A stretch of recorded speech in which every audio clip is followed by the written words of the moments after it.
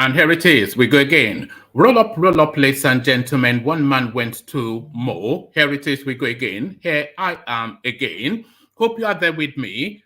The session commences as usual, and your company, as usual, is required. So if you're available, avail yourself of what is going on here. It goes on every day. You know the schedule.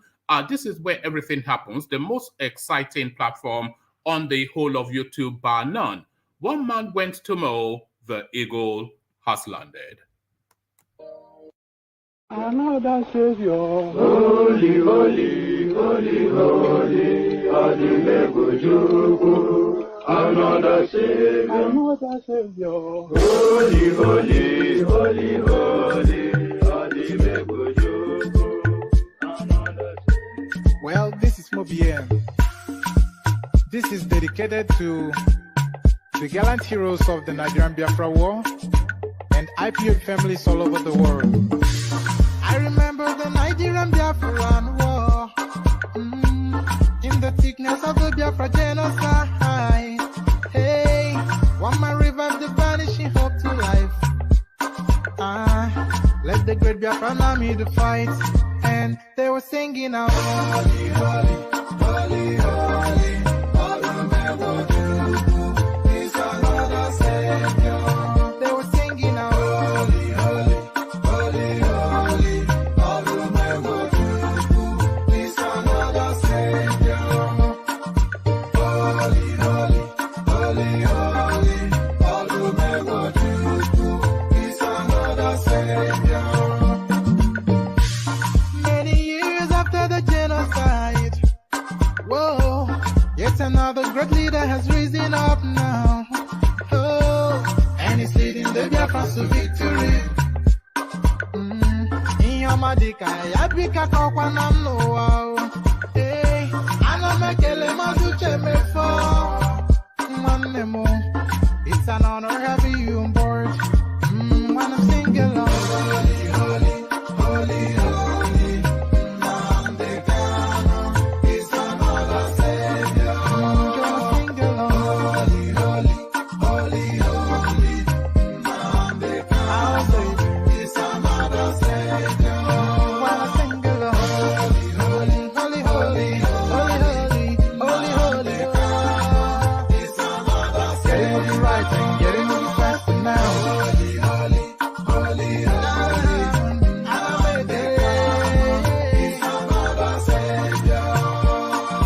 Holy, holy, getting moving right and moving faster. Yeah, for freedom. It's another Savior. Yeah, for freedom. Holy, holy, holy, holy, Namdekano, it's another Savior. Another Savior, holy, holy, holy, holy, Adimebujuku. Another Savior, holy, holy, holy, holy, Adimebujuku. Well, this is Mobien. This is dedicated to the gallant heroes of the Nigerian Biafra War and IPO families all over the world.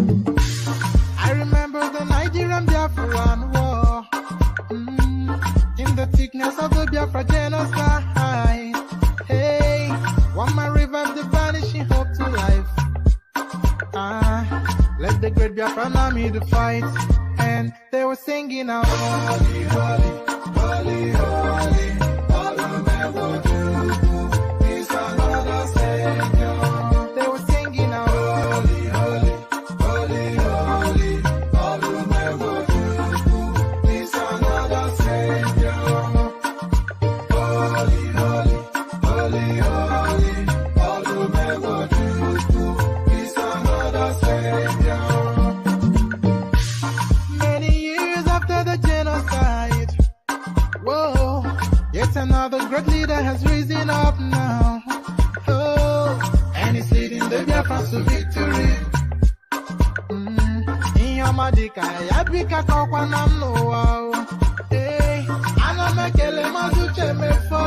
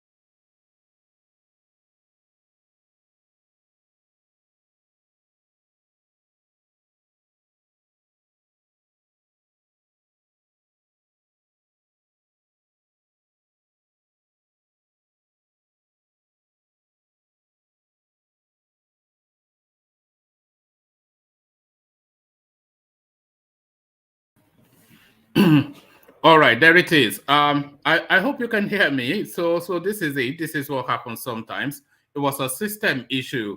There was a lot of buffering in the stream, and then I tried to resolve it, and then the system shut itself down. And then I tried to reboot it, and then it took me around the houses. But here we are. Hope you are still there. I'm sure a lot of you would have come in and out.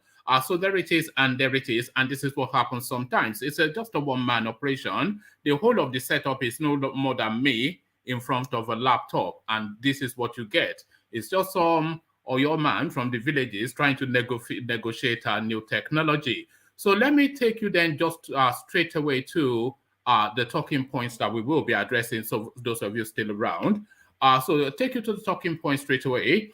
Fayose disowns brother on social media over Atiku. So the politics is now a family matter now, hemorrhaging brother and brother in this instance. We saw it with the Saraki family, where he hemorrhaged brother and sister, now mortal enemies. So enmity within family setup on account of somebody from a land far from beyond, far of the far beyond, or however that phrase goes.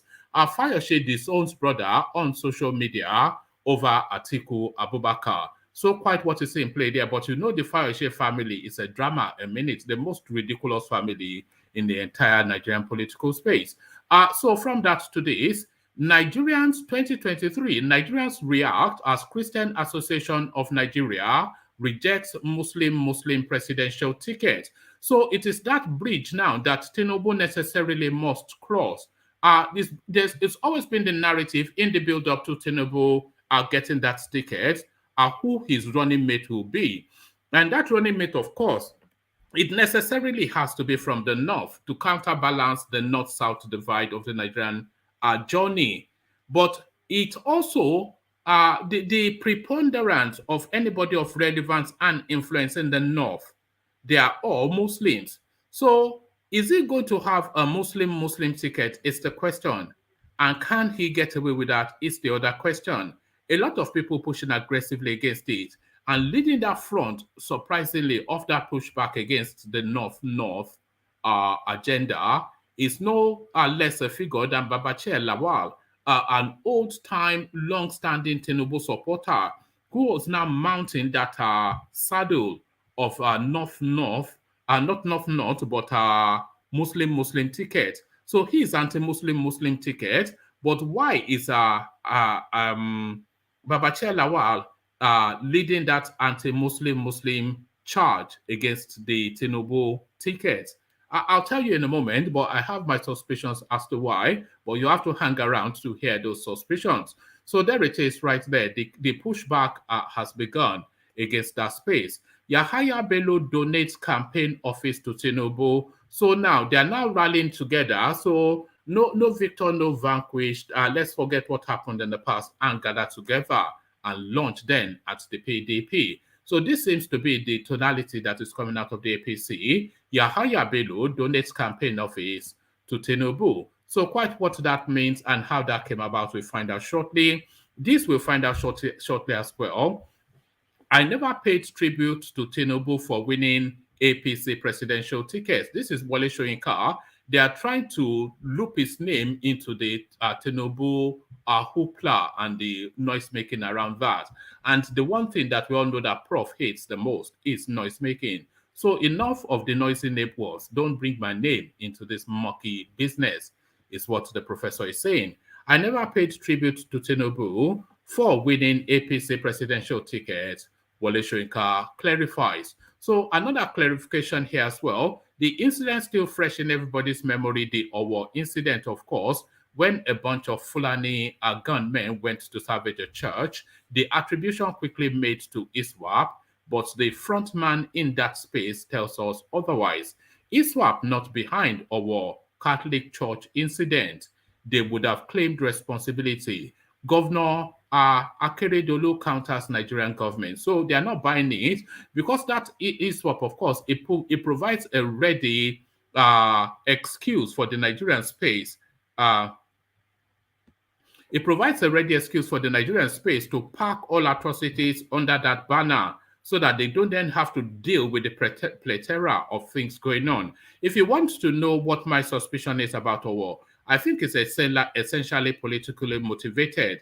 I think these are northern, just extreme right-wing hawks within the Fulani stock that are looking to send a message to Akeredolu, and they had been preparing this space for quite a good while. So this is not a flash in the pan, flash moment stuff.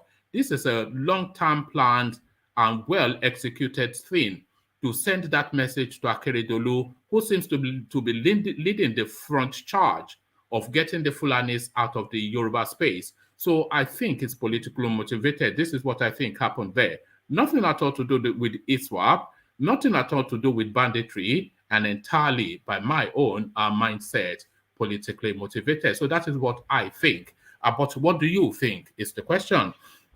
So now we spent a lot of time in this space. This space that the Southeasterners were excluded from registering for voters card in Lagos State. We do not have instructions to register Igbo INEC officials. So this is that space now. We revisit it to see now how that space is evolving. I have chosen a running mate for 20. So no, I think we did this one in the earlier session. So that's the menu so far. So lean back, kick back, take it easy, relax into it. We'll get into the fullness of it in a moment. So we'll get fully into it in a moment.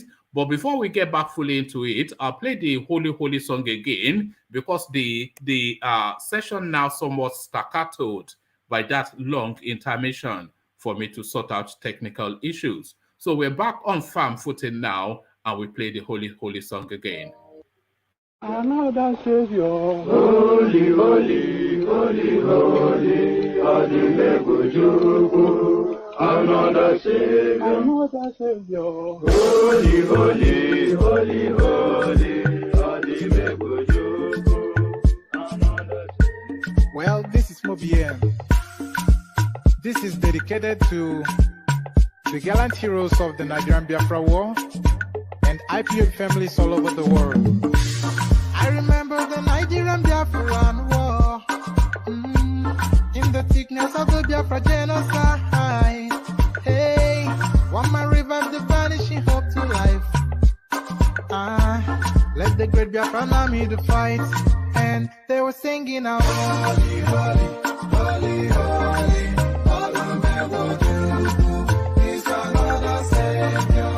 They were singing out, holy, holy, holy, holy, all the men will do is another Savior.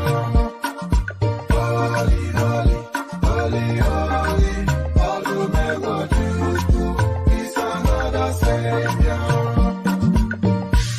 Many years after the genocide, whoa, yet another great leader has risen up now. Oh, and he's leading the Biafrans to victory. Inyamadika, yabika kwa namno. Hey, anamekele mazuche mefo. Manemo, it's an honor having you on board. When I'm singing along, holy, holy, holy, holy, Namdekano is another Savior. Gonna sing along, holy, holy, holy, holy, Namdekano is another Savior. When I sing along, holy, holy, holy, holy, holy, holy, holy, is another Savior. Getting moving right and getting moving faster now. Holy, holy, holy, holy, is another Savior. Holy, holy, getting moving right, moving faster, never freedom. Is another Savior. Yeah, for freedom. Holy, holy, holy, holy, Namdekano is another Savior. Another Savior, holy, holy, holy, holy, Adimebujuku. Another Savior, holy, holy, holy, holy, Adimebujuku. VM. This is dedicated to the gallant heroes of the Nigerian Biafra War and IPOB families all over the world. I remember the Nigerian Biafran War, in the thickness of the Biafra genocide. Hey, one man revived the vanishing hope to life. Let the great Biafran army to fight, and they were singing out, holy, holy, holy, holy, all the men will do is another Savior. They were singing out, holy, holy, holy, holy, all the men will do is another Savior. Holy, holy, holy, holy, all the men will do is another Savior. Many years after the genocide, whoa, yet another great leader has risen up now. Oh, and he's leading the Biafrans to victory. Inyamadika yabika kwa namno wao. Hey, anamekele mazuche mefo. And there it is right there, the Holy Holy song. So Fayose disowns brother on social media over Atiku Abubakar. So this should be interesting. As we all know, the Fayose family, they fight naked and they fight on the streets. So naked fighting on the streets in the gutters, this is the expectation from this space. So let's find out.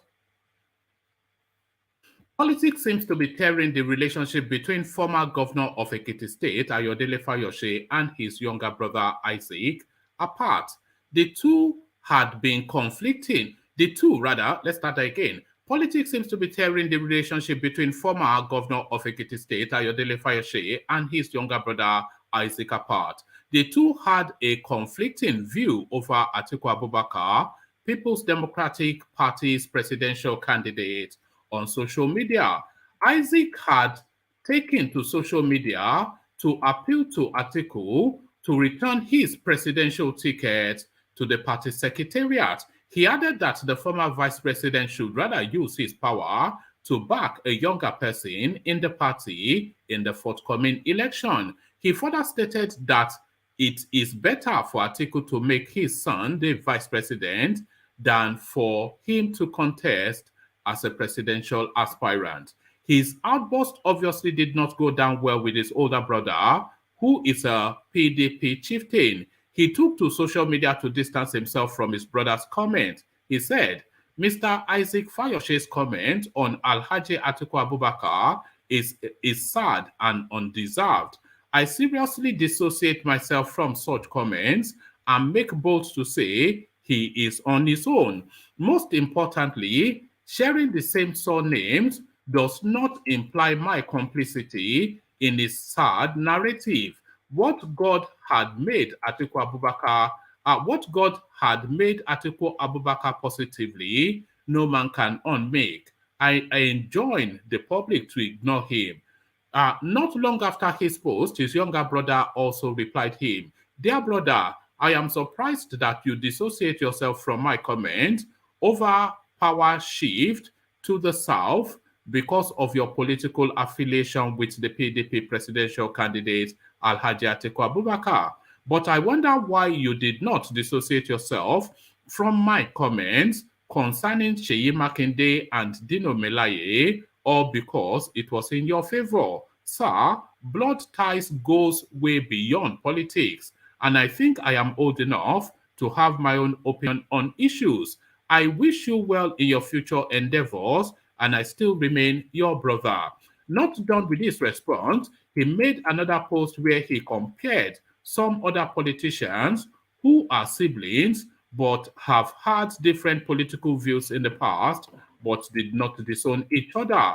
Abubakar Bukola Saraki in PDP, Senator Gbemi Saraki in APC. Nobody, they disown each other. But my brother disowned me yesterday because I said I don't want Atiku Abubakar. Now, so as I said, it's always street naked fighting with the Fayose family. So you know that Fayose, of course, Ayodele that is, because we're now dealing with two Fayoses now.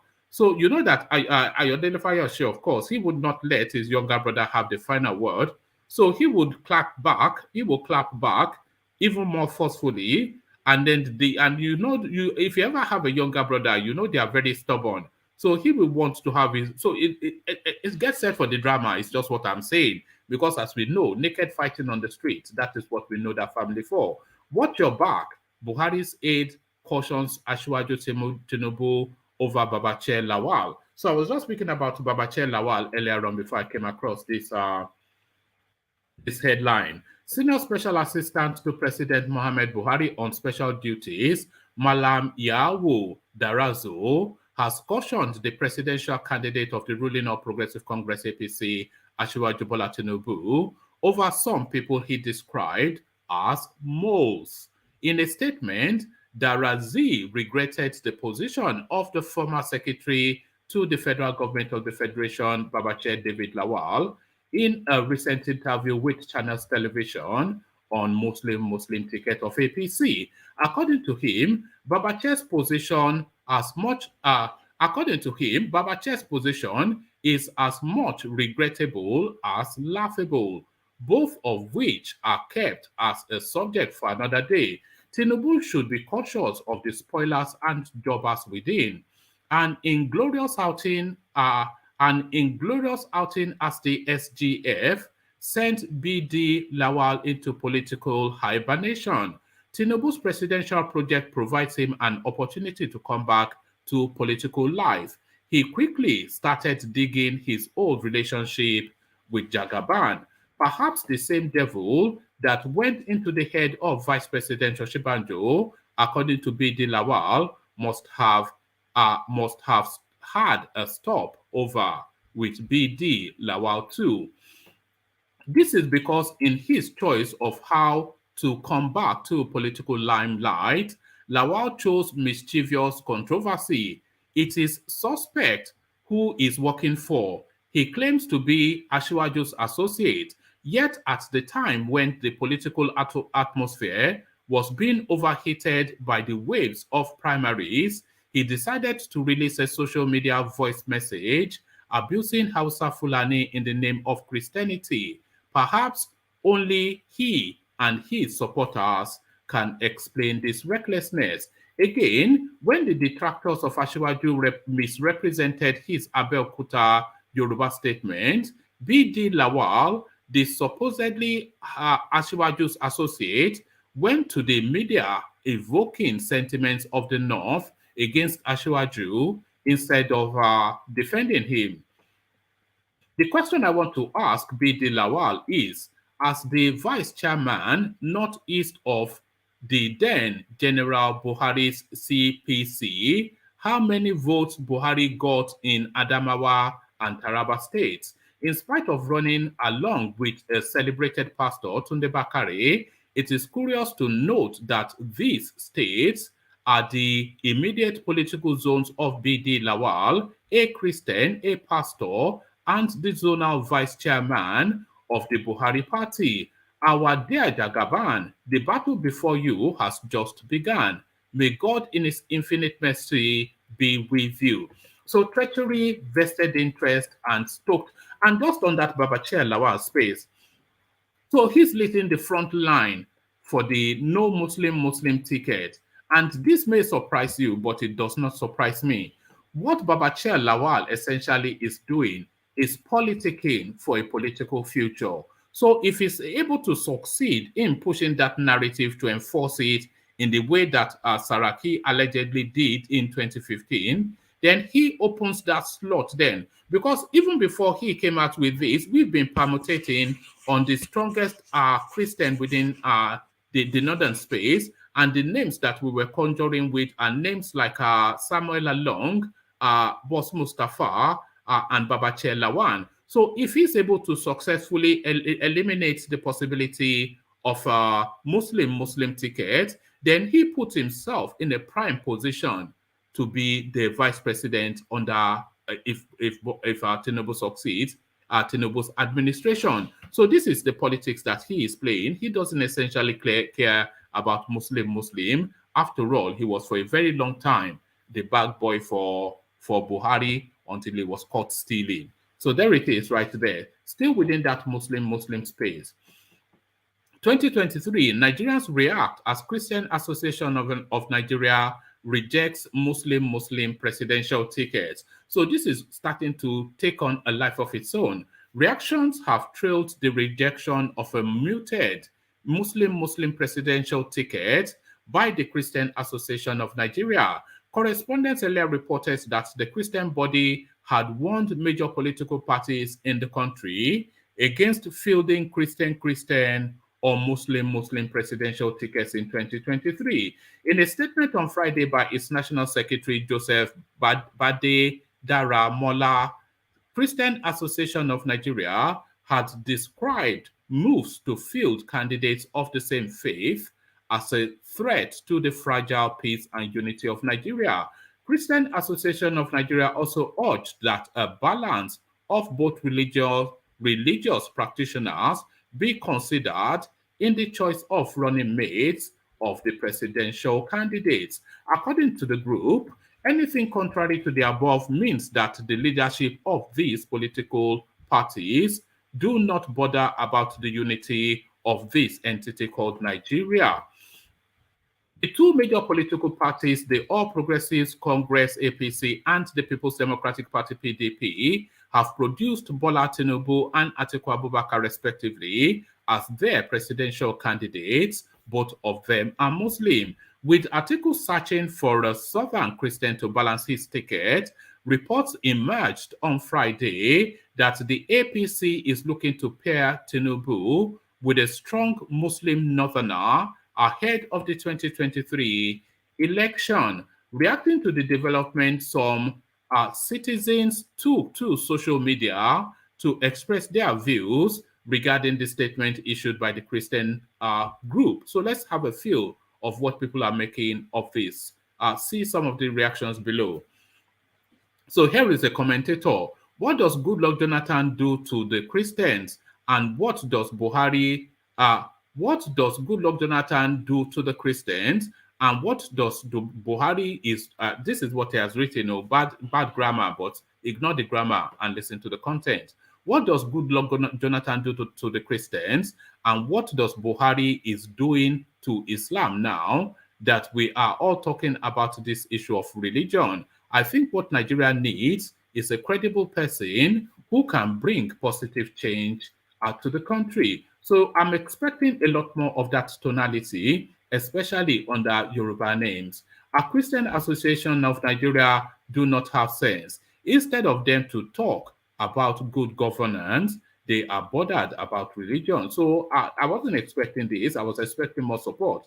Here is Ola Mola. This is this person. So a Yoruba name. Let's see what it says. Spare me of that. Hebrews, religion and ethnicity plays a huge role in the choice of Nigeria's leadership and our society in general.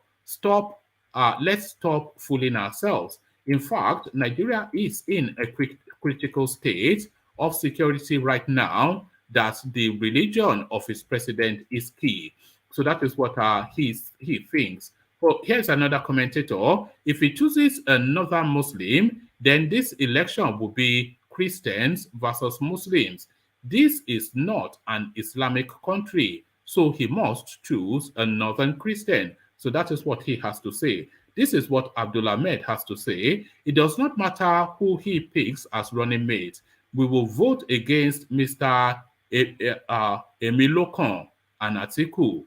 Peter Obi will have our votes for a better and prosperous Nigeria. Here is another commentator. Some people are still not aware that the North is more religious sentiment than the South. You guys forgot that the South accepted Abiola and Mohammed Tofa's tickets, Muslim tickets.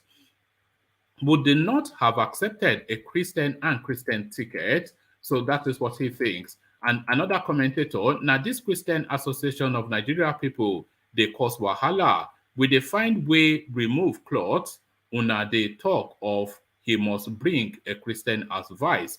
Oshibanjo that is there, what did he do? Or what is he doing for us? So there it is right there. So, and that is the perfect example that sums it up. What did Oshibajo do being a Christian, and what purpose has that served?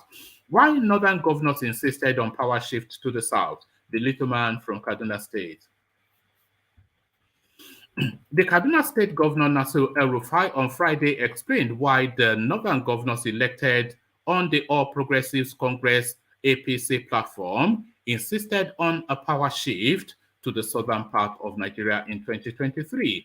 The governors had on Monday ordered the presidential aspirants from the region to withdraw from the presidential race and allow their southern counterparts to proceed with the process. El-Rufai, who featured in a channel's television program Politics Today, said his colleagues took the decision based on principle that power should return to the South after President Muhammad Buhari's administration. He said it was based on principle, and after 8 years of President Muhammad Buhari, it is only fair for the APC to zone it to the South. There is no written agreement, but there is an understanding during the formation of the APC. Some of us were therefore terrified when some unserious contenders wanted to contest. He also confirmed moves by some northern stakeholders to retain power in the region following the emergence of Atiku Abubakar as the People's Democratic Party PDP presidential candidate.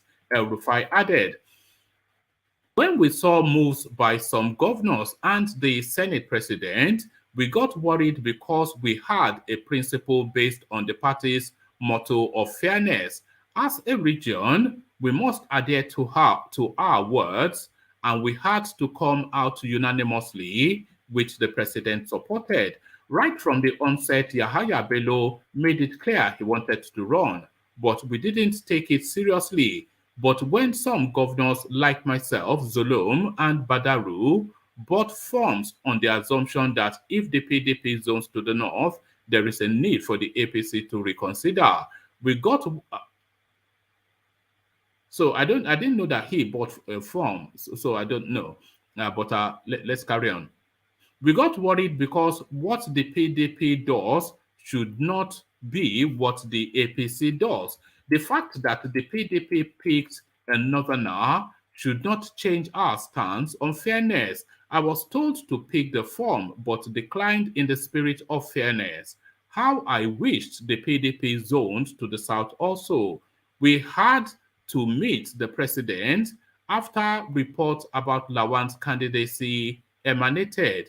We told President Buhari that we will support anyone insofar they are from the south, which he considered regarding a five-man list.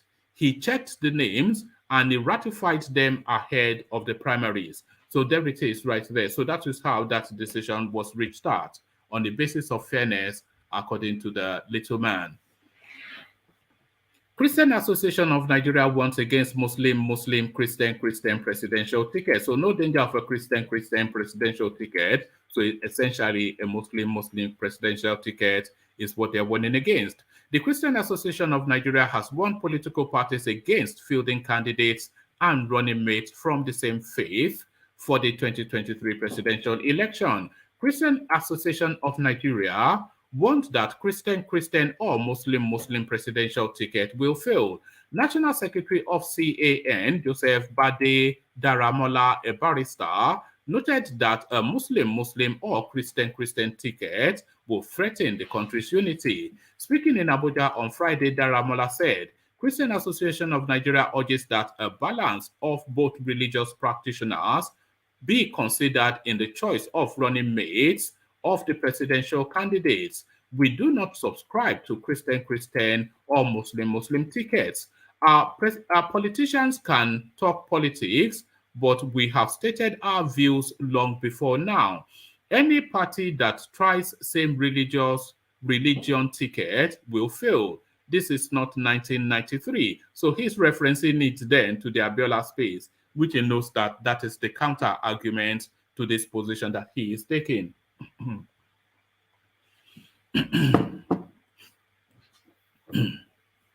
Even when we have joint Muslim Christian tickets, the church still goes through hell.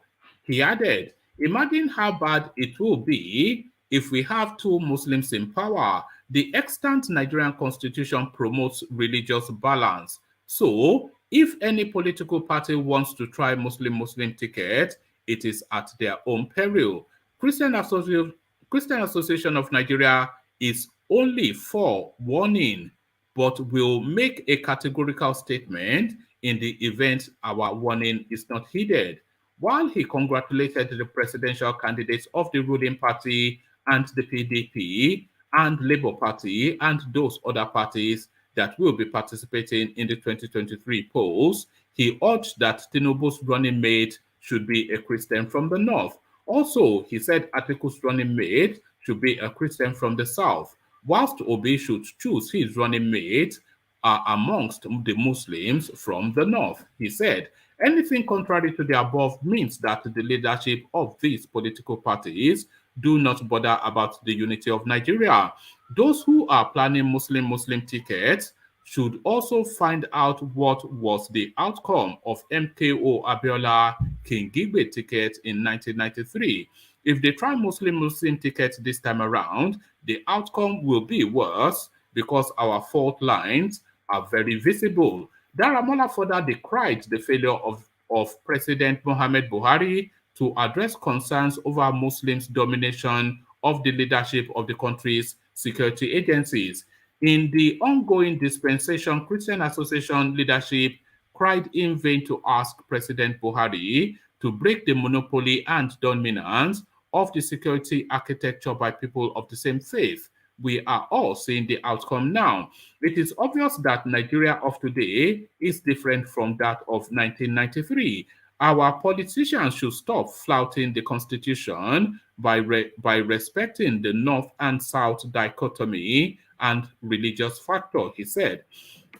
I'm not sure that it's a constitutional matter that there should be an equivalence of president, Christian, North and South, or Muslim, and I think it's more for the balance of the country. I don't think that is essentially a constitutional matter. To those arguing that people do not care about the religion of their leaders once they are competent and credible, we dare APC to pick its presidential running mate from the South and the PDP to pick its own from the North and see what follows. When the late sage Pa Obafemi Awolowo picked Chief Mrs. Iyabo Odinamadu, a Christian and Southerner, as his running mate in 1979, we all know the consequences on his performance in the North. Our politicians should be doing what will unite us instead of what will further polarize the country, the Christian Association scribe said. So there it is right there. He sounds more like he is stoking the embers of the division more than anybody else. Yahaya Bello donates campaign office to Tinubu. Kogi State Governor Yahaya Bello has donated an office to the presidential campaign of Bola Ahmed Tinubu. He made the announcement on Friday during the visit of Tinubu in Abuja. Tinubu arrived in the company of former All Progressive Congress National Chairman Adams Oshiomhole. In response, Tinubu appreciated the gesture and promised to work for the party and country's unity. The meeting is partly of reconciliatory moves following the outcome of the APC presidential primary. Bello was one of the several contestants beaten by Tinubu in the race to clinch the APC presidential ticket. So there it is right there. So they are gathering together now to launch at the PDP. I never paid tribute to Tinubu for winning APC presidential ticket. Prof speaks. Nobel laureate Professor Wole Soyinka has dismissed as lies reports of purported tributes paid by him to the presidential candidate of the ruling All Progressive Congress, Bola Tinubu. The playwright was reported to have eulogized the former governor of Lagos State and national leader of APC shortly after he emerged as the presidential candidate of the APC on Wednesday. But Soyinka denied the mischievous report titled Professor Wole Soyinka's tribute to Senator Asiwaju Tinubu, saying it never occurred. A statement by the elder statesman issued on. I didn't know that.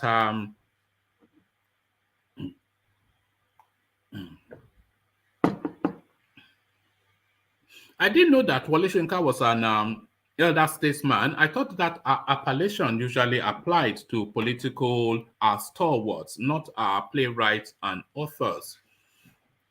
A statement by the elder statesman issued on Friday through his spokesman, Abiola Awoaje, dismissed the report, describing it as the handiwork of indolent identity thieves whose preoccupation was to deceive the general public with fake social media posts to gain prominence.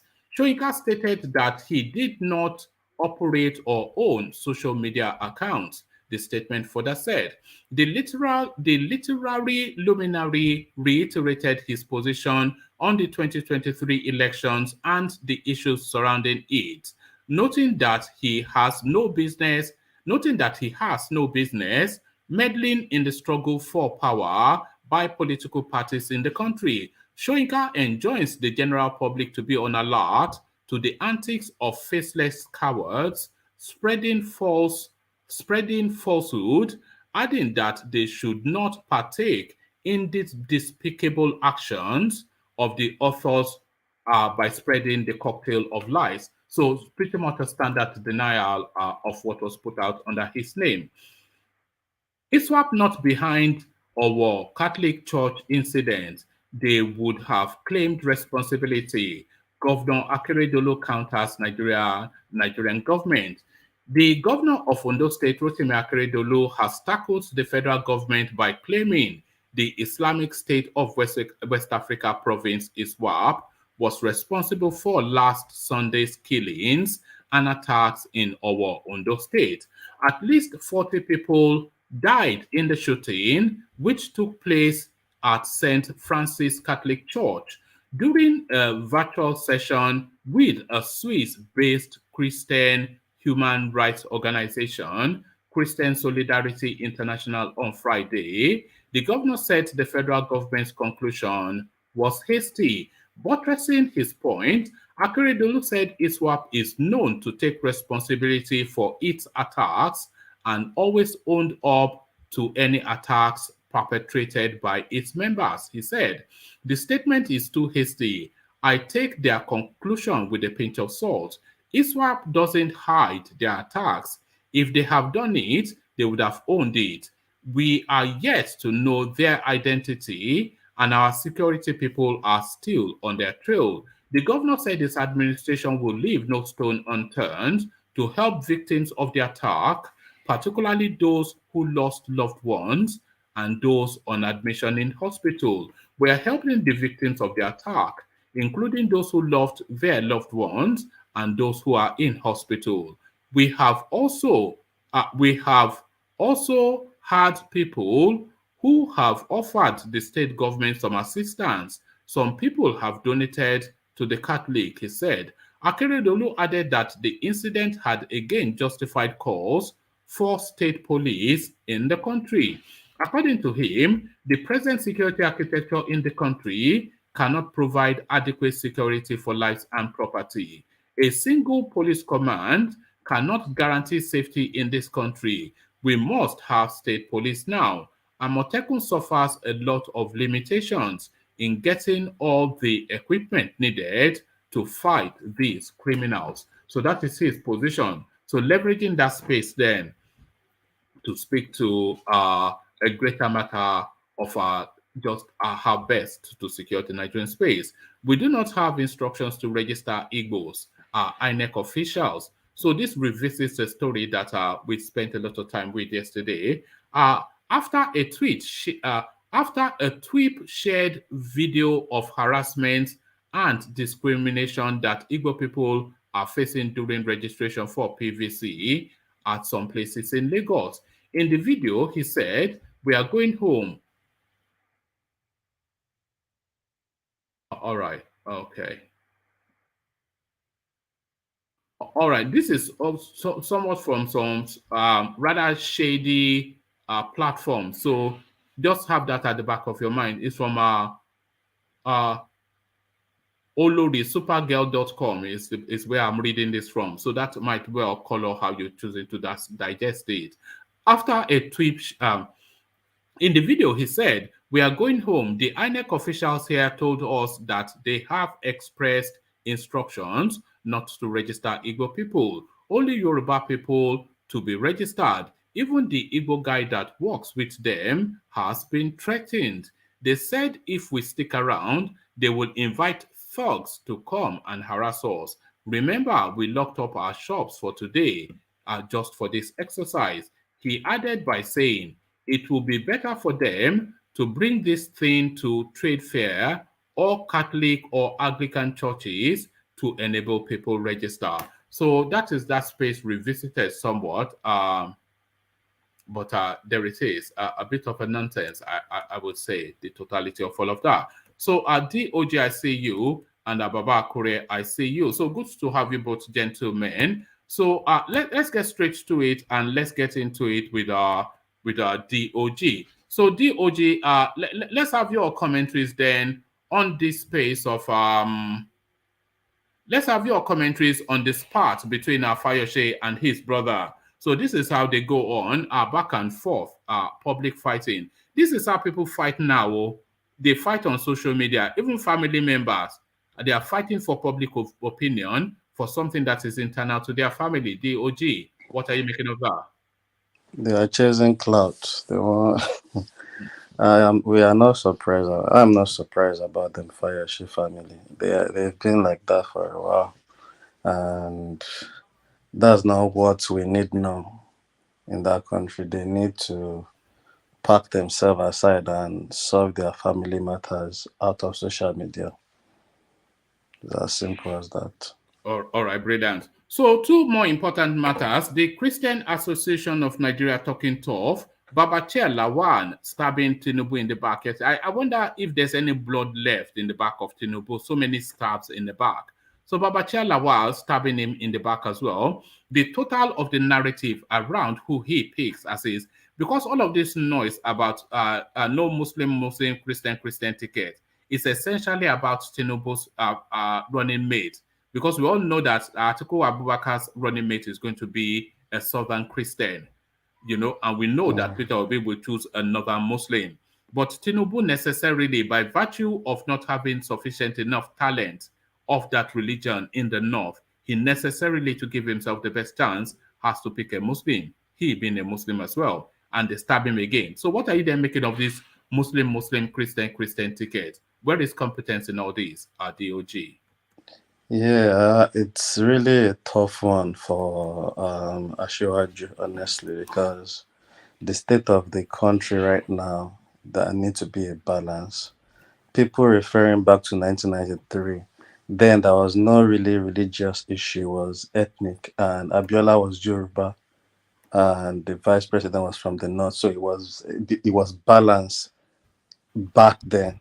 But now there is more sensitiveness of religious issues, so which for the best interest of the country, it would be best to choose a Christian.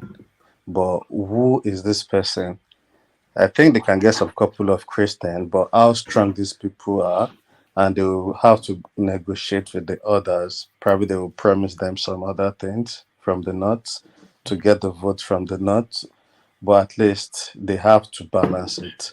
I don't see how that will work, and I think part of the problem is it important to you that it takes a Christian as his running mate? Is it important to you?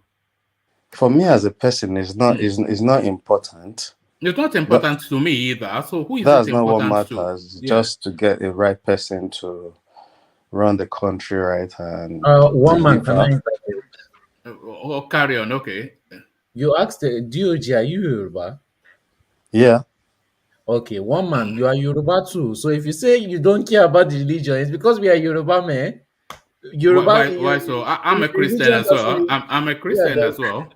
But religion doesn't really play into Yoruba politics like that. Okay, whose So, politics does it play to? well, I don't want them to hit me with No, Iggy. no, just speak East freely Just now. talk and the now. North, Whose the East politics and the does it? North. Oh, They care more okay. about religion in politics, Okay, so if it plays only to the east and the north, so majorly. and the southwest, they don't really care. They care about religion, but it's not the front burner issue on who runs a country or runs something. Because Yes. if you look at Lagos State, they had Raji Fashola, a Muslim, Ambode a Christian, Tinubu a Muslim, Sanwo-Olu a Christian. So it doesn't really matter that much in the Yes. southwest.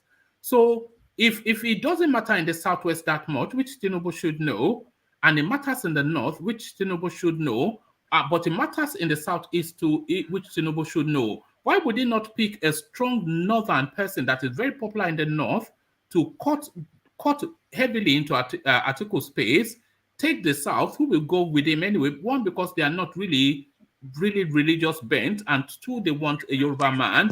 And then the Southeast, he just know there's nothing he will ever do that he will get them. So why would he bother No, even with them? one man you get them because some of them don't want Fulani. They will Um, get it will get Uchenna See, and one man Okechukwu. he never Uchenna and campaigned to Okechukwu the will southeast, but he hold on. never campaigned to this. Why did he not campaign to the southeast? Okay, so I think Uche would rather vote for Tinubu than Fulani Atuku. That's one thing I think. Uche would rather vote for Lucifer than Tinubu. He Okay, will one vote man, for we can Lucifer make a before poll. We Tinubu. can make a poll, or we can when some people from the east come here, you ask them. We've been I asking them doubt all they the will way. vote for Were you not Atiku, here when some guy from Charles in Australia called Charles came in? The and he said hatred, he will vote for. I recoiled. Don't worry. They will never vote for Tinubu in the southeast, so he's not bothered with them. I think Tinubu has two issues, and even this issue as vice president, they need to do that on time because they need to submit the name to INEC. They have few days to do that. So for me, I think for the best interest, they need to all the northern governors. They need to sit them down and arrange with them, and he will still pick probably a Christian northerner.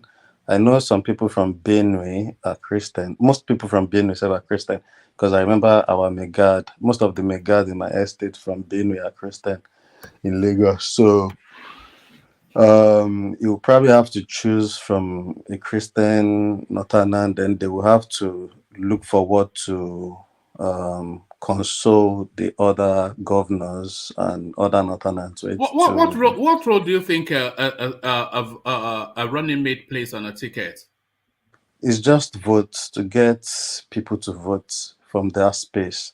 Well, Because yes. So that's why I'm saying yeah. back then in the Abiola 1993, it was not about religion then. It was just about ethnic.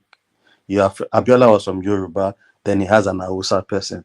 But now people are not thinking in that direction anymore. That okay, Tinubu is ours, then the Northerners can have their because of all these issues that has been going on in the country for the past 3 to 4 years now. That's why most people are more concerned about this religion.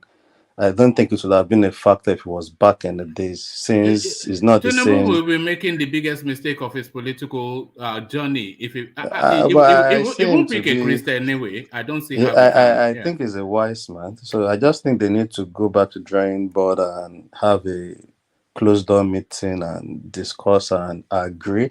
I think part of the problem, if PDP had not put Atiku as their candidate, it would have been easy for them to resolve that. And that is why they will be looking to get somebody from the north at all cost for Tinubu, because that is how he could break into that space. But they will have to discuss and sort things out. You know, it's a tough one. It's really a tough one.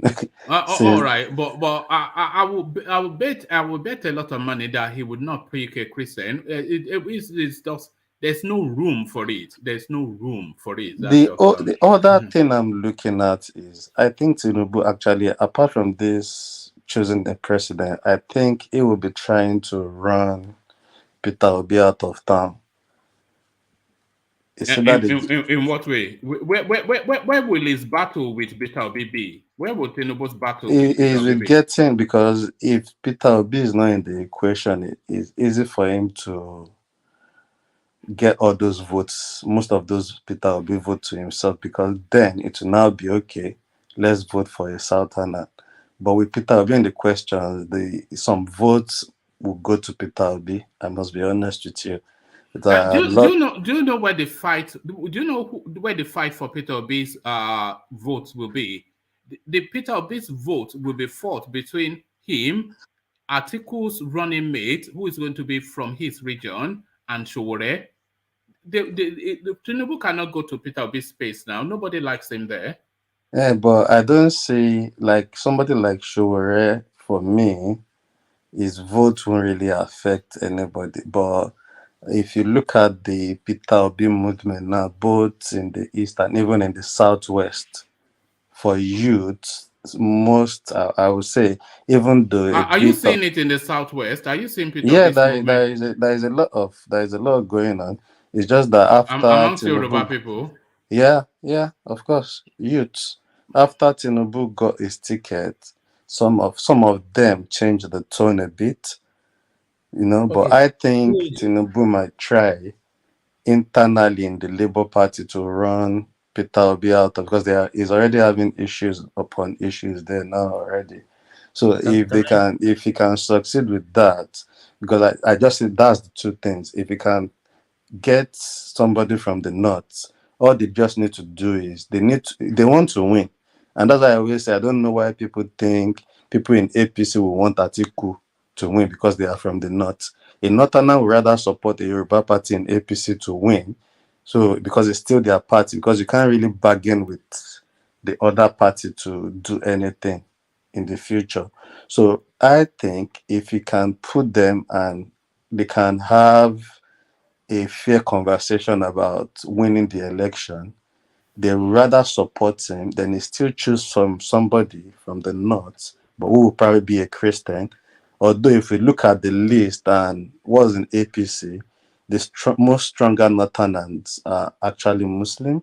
But if they can still vouch to support him and he can choose a northern Christian, then I think his next step would be how to actually run Peter Obi out of town, because he will need some of the votes too. Because I think he will share the vote in the north with all those caucus he had from the north. He will share the vote with Atiku. Most people in the north won't vote for Peter Obi. Then in southwest, he will have probably half. Then from the Who will east, get the other half? Who will get the other? Peter Obi and Showore will share the other half. No, Most, no, mo- no, I don't see people no. from southwest. Hold on, I don't see most people from southwest and the east voting for Atiku, because I don't see people from the southwest voting for Peter Obi because as we get deep into the elections, it will take a that's why I very said, I said just now hold that on. tones are changing. Yeah, yeah, exactly. So you're saying it. It will take a very ethnic and religious tone. Yeah, tones So are so yeah, and changing. people are tribal when it comes to ethnicity. Yeah, tones are changing, and I think even in the southwest, what is still keeping that Peter Obi narrative still intact are the stronger easterners in southwest, are the rich guys, the rich dudes. They are really pushing for the guy, and because a lot of youth to buy his ideas and all that. But obviously, when Do you once we buy are his getting idea? What is his idea? Because all those people things are he says, saying what Abi, that just nonsense. He talks yeah, no. of course, because some people are not even saying what is the state of Anambra as we speak. Then, if you want to even weigh what Tinubu did in Lagos and what he did you can still put them shoulder to shoulder and all that. So I know that's the funny thing with election in Nigeria. By the time we keep getting very close to election dates, a lot of people will switch. And most times, fine, most people are going out to get their PVC now. But I still think the grassroots voters still think more of ethnic more than the youths, that few of them will probably get their PVC and few of them will still even vote for Tinubu instead of Peter Obi. So Yeah, I see Tinubu winning this race. The only issue now is this vice president issue, which is trying to create the balance. If it was to be back in the days, it's very easy. He could have chosen Natana because he's a Do, do, Yoruba do, man. do, do you think he should give that choice to Buhari? They will all have to make the choice together, and they have Because, to. because that was You what can't leave it. Buhari, If you leave yeah, it to Buhari, they will mess him up. Those Buhari guys left are it they to are him. clueless. Buhari left it to him. They are clueless. Buhari is clueless, and you can just tell that man is even fed up about the You whole know, thing. He he just wants want to go home. he He just wants to want to go go home. to Oh, Daura and Otisu, be Otisu. sucking his cow milk. Yeah, Otisu. He wants to go home. You can see, yeah, all of his body language. At least Yeah, I want to go home now. I want even to all go his home. reaction He in wants to go. the Yeah. convention and all that, all the drama, I was just looking at everybody. Mm, And the guy that was saying, if you like President Buhari, raise up your hand. The way it was mm, just the countenance of mm, Buhari throughout mm, was mm, just, you people should just do what you would do. mm, Let me pack my things and leave you guys. mm. I'm tired. Uh, And uh, that uh, is it. all right, brilliant. So to that our space, still generated a lot of controversy. The Nigerian government moved very quickly to make the attribution to Iswap, but Akeredolu now telling the international space that it is not this Iswap. And he said because from the antecedent of Iswap, anytime they carry out an attack, they own it quickly so that you give them the attribution, or maybe not the credit. It's not certainly not a credit, but you give them the attribution. But in this instance, which is a big hit, they've not claimed it quickly. So, and they've not even claimed it still, which is to suggest then that it's not really ISWAP. A lot of people are of the thought that this is politically motivated, is wrapped around the Fulani headsman narrative, and around that power must shift to the South narrative that Akeredolu championed and is backing for Tinubu. So all of that wrapped into that attack. And it was essentially because that was his hometown as well, Akeredolu. So it's Mm. more politics than anything else. This is what some people think. But what do you Yeah, of think? course. I'm Yeah. from Ondo State too, so is a sad incident, and obviously it's not this is not about ISOP. We know what part it played about the presidency coming to the north, because they were going to just turn everything to Royal Rumble and take it to the north, but it was part of those guys that really stand his ground and called all the governors and didn't really agree to it. And secondly, when the open grazing issue, he in the southwest is I think it will be is the number one governor that really meant what he was saying all throughout it, because he sees a lot of even the Maeti Halas, the Malus themselves, they were actually directing their words to him at some point. They were not talking generally at some point. They were actually telling him and trying to confront him. And he even said something that who are the mighty Allahs if that people should not mind them. So I think all those stuff is what actually bring about that attack. Because truly, if we look at the Aswap space, they always own up to what they do, because they see it as an achievement. So they want you to know on time. They don't even wait for you to start speculating. By the next day, third day, they would have come out to let you know we are the one that did what we did there. So, and there is a news going on, but we still don't know what is really going on. That they caught the guys in the hotel.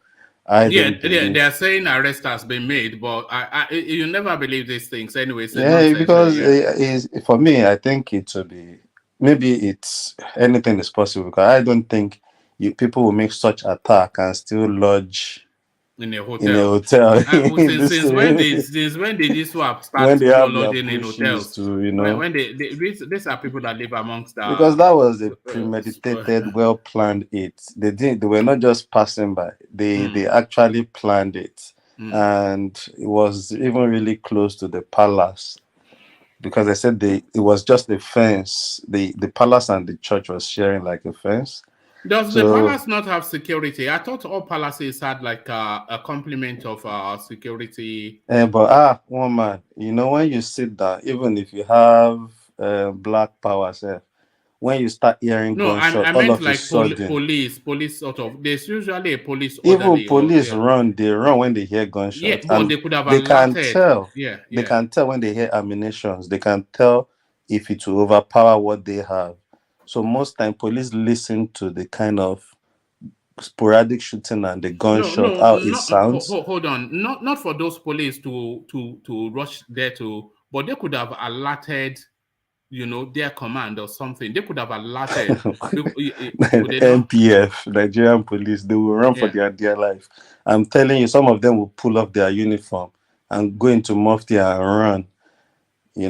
I've seen But it they will not. happen They will not several phone. times. They will not phone their command to say this is what is going They will- on. they will first they will first make sure they are safe before they even recommend. If that takes them 30 minutes to make sure they are safe, before they now call the command, by then whoever wants to perpetrate any evil would have done what they want to do and leave the um scene. So Mm. Nigerian police, they are nothing to write home about when it comes to issues like that. I've seen police while I was working in Lagos State on the island. They were snatching a car very close to a hotel roundabout. The police officers, two of them they ran into a gutter, pull off their uniform, because even at some point those robbers, when they see police, they just kill them. So some of them, when they see anything like that happen, they will first pull off their uniform to turn to a civilian first. So they say they run for their own dear life before they even think of radioing or calling. And do they even have radios? They will have to use their phone.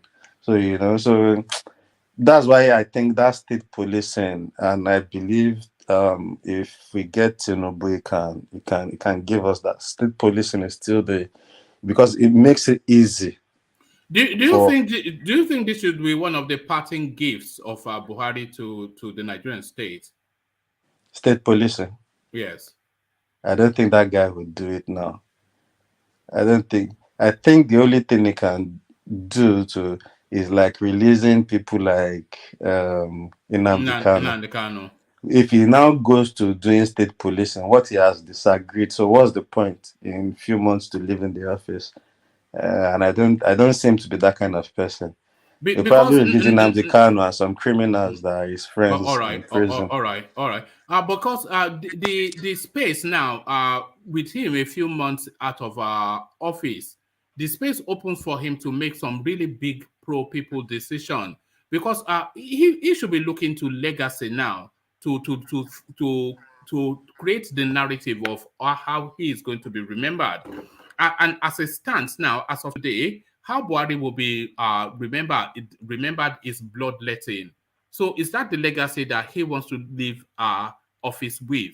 Or does he want to rewrite the story in the next few months? So if he wants to rewrite the story, then he needs to be making some big pro-people nationalistic moves. And that state police will be a good space to start. And the release of Umar Hiabon, of course, one of them as well. Yeah, I agree with you, but for me, I just think if you have disagree with that kind of move, you don't want to now look stupid to now come and agree when it's few months for you to leave in. You can do other things. You will want to do other things, but for me, no matter what that guy does, man, that guy is still a failure. He, Yes, he, no, it is the biggest failure so far we've had, I'm telling you, unfortunately. And that yeah, failure paid in human blood, which is really the ultimate payment. It's yeah. just so sad.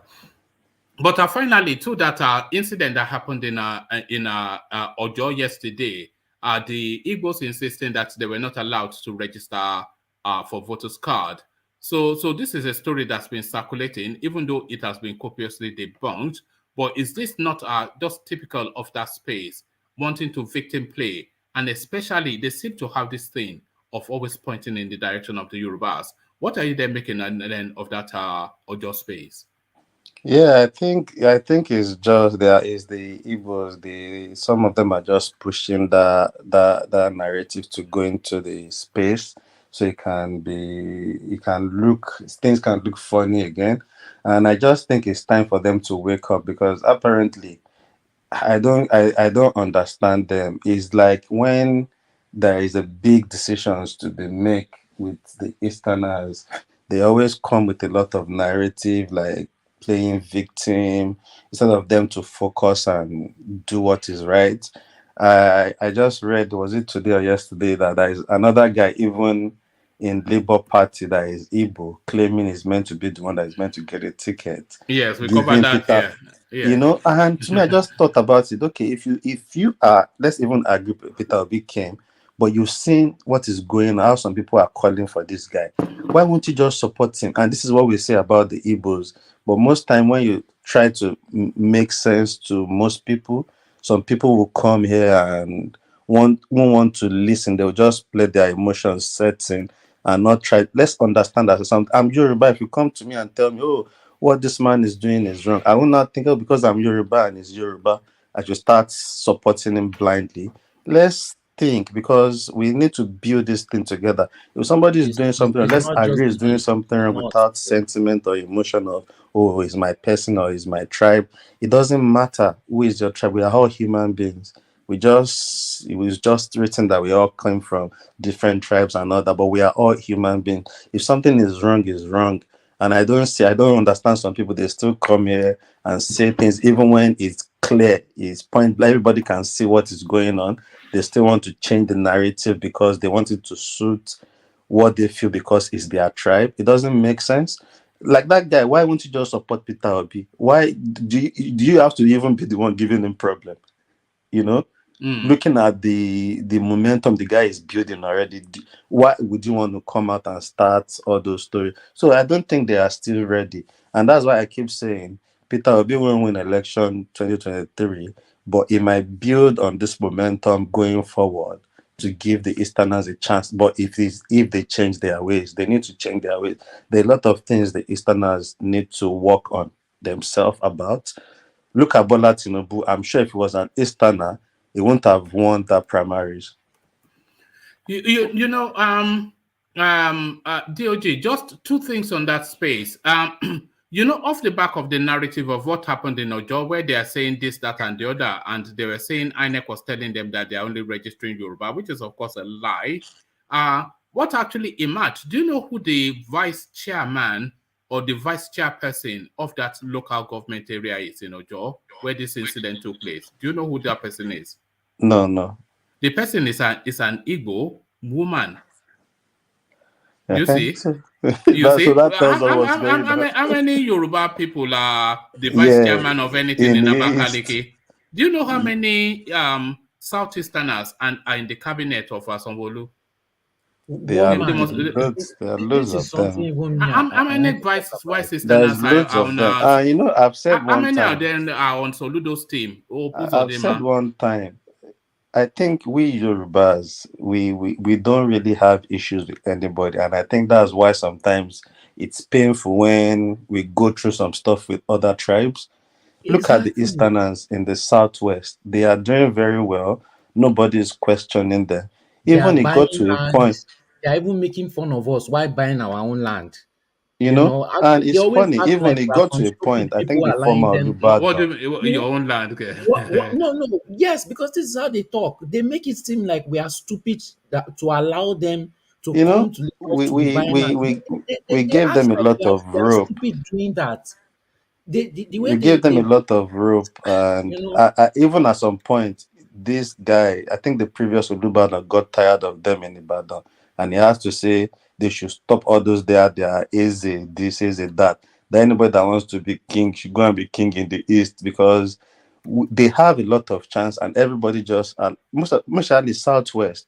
If you look at Alaba market, Ladipo market, Oshodi market, even where the Yorubas market are, you will still see Igbos too selling stuff, and everything goes smoothly. Nobody is disturbing them for they are, anything. So Yorubas are the tribe that have accommodated Igbos Oh, yeah, before. hold on. No, we that's accommodate not. people.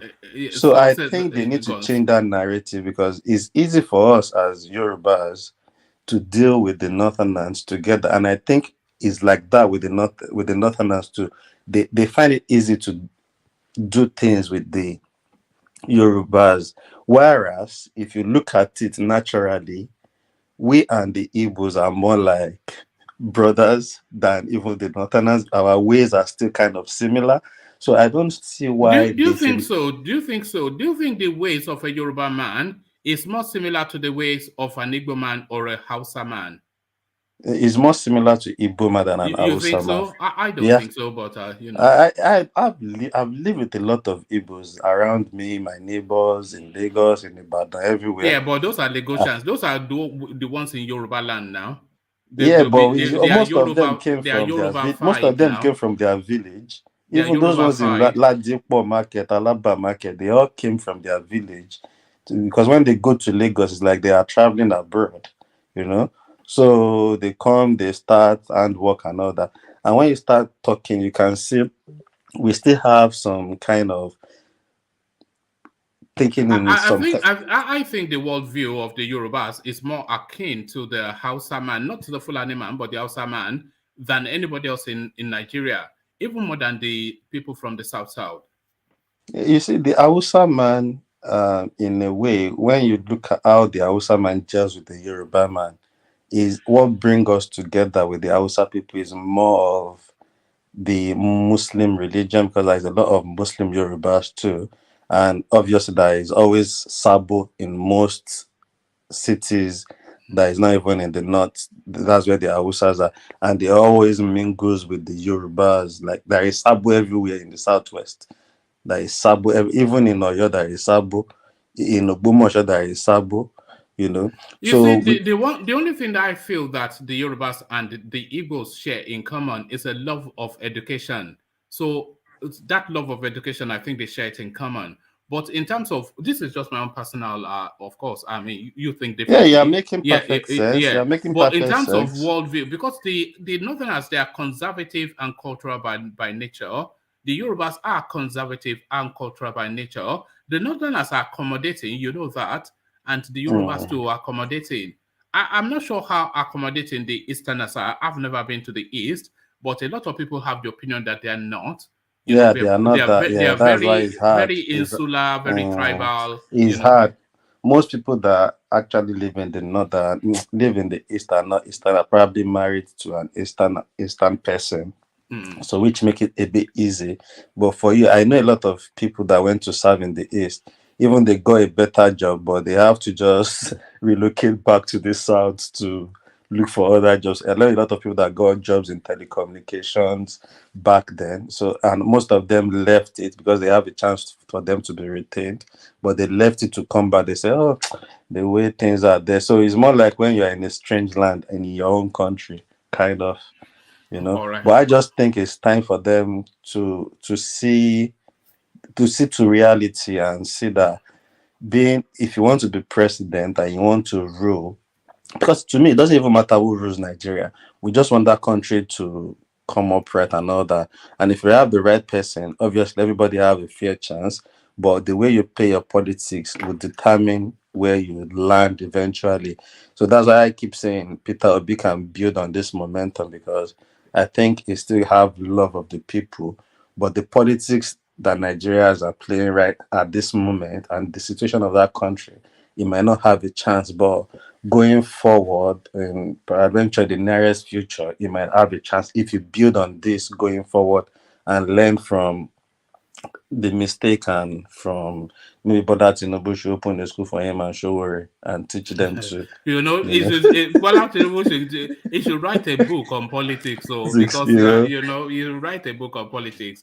But I So think the yeah, so the Igbos they should as I love the Igbos because I have a lot of Igbo friends and all that. So I think it's high time we need to leave sentiment and all those stories that most people that even fight for those stories were not born then. They should ignore it. Let's focus because everybody have a story to hold on to. If we want all to hold on to a story, we can hold on to the story of how they betrayed Awolowo and make people our enemies. But that's not way of moving forward.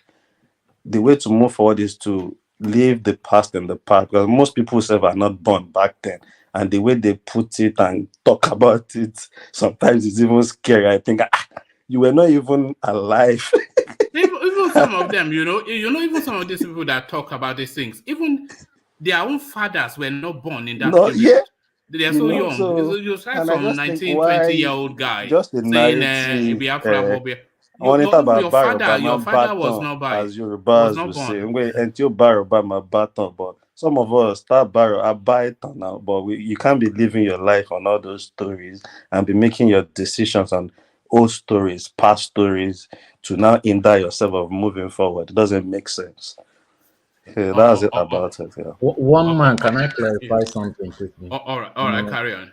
someone said I'm buying our land. When I said it, I was making a mockery of what they always say.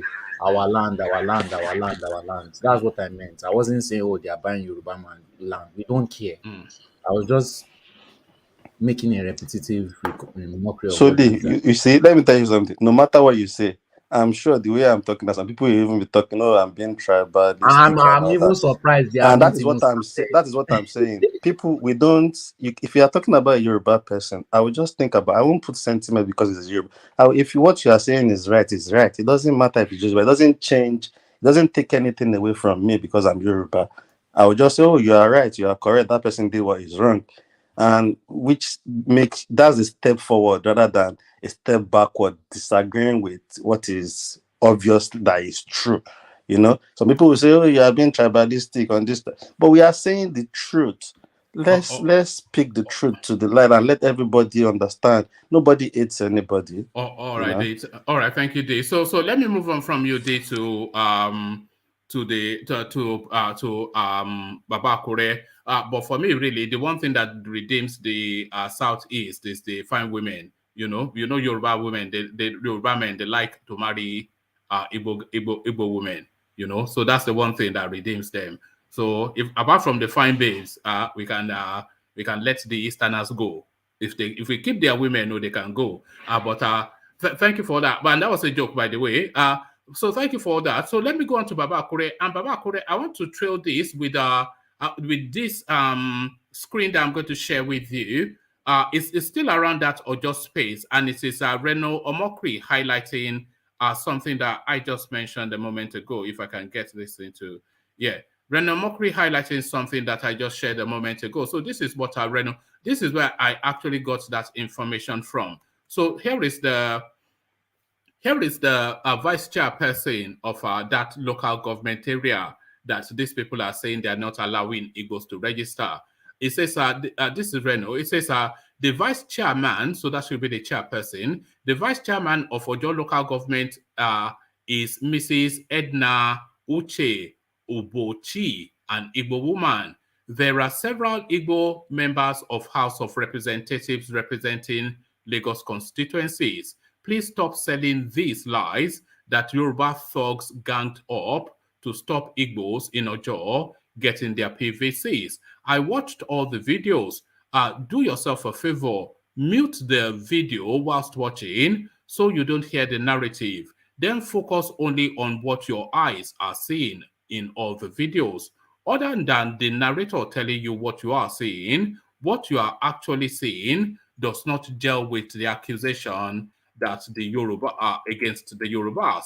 The only place in Nigeria where non-natives currently hold elective positions is the Southwest. Many are afraid to say this because of cyberbullying. An organized group of propagandists will circulate your names on WhatsApp for asking people to attack you as anti-Igbo. So it goes on and on. But those are just facts, aren't they, really? The only space that you'll find a non-indigenous occupying sensitive positions is in Lagos State, of course, because it's just your CV and not your DNA that's there after. So a little bit on that, Baba Akure, and then I'll move you on to another topic. Thank you very much for having me tonight, and good morning, good afternoon, good evening, everybody, wherever you are. Yoruba, we are very accommodative to start with. However, most of these Igbo were born in Lagos.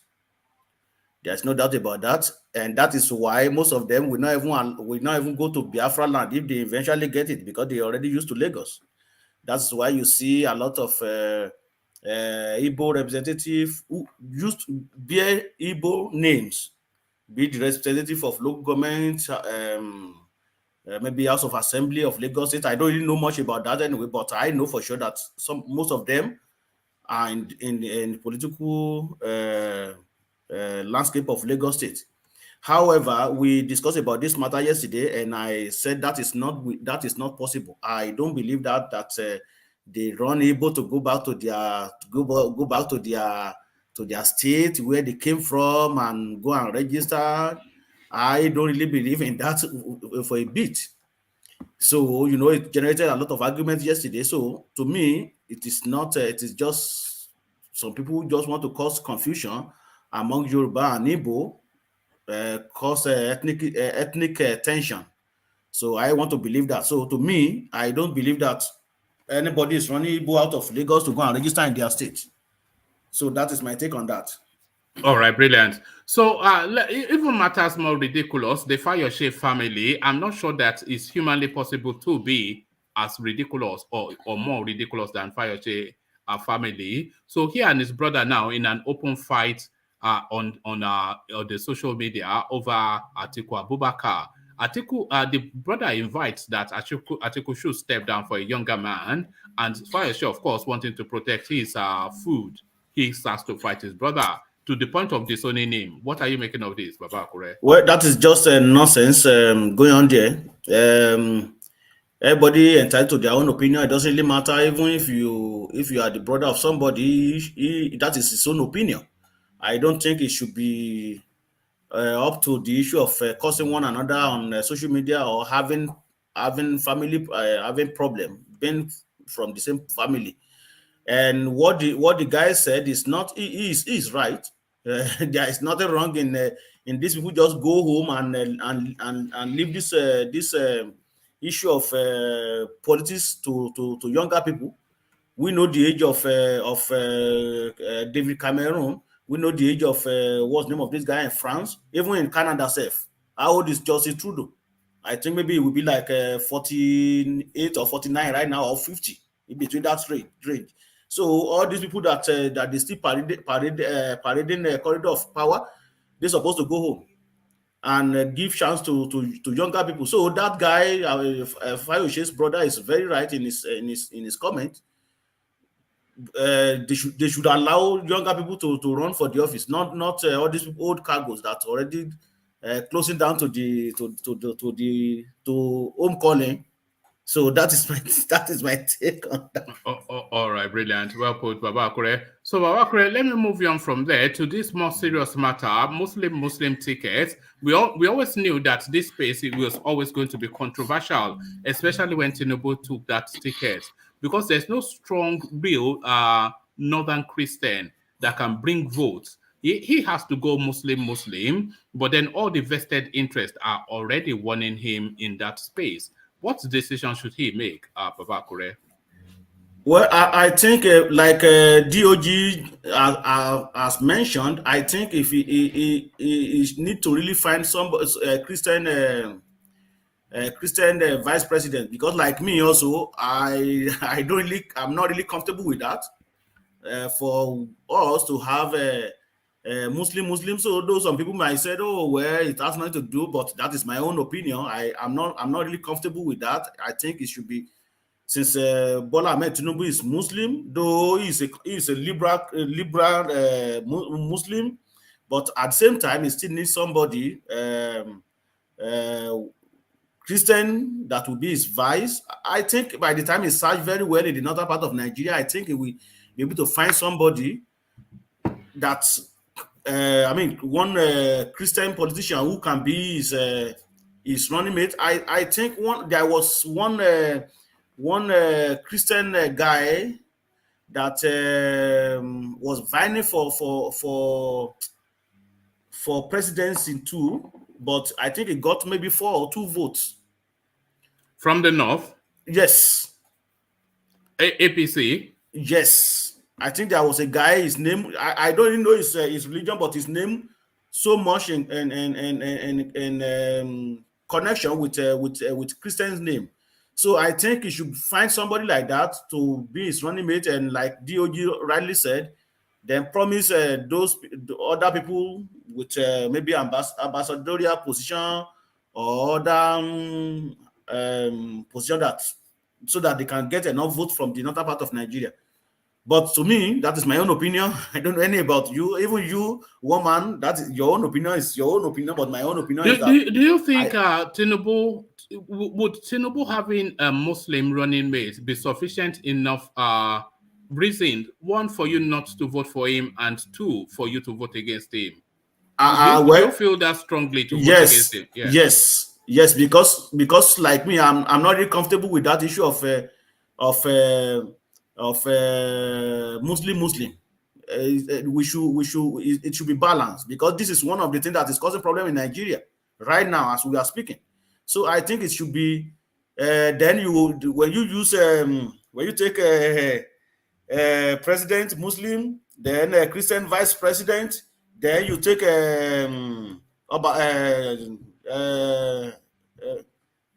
somebody who believe in tradition, make that person the secretary to this Obatala worshiper. to the state house. Anyway, let's just put that aside anyway. But to me, I think I would be much more comfortable with issue of Muslim Christian and Christian Muslim ticket. Is this a new phenomenon? Because it's only in recent years that this suddenly mushroomed into a real topic. It wasn't really anything that when did it suddenly become a thing that all these are Christian, Muslim? I think it is just because the way Nigeria is being run. So then we usually like looking at ourselves like, oh no, I don't think this guy is going to support our religion, so I don't think this one is going to support our religion. So that mindset, because of mistrust in the system. If we have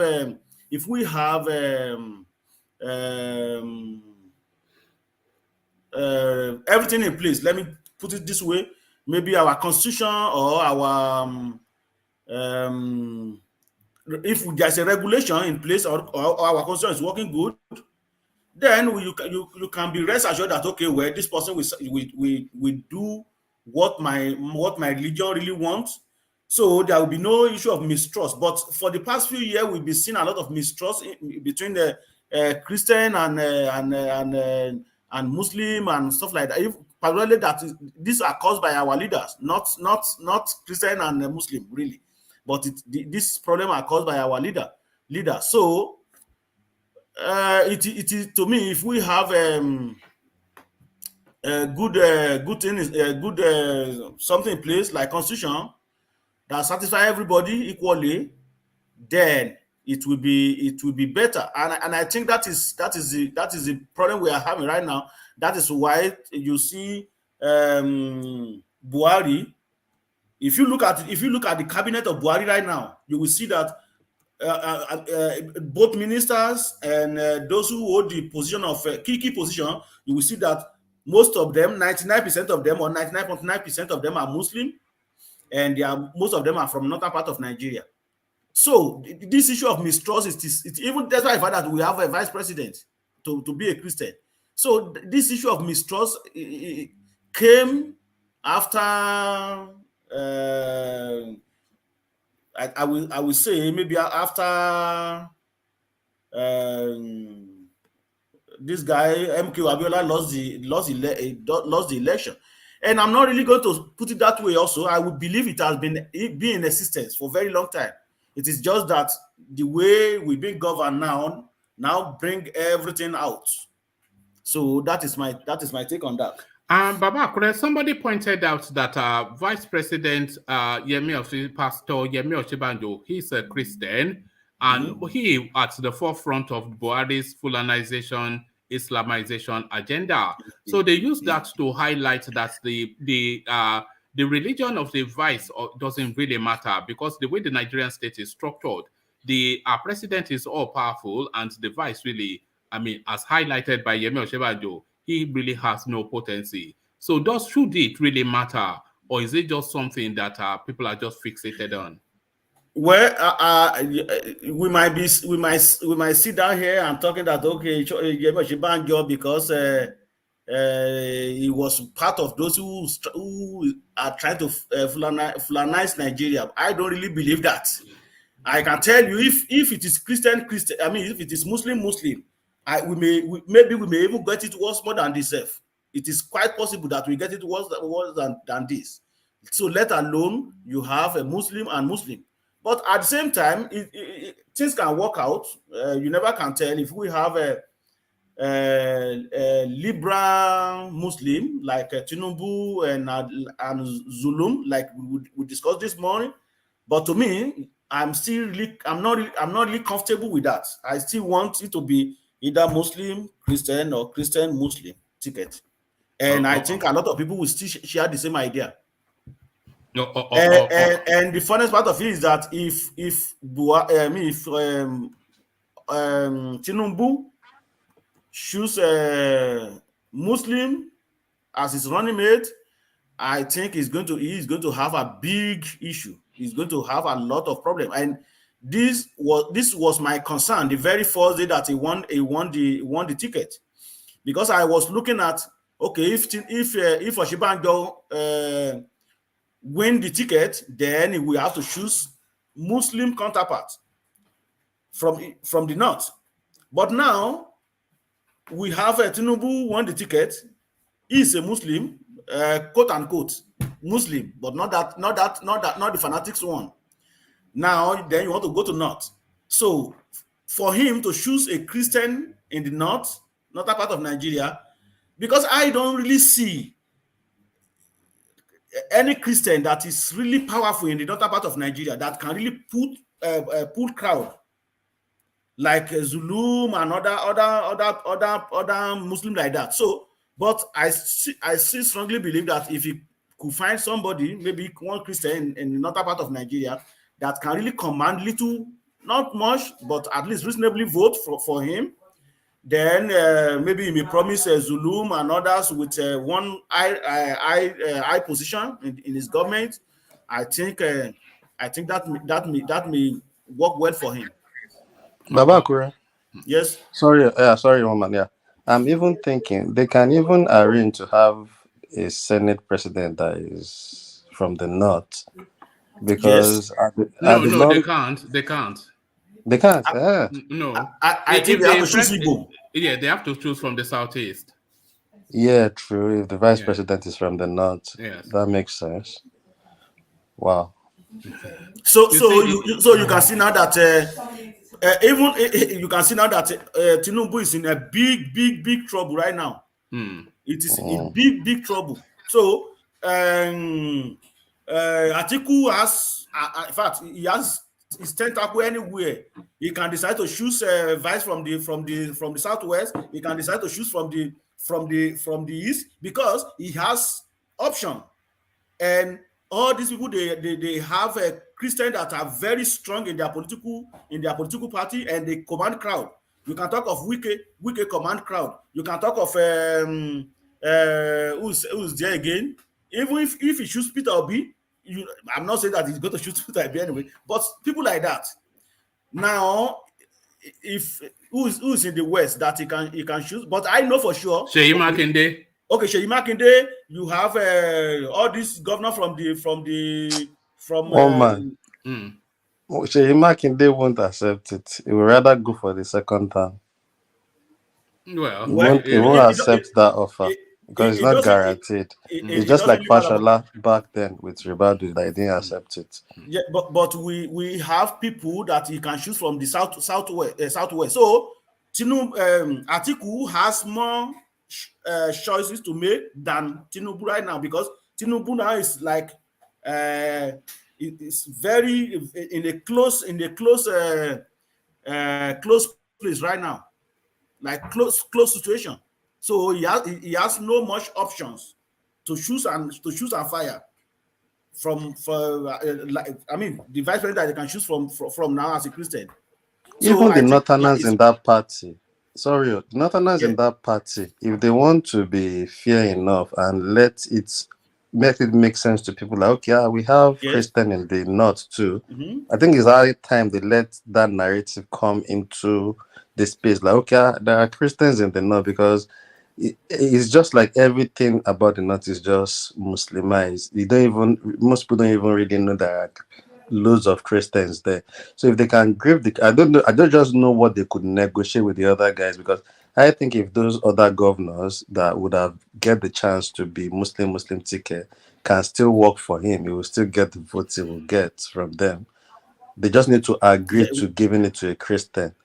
And yeah, you I are now very still right. see, I'm still now thinking this their fanaticism and about that their religion might affect their decision.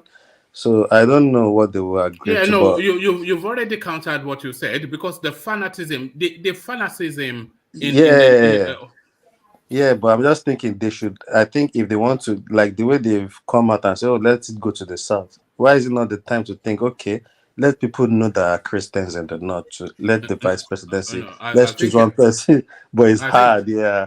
I think you're reaching with that, but Babakure, back to you.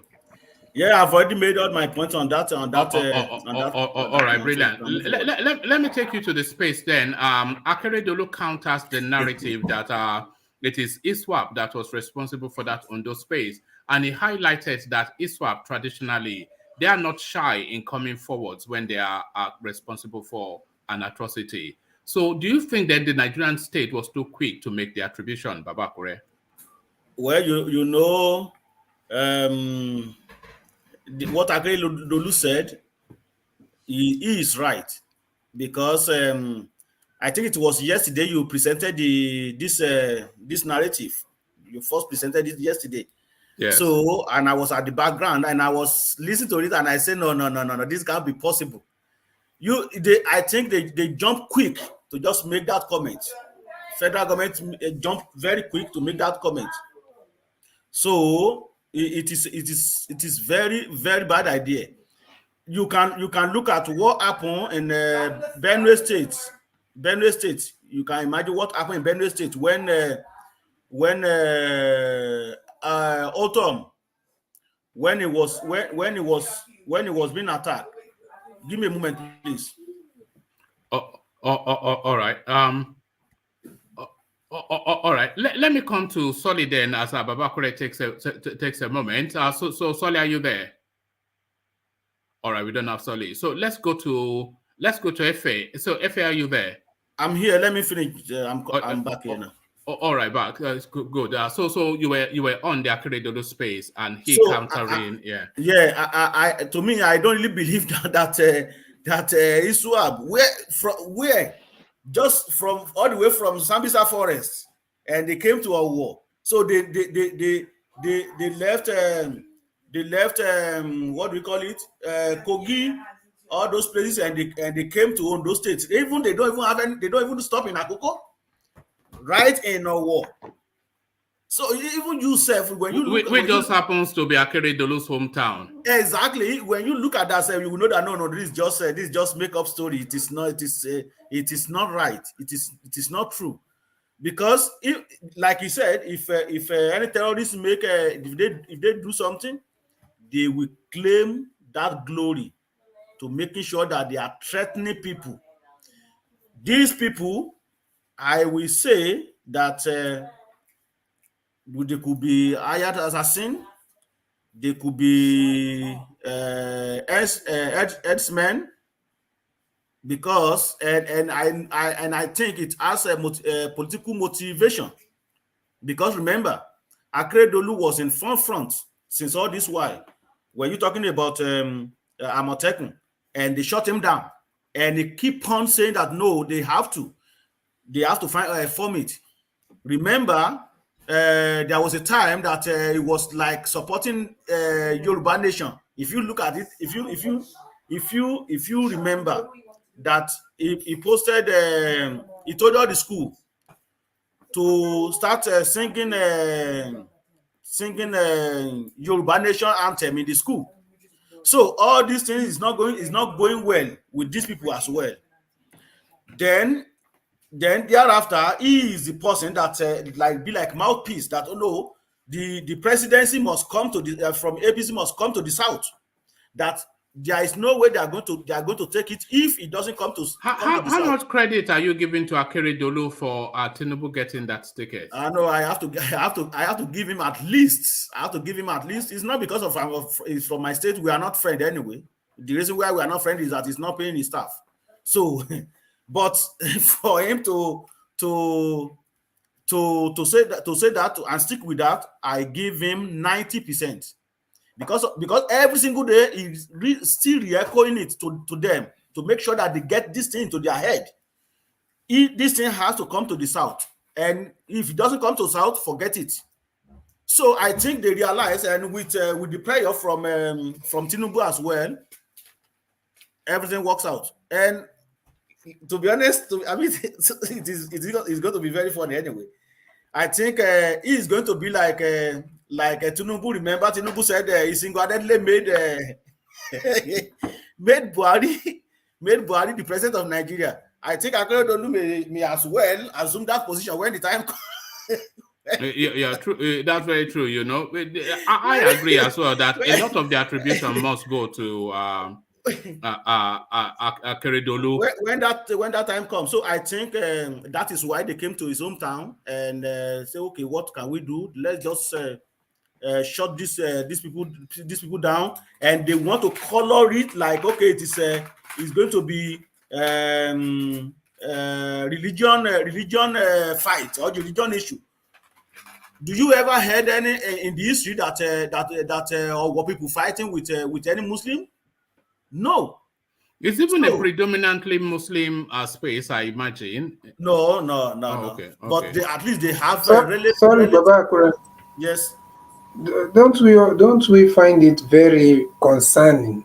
I think we are even forgetting the fact that for Iswap to now be having their activities in the southernmost part of the country, is that not something that should be worrying all of us at this point? But they are saying the attribution is false in CBD. It is true. It is something that is cause for concern. But what happened in our war is not Iswap. Right? When I read in the news, I said, no, this is just a make-up story. This is just lie. And who debunked it, woman? Akeredolu. And they want to color it as a religion fight, because that is. I think somebody mentioned it on this platform yesterday that I think it was Joe mentioning it, that in the British Parliament, some MP while the way they color it, like, okay, it is a religion fight. So we never heard in the history that on those states having any problem with Muslim. So how come somebody came to church and shot people down, and you are colored as a Muslim against Christian, or Christian against Muslim? Such terrorists, not just Muslim against terrorists, world-renowned terrorists. Yeah, that is true. So you can see that it is just lie. So if it is just that the government, they have already failed, they don't know what to do, so then they just want to give that glory to Iswap rather than for them to see how they can secure life and property of Nigeria. All right, brilliant. Well put. So thank you for that. So Baba Akure, let me go from you to Efe if it's with us. Efe, are you there? All right, we don't seem to have Efe for the moment. So let's go to Niger. Niger, are you there? Yeah, I am here. All right, brilliant. So to you, to Niger then. Let me take you to that space then that Baba Akure just left. The attribution to for what happened in Owo just the other day, the federal government very quick to make the attribution to Iswap. And Akeredolu then comes out to say that no, it is not Iswap, because Iswap traditionally and by antecedent, as soon as they carry out an atrocity, something, the smokes are still in the air when they are already claiming the credit, as it were, or discredit for it. So the fact that it has not been quickly owned by Iswap, which is what they traditionally do, automatically already discounts Iswap as being responsible. As speculations as to this being politically motivated, Akeredolu being the champion of the power must come to the south, as well as the champion of chasing the headsmen out of the southern parts of the country. So a lot of people feel that it is more political than insurgency based. But where are you in that argument to Niger?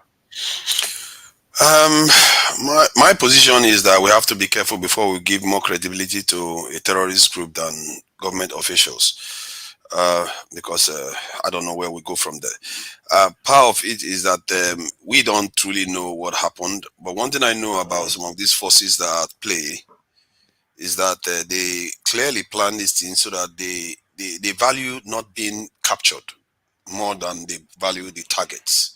And that should be concerning because we don't know the agents that are at play. For all you know, it could, like you said, it could be political, it could be tribal, it could be anything. One thing is for sure. They want to sow division in the country. They want to sow strife in the country. They want to sow instability in the nation. That's exactly what they are going for. So that's where we should draw the line because we shouldn't give them what they want because they know they are going after those things for a reason. They want to weaken the nation. Nations that are unstable and that are experiencing tribal and religious strife don't grow. It's just that simple. And grown men that understand these things should understand to do the right things and follow the actions. The action that they take should reflect this understanding. I find it hard how we can know these facts and we pretend as if it's not happening and we get dragged into the muck of dividing ourselves. When we divide ourselves, it's not going to get us anywhere. It's just going to keep us where we are. That is. But should we not have a clear understanding of where the problem is coming from and what underpins it? What underpins is the fact that our nation is not secure. And we know where the problems are coming from. Half of the problem is coming from outside. The rest of the half is us. We are the problem and we should be the solution.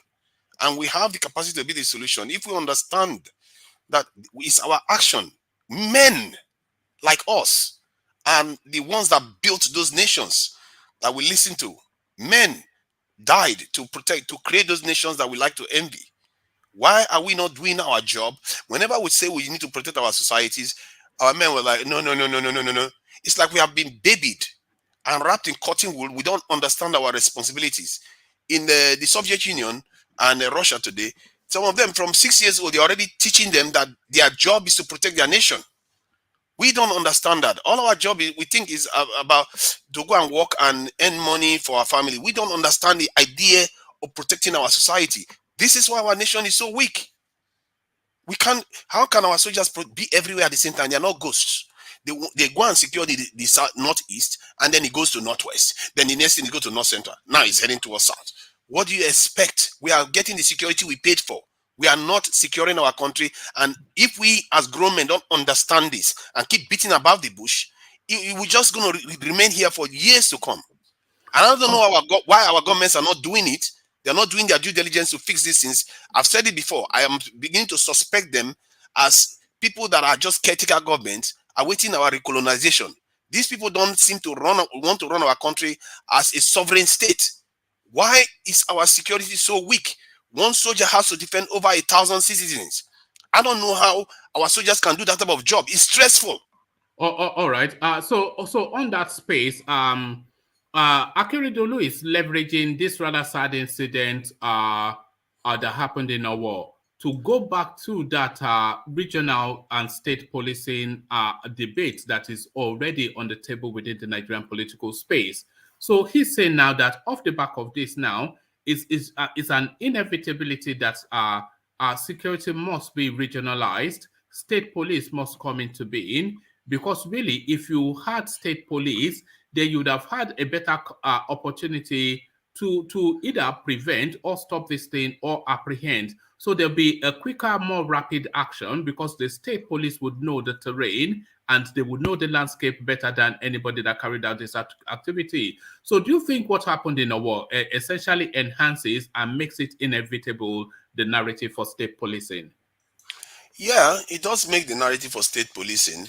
How it does, it supports the idea behind it because in the end, that's still what is required. Like I said, you need people, you need bodies. The question is the fact that we don't have them now. What makes us think when we do it locally is going to make much of a difference? Okay, yes, given that we have people on the ground that understand the area, maybe there's a little bit of an advantage that makes up for extra numbers. But if these people were not paying for it nationally, what makes you think that they will pay for it locally? What would they increase the numbers locally?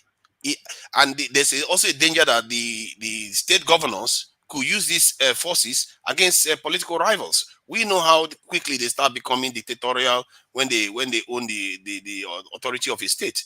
So these are all the challenges that people have to ask themselves when they're asking for stuff in this country, a country that generally we know people abuse the law as they see fit, Yeah, especially but at state that's level. not strong enough of a counter argument though, because those are policies, stances, and abuse of policing is something that they do anyway.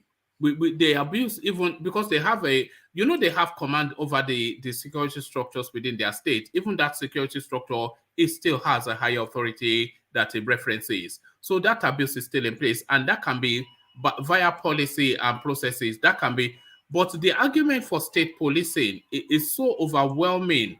They need to divest the budget and complement of the federal space and cascade it into the local space, because the federal system has patently failed. So I don't Well, know but there how. is the Yeah. argument that the federal government sent money to local government and state governments walloped all the money. And the Right. Nigerians sat back and allowed that to happen. The federal government went to court and the court ruled that the state government should give it to local government. They still didn't do it. And Right. everybody let them get away with it. See, we are talking about we need a shift in mindset, because if we are just moving the problem from the center to the states, which could even exacerbate the problem if we are not careful here, because you pass it to the local side, then they will have the instrument to cause more even problem, because we all know that there are people out there that are just fomenting trouble. But I agree with the point, if it's going to lead to more recruitment of security officials so that our people can go It out in will the middle of the night and feel necessarily. safe. Yeah, but it will necessarily lead to that, wouldn't it? If every region has its own complement of that, that just automatically increases the number. Have you seen the But South? Have you seen the South with all the money the government is giving them? yes. You see how many of the investment is going to where it's supposed to go to. This is a problem with our.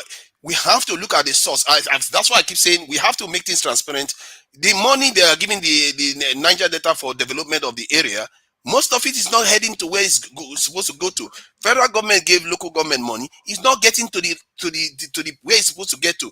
If you say you should send it to the state government now, who says that the guy is going to recruit how many police officers need to get paid if they die on duty? Is this guy going to do it? There are states that the governors don't even pay their civil servants for months. There are states right now, you want to give them police to organize to that they will not pay. This is something that we have to think carefully Okay, about. so the system where Mukhtar from Borno is the officer on the beat in Abakaliki, you think that works? See, I agree with you. If it's going to lead to more people being recruited, fine. But I believe that if you want to do it, it has to lead to that. Otherwise, it could lead to more problems. People that are going to get paid when they recruit more of them. Because at least you have this thing right now. At least they have federal government to go and cry to. Now it's only state, and you know how our state governors are. They are like a bologbo. Some of them they will go for 6 months. They don't pay their staff. Is that not more immediate to you though? You say you have the federal government to go and cry to. The federal government is in Abuja. Your state governor is down the road. Yeah, it's down the road when they were owing people years of salary. It's down the road when they were but owing that's a people 6 different. months of salary. We can apply that to virtually everything, can't we? Really? Yeah, but that's the point. And it's mostly the state government that do these things. It's not federal government. That's what you need to understand. You see my point? The state governments are the ones that abuse the law this way. And we want to transfer more power to them. I don't buy that. I'm open to anything that works, but we shouldn't react based on emotions or just wanting something that we have been conditioned to believe. How is it based on emotions? Because we have been saying that because when an accident happens, we say, "Oh, it's the federal government, it's the Hausa people that are this." We should just give it to the South. Let's stick with the specifics of what has been discussed. What has been discussed, what obtains almost globally is that our security is regionalized, because and the only reason why security is regionalized is because the region knows best its landscape and what its security needs are. Do you understand? So you have no security risk around Castle Roslin in Lagos State. So if you have policing in Lagos State, then that police is geared towards whatever crimes is local to that space, and then the wider criminal space. So this is the thing. Crime is local, policing is local, so and it has to be localized. And also, if it is localized, the recruitment is more vested in loyalty to that space. So they are able to more make that effort if it's required than somebody that, if they send me from Oyo State to go and police in Borno, I'm just there to make sure that I come out of the place intact.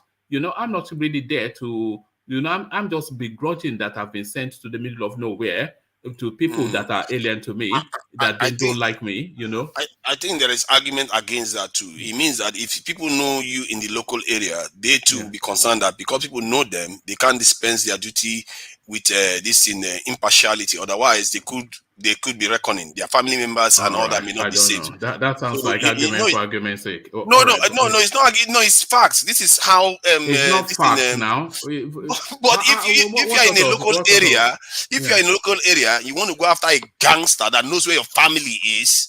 You have to think twice. No. No, not like that. Not to It's Niger. not getting it. That's why I said it's argument for argument's sake. What is it I'm not getting? Please, I don't understand it. Explain to him at D. It's quite simple. You see, if a Yoruba man, it doesn't mean you live. Let's say you live It doesn't in mean you are from Ikeja, the you will now be village. police in It's just, Ikeja. So it's not like it's your area, but it makes more sense because even your argument, if you want to look at it, what one man is saying has a lot of advantage more than the disadvantage, and the disadvantage we are facing right now.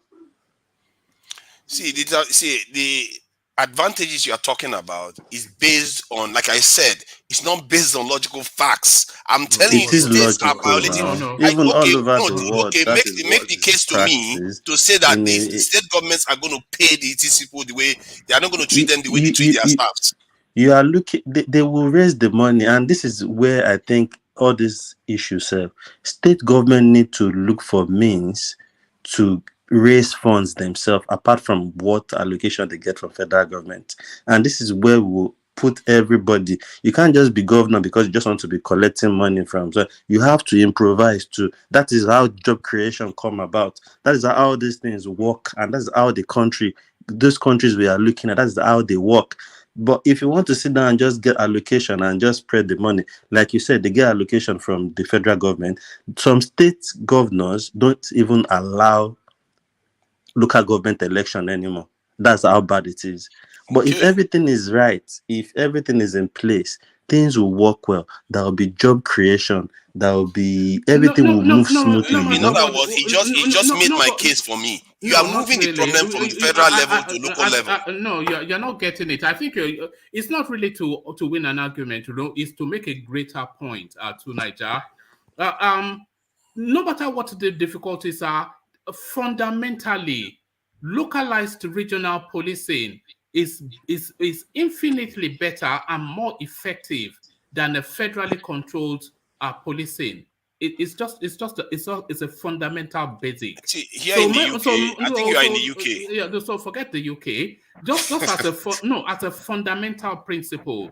So that has to be the starting point.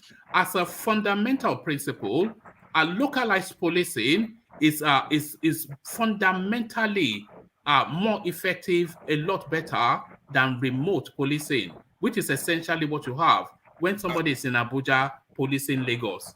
See, it's just basic. There are two layers. You can have local kind of how do they call them?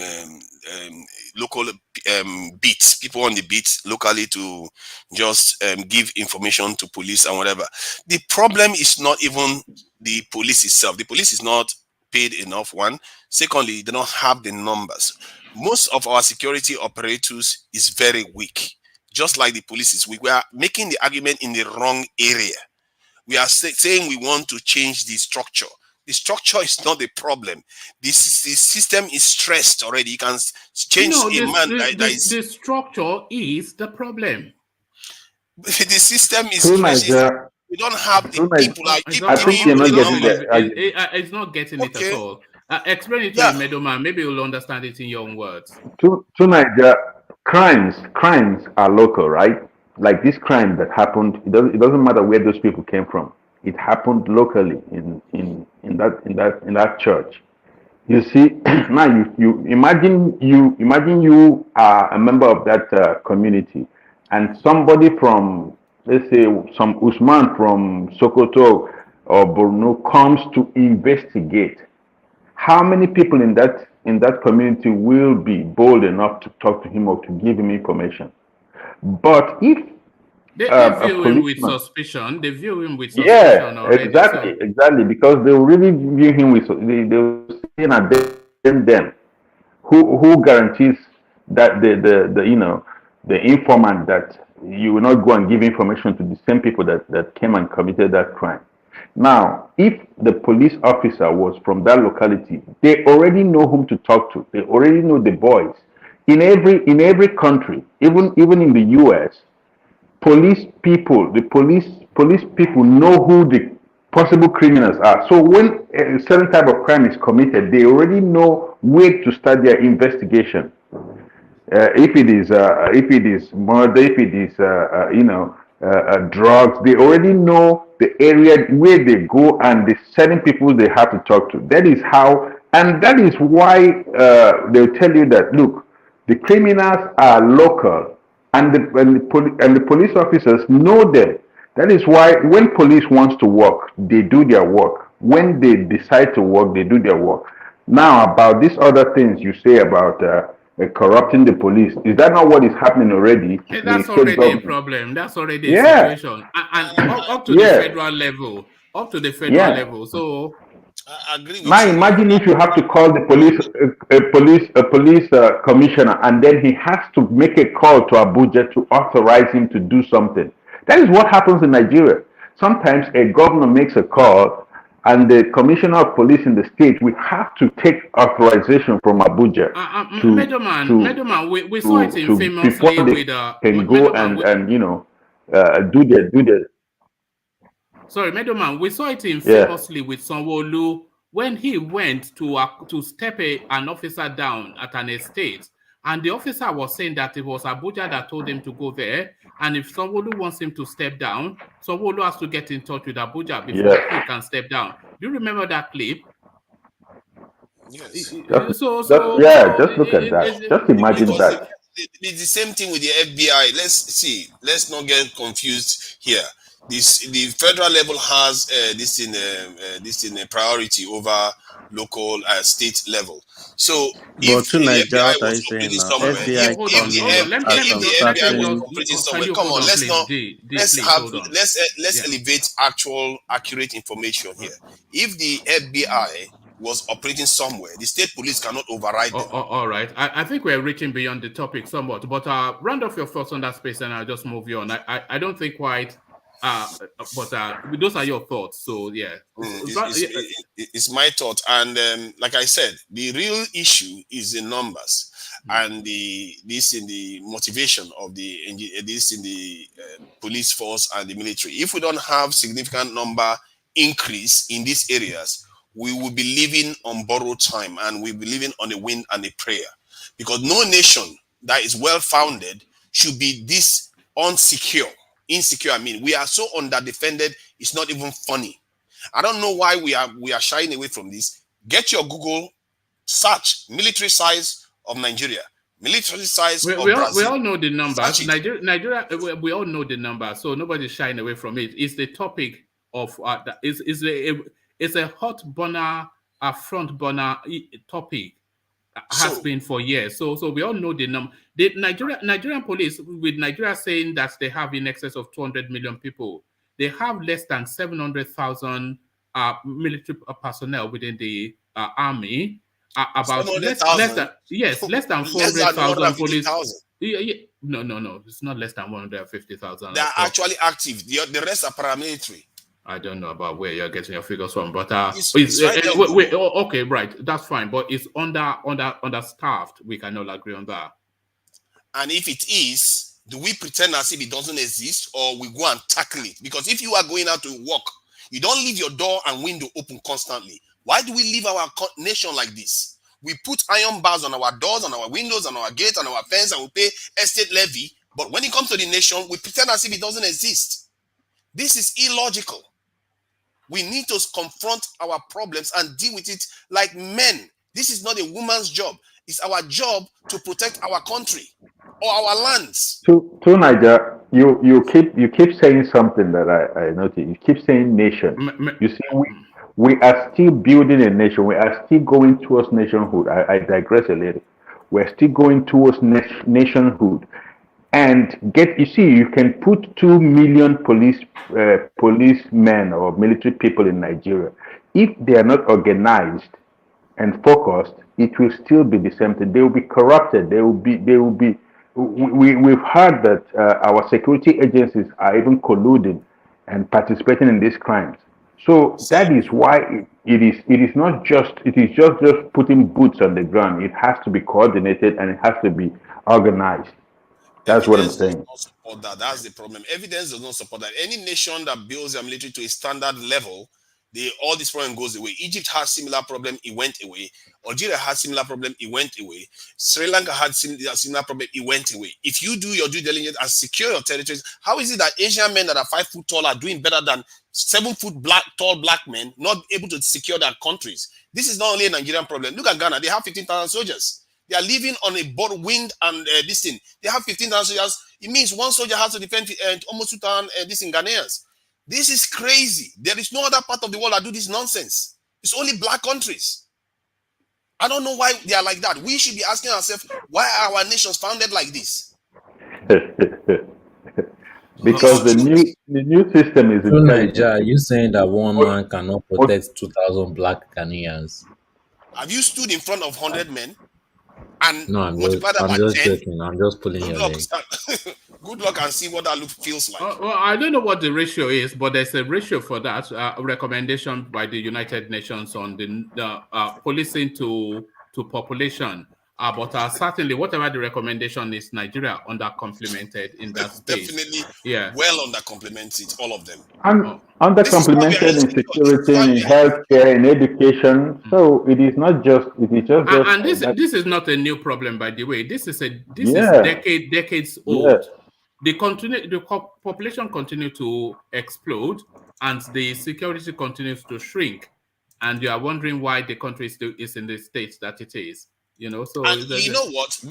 Our graduates are there selling mobile phone top-ups and driving taxis when they could be protecting the country, and that money that they spend paying them will pay for itself in economic growth and in business that is going to come into the country. All kinds of stuff. It pays for itself. It's not even an investment. This is crazy. This is why I see it as a no-brainer. Do you know that Nigerians are building houses in Ghana today because they don't feel safe in Nigeria from overseas?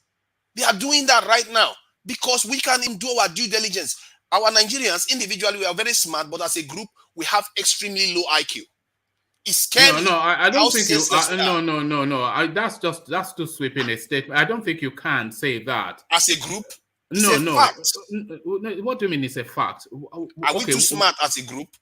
What do you mean as a group? Say, as a nation, as a group of people that are supposed to work together to achieve their ends, whatever they want. The country is badly governed. I thought you would say as a government, that's my point. Not as a group. Yeah, not as a group, as a government. I think it's the wording. You need to just calm it down. Get the wordings right. You cannot say as a group now. We shouldn't I don't believe in feeling as if we have to mollycoddle these things. No, not mollycoddling. You are factually wrong. You cannot say as a group. Don't worry about men or women. I know this gender something as well. Women are equally robust. For me, no, it's true. But our job is to defend the defenseless, and this is our primary role as men. This is our primary role. There's a reason why almost all the nations in the world are created by men, because it's our primary role to do these things. And we as black men have not done our job, and we have not even asked what our job truly is. Hey, I don't know how it happened, but somehow it happened that we've lost touch from our real role, and we see this gaping hole, and we are not covering it. This is why we are so vulnerable. This is why anybody can come inside our country and do whatever they like and disappear into the Sahel or whatever else they come from, because our soldiers can't be everywhere at the same time. I won't join the military as a right now, but if they tell me they want to recruit 1 million soldiers, I will join, because I know that's a fight we can win. You see, But Tinubu said he's going to recruit 50 million. yeah, no, forget that. It's So not. sorry, no, Let's just leave that to one side. Just to where you were to Niger. You see, all of these things that that you are saying is not breaking information. You are not bringing new knowledge to anybody's understanding. This is something that everybody here knows and everybody here discusses. We've discussed this endlessly, and you are not far from what everybody obtains to be what the solution is. It's an under-policed, under-secured space. So that is why I recoiled somewhat when you said as a group, because everybody knows that that is a problem, but it is the political will to, because no matter how much you and I know that that is the problem, if the political will is there, I can go and recruit the million strong security space that we need. You can't do that. It is the political will that has the decision to do that. I believe that you can can, do that. Yeah. because that should be the top priority for all of us here. Because No. everything you build, You don't seem to understand. Look, listen to what is being said. So I as an individual, I can't do it. Can I? Can I? yes. If you do it, it becomes ESN. See, let me explain. Oh My something. God. See, Okay, explain you that. Yeah. underestimate what your will can do. If you have a will, No, you are taking it in a different direction. I know that the people can amass. You want to. What I'm saying is, as I sit here, I cannot do it, but somebody that has the authority to do it can do it.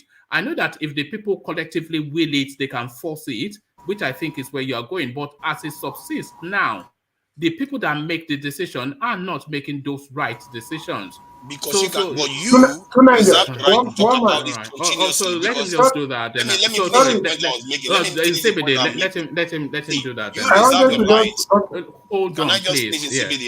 You know, he's my man. I know in CBD. You reserve the right to be able to talk about it continuously because it's the top priority. I believe that everything we build can be undone if we don't fix that primary problem. You can't go to work every day expecting to come home with all the goodies and everything, store it in your house, then you leave your door open, because sooner or later you're going to lose everything again. We have to focus on that as a primary issue. For me, there are two major issues. I don't care about the other things at the moment. I care about transparency and security. If we fix those two, Nigerians will do the rest. We should make them a priority. All right. In CBD, you wanted to come in. Now, I was just going to add to what Meduma was trying to say. You know, when we're talking about we have tried, I think it's just the way one man said, is the political will. We have to start looking at these things where our problem is coming from. Because some people organized themselves, formed this thing in the east, even armed themselves and everything, and they became enemy of the state government, of the government. So the same thing with Amoteko, they are struggling to get approval to arm themselves with with proper weapons. So I think we have to look at it where our problem is coming from, which is just we need the government to step up to their simple, basic responsibilities, you know. You know what irritates me in CBD? Every single instance, they'll say, oh, the primary duty of the government is to protect lives and property. And they sing it like a mantra, but don't practice it in the slightest. So this is where it is. We make them secure us. We make them secure us. We don't leave it up to them. I don't know why we keep thinking that they have to. Can they convince you to change your religion? Can the government convince you? If you believe in something, we make them do it. They will do it. And we've seen it happen in Nigeria. The SARS, this in demonstrations, they got everything they wanted. What did they get? What did they get? So hold on. What did they get? What did they get? Compensation for the people that were killed, dismantlement of SARS, and SARS been dismantled. No. Sorry. SARS has been dismantled. Yes. Who told you that? Am I mistaken? Is SARS still you are mistaken. It wasn't dismantled. It was rebranded. Oh my God! Was it not? Come on, they dismantled it. We covered it here now. Don't worry, we covered it here. They didn't recruit them again. They just changed the name. Okay, let's say they changed the name. See, yes. I don't know whether that is what happened. We covered it here. We can't be so cynical as the government just changed the name. We know that they tried some stuff. That's what they did now to Niger. You don't know, and they are telling you. Yeah, we covered it here now. I don't know. This is the first time I'm hearing that SARS will not dismantle. NSAS achieved nothing. They this incompensated the people that lost that were killed. They compensated them. Did they not compensate them? Maybe they should not have killed them in the first instance. Maybe that would be a better idea. I agree with you on that. But we shouldn't always create problem for every solution. We have to sooner or later lean forward and start solving problems. This is how I look at life. We can't everything we know. We should make it. We should use it as part of our decision making. We can't just keep saying we have problems. That's not going to solve the problem. We have to sooner or later start taking action. For me, this is why I'm doing what I'm doing here, and I'm working in Nigeria too. Everything I do in Nigeria is in this direction to change things. We can't just. Who is going to do it if we don't do it? We know the solutions. Let's start doing them. Okay, right. Can I please come in? Come in, Joe. Yeah. Good evening, everybody. Good morning, afternoon, wherever you are. I had to go back a little bit, to listen to just to do like some catch up. And the conversation has been so interesting. I've not been here since Tinubu won. I have to say congratulations to him. It was a well fought fight. It took a while to recover. No, I didn't have to recover. But on my side, I was looking at it from the loyalty versus competence issue. I was looking at Tinubu and his loyalty to Buhari, his outbursts. I looked at it. So many people looked at it and have so many issues or sentiment about it. But I looked at a man that was pained. I put myself in his shoes and I could feel him, and when he was making that statement, because it would take a lot for a man to, say those things, those agreements he made in private to the public. It takes a lot. But I'm happy things turned out the way it turned out. I would have loved Yemi Osinbajo to take that position, but even with Tinubu, I felt it was fair. So either way, Yemi, Tinubu, you can make your case for both of them, right? All right. I'll come to you on that in a moment. But to the debate that is currently raging on the platform, Niger insist that the onus of security rests on the people, not the government. Do you agree with that? No, it is a combination of both, but the government has to lead. The government must lead. We are under policed. We are under secured in Nigeria. So when we are looking at Nigeria has from military, police, civil defense, it's not more than 1 million. It's not more than 1 million. So what is the United States recommendation? I think it's 1 for every 400. Nigeria is about 1 for every 100,000. Yes.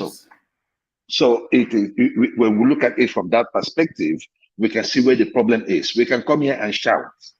That was the reason why the primaries of this election 2023 was going to be something that I thought Nigerians would have used to revigorate itself. The process of the primaries really matters on the outcome. If we had people sharing money the way they were sharing money, how would these people come in and do what we asked them to do? That is the problem. We always talk about the government when they get in there. No, by the time they get into power, the damage has been done. Exactly. They spend the first 2 years telling people that that political sharing and all that. So it is not going to happen. We have to start getting it right from the foundation. The foundation is whoever that is coming up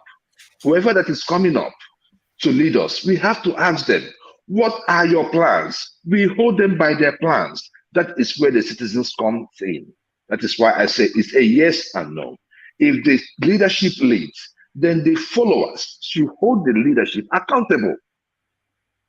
I was listening.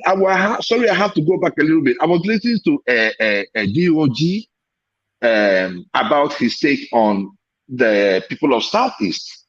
It was so embarrassing. No, we like to It's unfortunate. It's unfortunate. Yeah. No, because you see, let me tell you one man. This thing we are doing here, a lot of people are watching.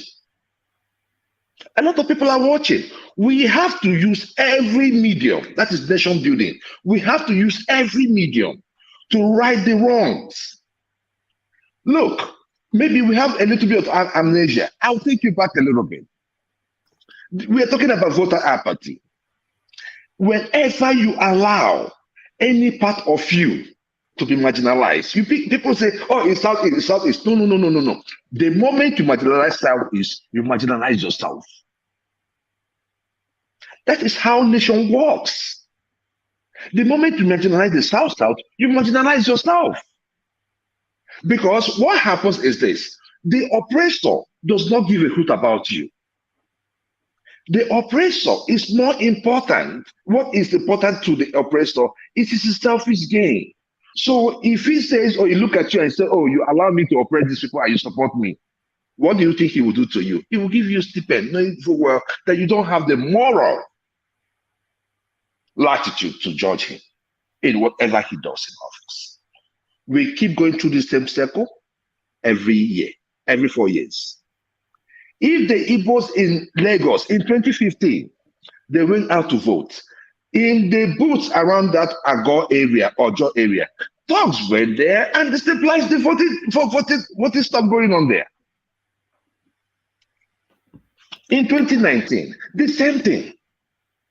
Now in 2020, what we are talking about is that people said, you know what? I want us to go out there and get our PVC and let's see if we can make things work. Even if they weren't successful, we'll be able to push the people. Let them know that, oh, look, if you do not act well, these other people, they are cooking up something. We do not challenge our leaders. We do not challenge our leaders. All right, we're certainly challenging them now. We are not challenging them enough. Yeah. We have to challenge them. We have to challenge our leaders by doing those things from the process. When our leaders are able to buy their way into power, we do not have anything against them. They have made their investment. That is my point. So they did it in 2019. They did it in 2015. 2022, they say, oh, they don't want to vote. Now they come out to say, let me go get my PVC. Now you do not want to register them. And we as Nigerians, we're looking at it and say, oh, I saw the hold on. Why are you saying they don't want to register them? Where are you getting that from? Oh, but it is in the news. Have you not been looking at the news? It's in the news. No, it's a false narrative, that narrative. Are you talking about the Alaba space? Is that what you're talking about? The Alaba. I'm talking about the registration that took on Thursday, that people went to register in Flestack, in Ojo, and they told them that they could not register. No, they did not. They did not tell them they could not register. They did not. No, but the video was out there. The thing that I do not listen to all those news. What I do normally is that I go and listen to the main people. Because when you listen to the news has already been they've already cosmetized it. Thank you. When you listen to the people in the streets, I call people in the street. They went there because from here I'm calling people to go out there and pick up the PVC. We have to change Nigeria. We have to change Nigeria. It is not, there is no truth about it. Any part of us, if they tell you, oh, because they are Igbo, shall we infuse some facts into the narrative? I know that the facts sometimes the facts are never really as interesting as an embellished narrative, of course. But let's try and infuse some facts as much as we know them, or as factual as you're willing to consider that it is fact. What the police have told us is that the Alaba market, and by the way, the Alaba market is a $10 billion annual economic space. So that's how large it is.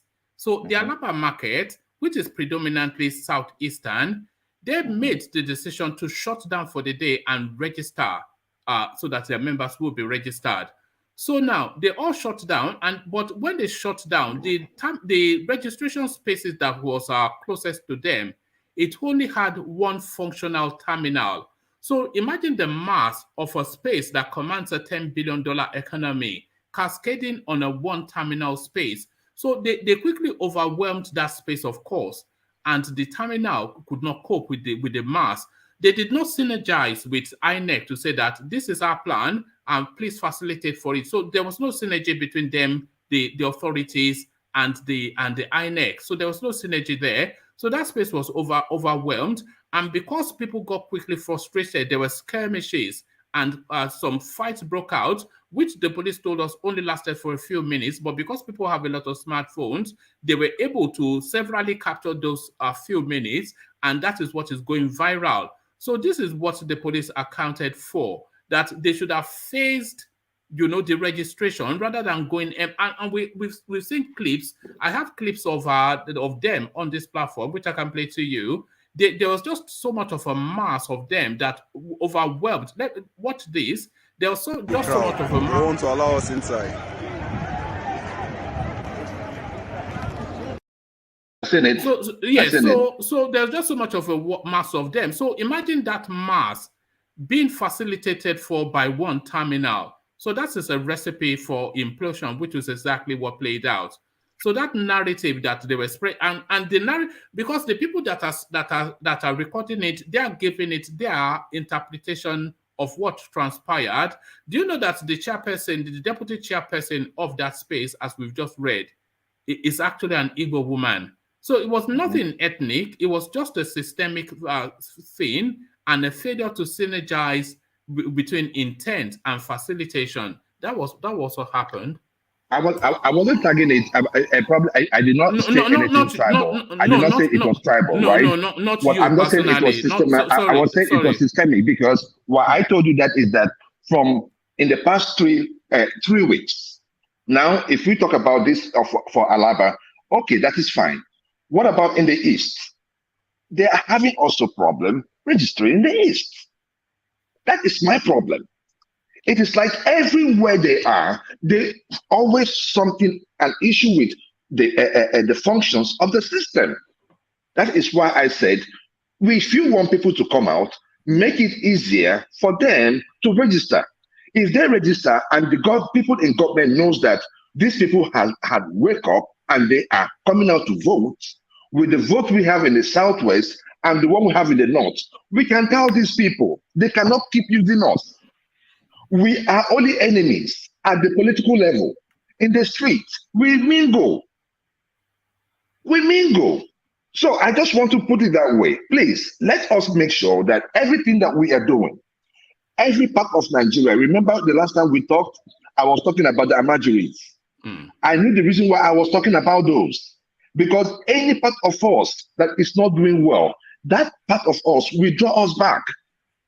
I remember when I was talking about this Boko Haram thing. I remember when I warned about the IPOB thing in the Southeast. And today we have unknown government. These things just don't happen.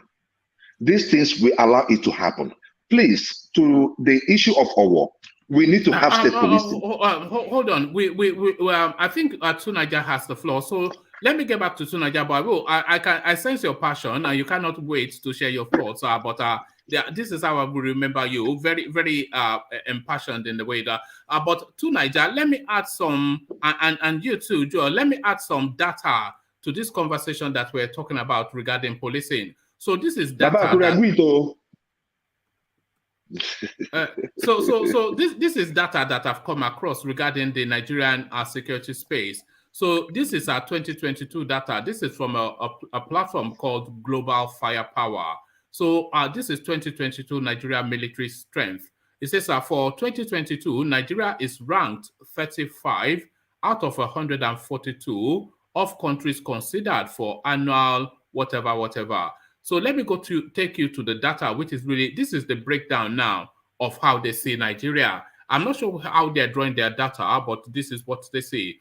So they're putting the population at about 200 and just under 200 and, well, 219.5 million. So 219.5 million. So that's what they're putting the Nigerian population at. And of that population, the active manpower, so that's people within the working age, there are 116 million approximately. And of those 116 million, the people that fall within fit for service, which is to say to take up a military position, because you have to be a particular type within a certain age, etc., etc. So people of that category, they are, and they give percentages as well. So 53% of the Nigerian population, they are within the manpower bracket, and of that, almost 84 million. They are fit for service, so they can take up some sort of military service, and they constitute 38% approximately of the Nigerian population. So the people that are coming up to age to enter into that fit for service age, there are nearly 4 million, and so they constitute 1.8%. So the total military personnel estimate is 216. So that's military, you have to understand, active personnel, and then it goes on to give you a breakdown. There's no reserve, but there's a paramilitary of about 80,000. So it goes on, and then it gives you the air power, so total air strength, and then it gives you, but I'm not quite sure where they're calling all these figures from, but this is the figures that have popped up on the internet. So essentially adds on to, so that's data really to add on to the fact that Nigeria is somewhat or under-secured. So what are you making of that data to Nigeria? That is a lamentable part. Now you notice that the active DC personnel that is available is around 100 and something, about 110 or 11,000, and that is to secure 200 million people. That number is even worse. So we are looking at somewhere around, 1 soldier to 2,000 almost. Actually, that is crazy. One soldier has to secure 2,000 Nigerians. We are getting the security we pay for. Our security budget is 2.3 billion, if I'm not mistaken, and that is similar amount we spend to go and watch movies in Nigeria. This is the security we are paying for, and we are surprised that we have problems.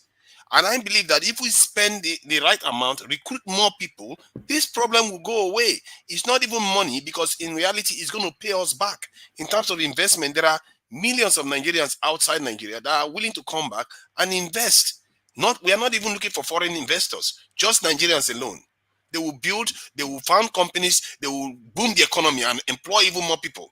And now, security is not something that people take for granted. All the parts of the world do it. Europeans do it. Even if they are already strong, they still have more people. Look at US. US have 10 times more soldiers than us, even if they have the most advanced weapons in the world. They don't care. They still need the manpower there, because they understand human beings are the most advanced creation of the universe that we know of today. We have to take ourselves seriously. If we want to fix our country, the numbers are telling us what we need to do. It's not rocket science. For me, when I was growing up in Nigeria, when we were writing exams like JAM and all the rest, if you get the numbers like this, it's like cheating. You're getting the answer. Why are we not implementing it? That is the mindset that needs to change. We need to be looking at it and say, okay, this is a big problem. We have to fix it, because everything else we do is not going to work until we fix this problem. Thank you.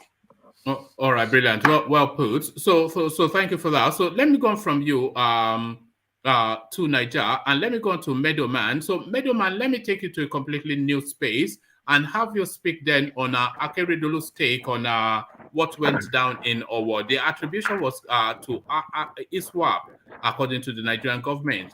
But Akeredolu counters that Iswap not behind Owo Catholic incident. They would have claimed responsibility. Governor Akeredolu counters the Nigerian government. And if we go by the antecedent of the Iswap, Akeredolu is right. They are very quick to claim what they've done, even instances what they have not done. So if it's not Iswap, why did the Nigerian government say it is? And if it is not, then whom? A lot of people feel it is politically motivated. Do you? Thank you, one man. Yeah. Can you hear me? Perfectly. Carry on. Good evening, everybody. Yeah, even though I do agree with Akeredolu, what he said, makes sense to any human being with half a brain. But we have this culture of, deciding to just say things without investigation. The federal government came out to say something, then the state government is saying no. And the reason he's giving is just because Iswap always comes out to claim what they do. And that is true. That is true. But we can't be doing things like this. It has to be based on scientific findings or proper investigation coming out with and telling us what happened. We the citizens we have the right to know what happened. I mean, it's not like one person died. It's like, I don't know. I heard 25, then I heard 30, then I heard 50. I don't know how many people died. Not even that information is out there, for the populace. So about what he said, I think I do agree with him. If you consider the fact that Akeredolu was, he was like the face of that Southwest security outfit. I think the Amotekun. And if I'm not mistaken, if I'm not wrong, many times the anti-open grazing bill was enforced by these people, and cows were seized and auctioned, and he was the champion of that thing, and all this. So I think it makes sense to what he's saying makes sense. It makes perfect sense. I mean, what impact does Iswap want to? I mean, yes, they are a terrorist organization, but why would they come from the Sahel and traverse the whole country to go to that locality that happens to be his hometown? I mean, this is a politically motivated attack, and it is to send a message. All right. So I do agree with him. I'm of that thought too. Let me take you to another space. The Muslim ticket, which seems to be the best chance for Tinubu to really fulfill his, according to him, lifelong ambition. Because if he picks a Christian, it takes away a lot from his possibilities. But the religious organizations, they are up in arms. They say the usual hoo-ha. So what are you making of that? Should you just damn it and just go for what he thinks is best? No, you should listen up.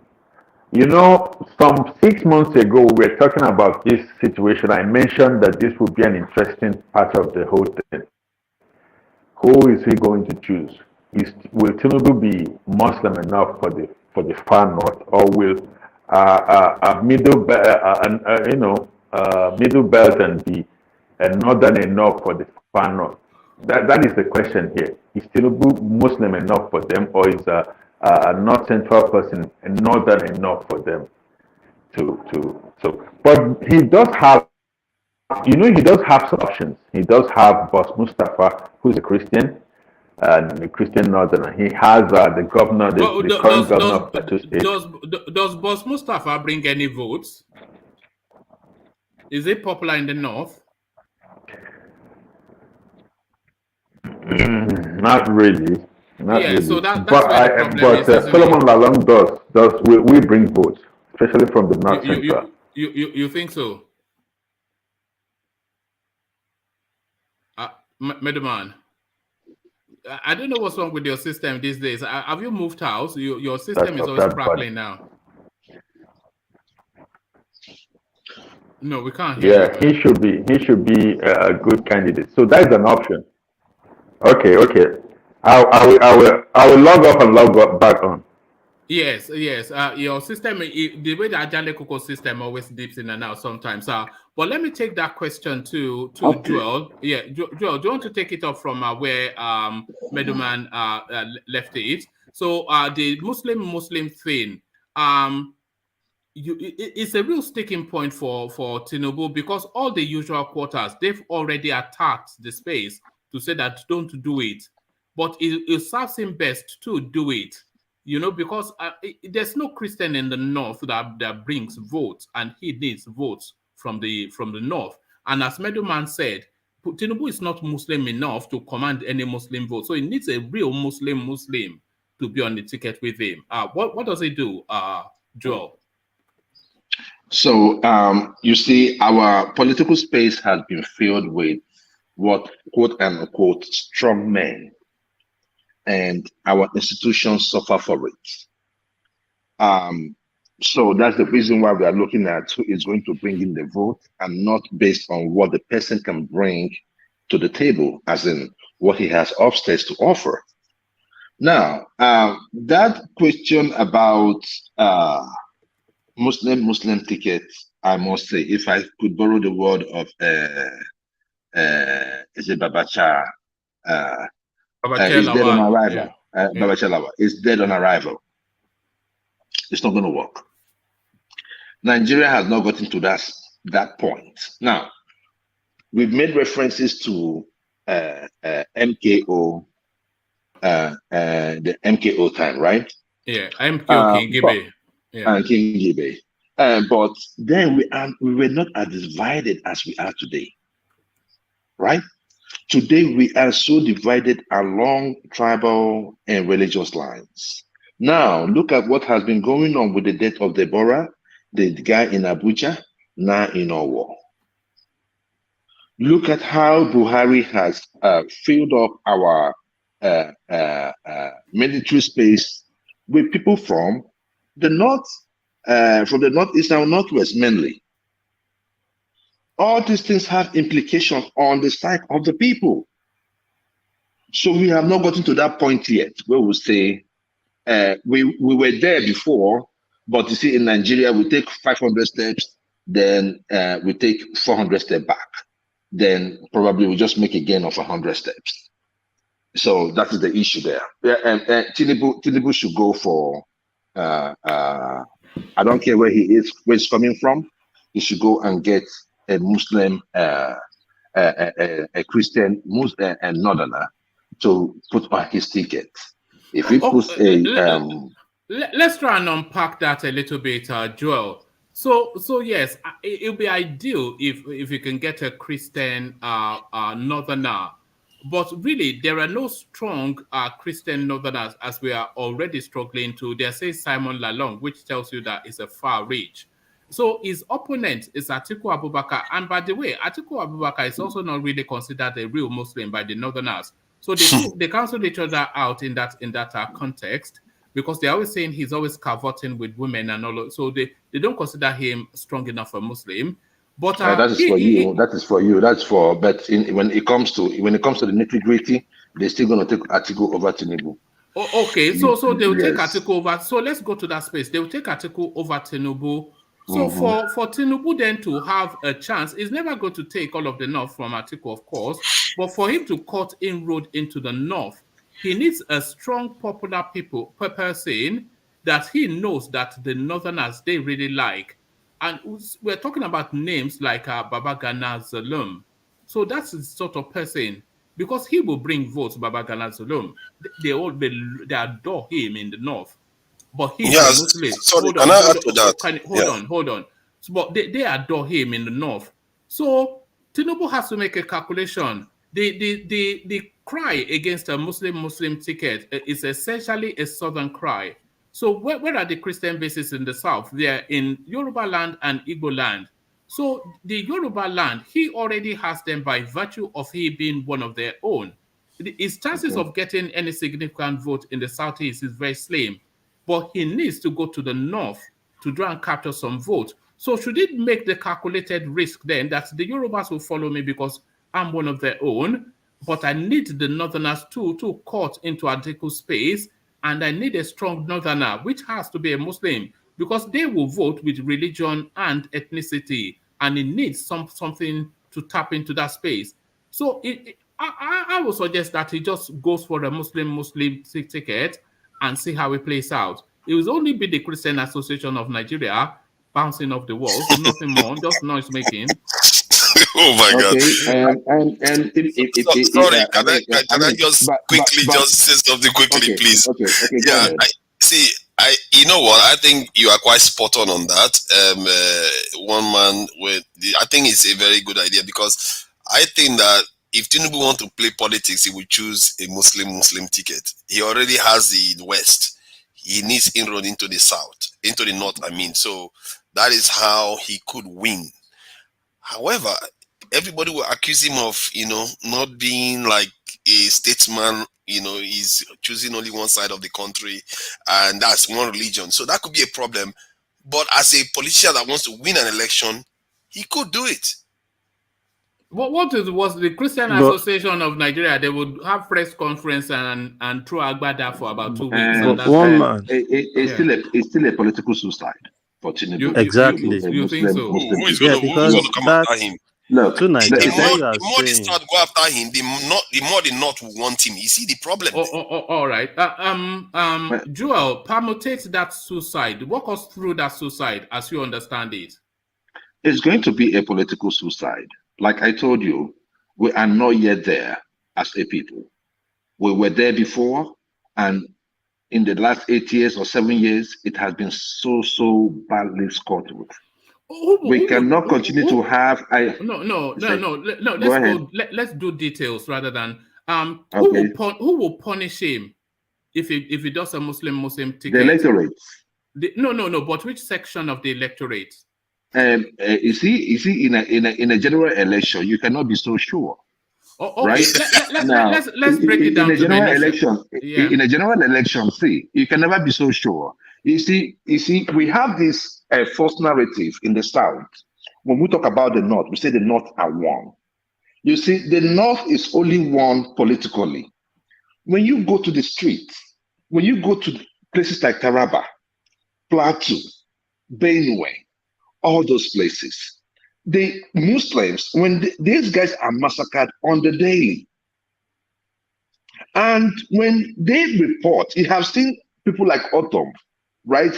Talking, how long did it take Buhari to tag these guys terrorists? So people are listening to these things. So it's going to be, they're going to say a Muslim again from the North, Muslim ticket. I am telling you, it's going to be a political suicide. We are not yet there. Tinubu should go into the North and get us a Christian. I think we are there in terms of this. What's the predominant religion in the North? It's still Muslims, but see, it's like there's a good complement of Christians, yes, but the predominant religion is Islam. It's Islam. So it's like 60-40. It's like 60-40. I'm not sure if that's a bit generous. So I think we focus more on how it affects in the North, not factoring in that we have the South too. A lot of Christian in the South too doesn't really want Muslim ticket. No, we want to unpick that. That's why I'm saying that Joel should stay with the. Let's unpick it in terms of how what the demography is and how the demography would react. That is where I was trying to get you to. Yeah. That's where I was trying to get you to. Yeah. In all of these places, I now mentioned especially in the North Central, and even in the corners, because you have Christians in the corner, right? In all of these places, Tinubu is going to lose hands down, and they constitute a good number. Look, Tinubu is going into the North. If Tinubu is going to the North, I can see him being comfortable in the Southwest. But if Tinubu is going into the North, he has to make sure that everything. I mean, before the Northern governor supported him, they knew in their minds that Tinubu was going to get another Christian. They knew all that. But if we want to make this thing about a Muslim ticket, Tinubu is going to lose. Period. Mr. Joe. Go ahead, brother. Go ahead, brother. Thank you so much. And one man, thank you. This is Vine Maxwell here in Ghana, Here in and Ghana, yes. I would just like to chip in something here. You see, Joel, have you lived in the North before? Yeah, I was born in Kano. Okay, and okay. I spent 18 years in the North, in Kano, Okay. Kaduna, Okay. Mina, Nguru, Yobe State, and Okay. Adamawa. You see, there is something we have refused to understand with the North. No matter how you see it, no matter how you look at it, the North vote as a political bloc. Yes, that's what They I'm saying. vote in bloc. They don't care who is a Christian. They don't care who is a Muslim. They always vote in a bloc. If you look at the history of elections in Nigeria, you will see how the North votes. And once they speak in one voice, nobody counters it. If you look at the Christian populations in the North, it is not as huge as the Muslim population in the North. If Tinubu ventures to go for a Muslim ticket, he is going to lose. Even as we speak, even if look at what happened, do you know that in the North, I will speak it so that you will understand, so that our viewers also will understand, and you will interpret for them. When they say Akeredolu Rama, what does it mean? I don't know that one. No, he left. It was barely 1 year old when he left the No. North. He's I an American guy. I left at the age of 12. Somebody is in Nashville. Somebody Somebody is an American. You are speaking. Is an American guy. Okay. Yeah, Let me explain. What they say, when you wrong, I don't want to generalize. Please. I don't want to, please, I beg of you, go on, Vin, for precious when time. When you wrong a northerner, let's say for a Christian, they will forgive you. But the other side, they will not forgive you, and they will tell you, Nariga, ya carry, na barishe, I have forgiven you, but Akeredolu Rama. Do you know what they say? Take us to where you are taking us now, Vin. Okay. Where I'm taking it is that there is no forgiveness. Akeredolu Rama, there is a day of reckoning, of retaliation. A day of retaliation is now to cover the tenure of Yaradua. It has been there, and we keep skipping it. What are you talking about? They have not forgiven the South for taking over Yaradua's tenure. That doctrine of necessity is what they are going to do. Even if, my point is this, even if Tinubu picks a Christian, he is going to lose. I don't know. That's your estimation. No, listen now. You see, we work with these people. We work in those environments. I work in those environments. They call me Alkali. If Joe will tell you what Alkali means, they call me Alkali, an arbiter. That's what they call me when I was there. When you want to know the secret of the devil, enter the devil very well. Don't stay outside with a long spoon.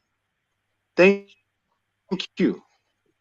All right, I don't understand any of that. That was why when I was listening, I went back to listen to the topic we had earlier on.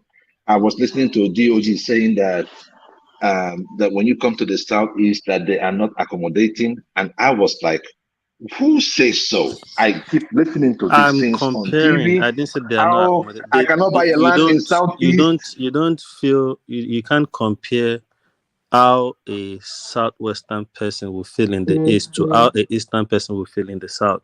That we southwesterners, we welcome people, and it shows in numbers of how we have loads of Hausas, loads of Igbos, and all Okay, that in the southwest. All right, let's not reopen that space. So let me just make a clarification there, right?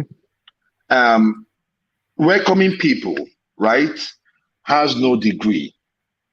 If you're somebody that's welcoming, you're welcoming. I have had this narrative, and I'm trying to put it to everyone here that it's a false narrative. I've had people say, "Oh, you can't buy land in the east." I say, "Which land? You cannot buy in the east." My neighbor, I told you guys about my landlady.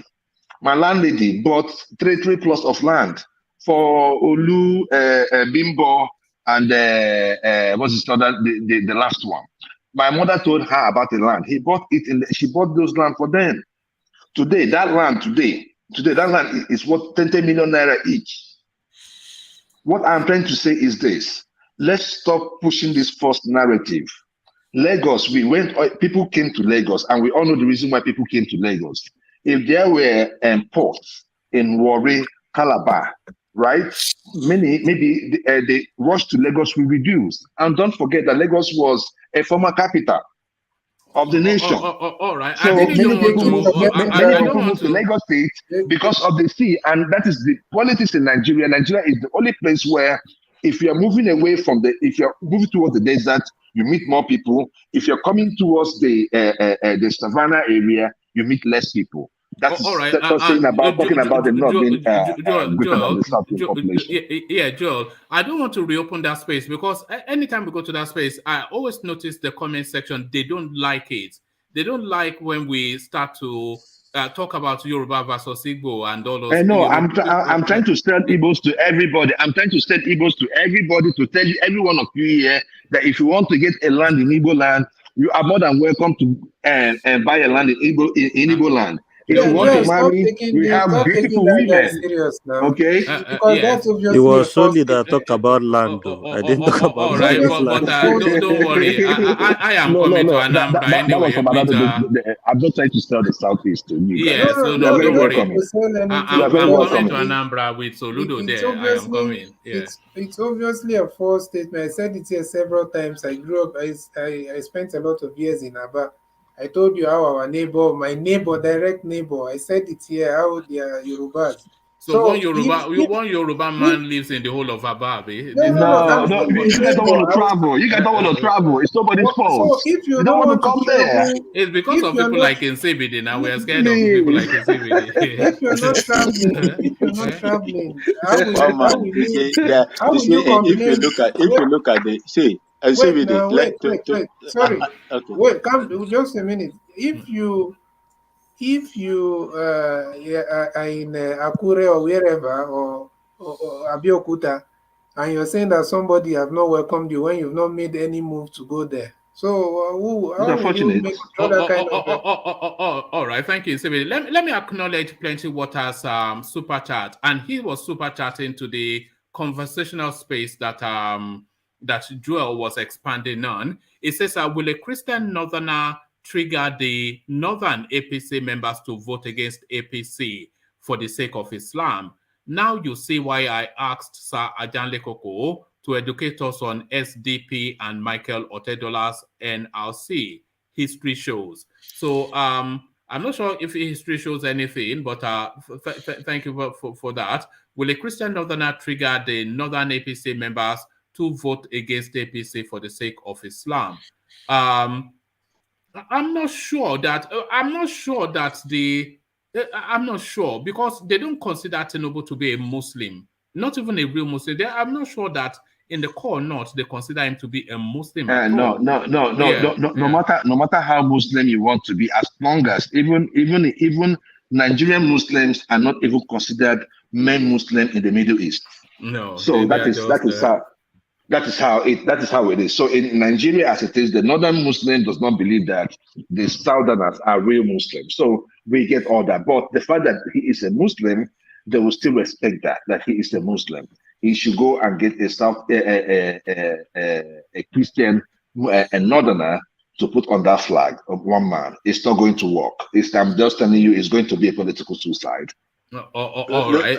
There is a portion that said that followers, a portion. I think all of us, I said it here the other day. Quran chapter 48 verse 29. He said they should be compassionate to one another.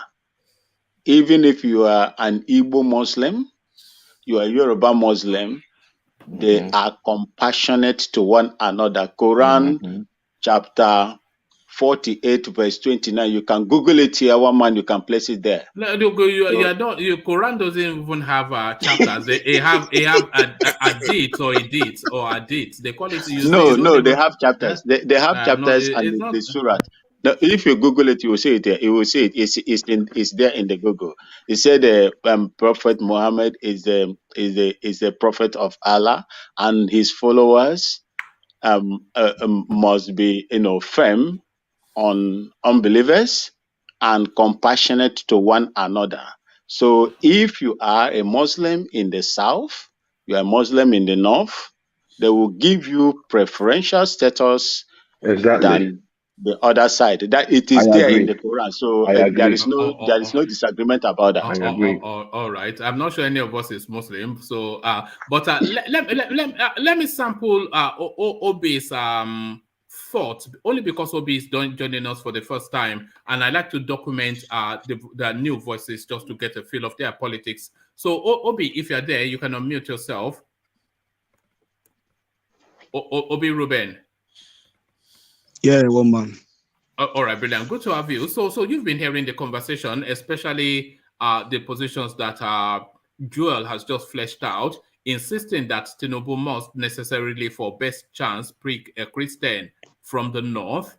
But I'm saying that he can sacrifice that religious space for expediency. So what are your thoughts on that, Obi? All right. Thank you very much, one man, for bringing me into the house today. I've been wanting to come. Sergeant Lekoko, I see you. I greet everybody. Okay. For me. Thank you. You are welcome. For me, I don't even see Tinubu winning this election, first of all. Simply because I believe they vote not. Like, Northerners vote Northerners. They don't vote party. Northerners vote Northerners. I don't expect a Northerner to start voting for Tinubu. Because first of all, they will be thinking we have disproved that though severally now. We've had this conversation before, and we cited MKO, we cited Obasanjo, we cited Goodluck. Goodluck. Yeah. They voted no. They voted South before. I've told you this is what they make us to believe. You know what happened. You know what happened there. What happened there? If you look, hold on. Sorry, let's hear from Obi a bit more. Sorry, I beg your pardon, but yeah, Obi, back to you. Yeah. Right. Thank you. So what I'm just saying, based on my own thought, I just feel the Northerners will still prefer to have Atiku than having a Tinubu. They will feel when Tinubu gets there, definitely it's going to cut down a lot of their strongholds in the political realm in Nigeria, and he might bring policies that might not favor them. And so some of those things are the things they will be looking at. We saw that as when Deborah was killed and how Atiku will definitely play to the turn of the North, but Tinubu might go stubborn. So these are the things I guess they will consider while voting. So that's just it. All right, but what about this narrative of power must come to the South, which the Southerners are quite insistent on? Because the one thing that you have to give the North credit for is their capacity to gauge the mood of the country, and the mood of the country wants a break, both from the North and especially from the Fulani, both of which Atiku is. Yeah, based on the power shifting, I will really commend the northern governors for standing their ground. We saw how Buhari wanted to play this consensus game and bring Ahmed Lawan from nowhere, So I thank God for the way the Northern. I like the way the Northerners play their politics. I'm still telling you that they are not really the problem. I'm an Igbo guy, but I will still say these people are not really the problem. What are the Southerners doing? How do the Southerners play their politics? I'm an Easterner, yes. How do we Easterners play our politics? You know, these are the things you measure. After you measure, then you will know the outcome. You will know the outcome. As you can see now, you see that the Northerners want an outsider. But the issue now I'm having is we saw how that team played during Goodluck's time. If they allow, maybe Tinubu does 4 years now, they might still come with that same tactics and use the media, use everything within their power to still bring up stories, propaganda, and all, and still put him down and put another Northerner for under 8 years. So I don't really trust their process actually, but I will commend them for wanting to shift the power to the South as they did.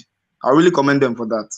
All right. We'll start to see how it begins to flesh out, because we're now getting into the policy spaces of the campaign. In the earlier session, we were talking about how Atiku, he's doubling down on the privatization thrust of his ideology in terms of how he sees a future for Nigeria. So he's intent on selling off things like the railway, the oil sector, the communication sector, all of which he did to some great success under the Obasanjo administration. So he's going to want to repeat that template. So what is going to drive this election is really something that we've not even yet brought into conversation.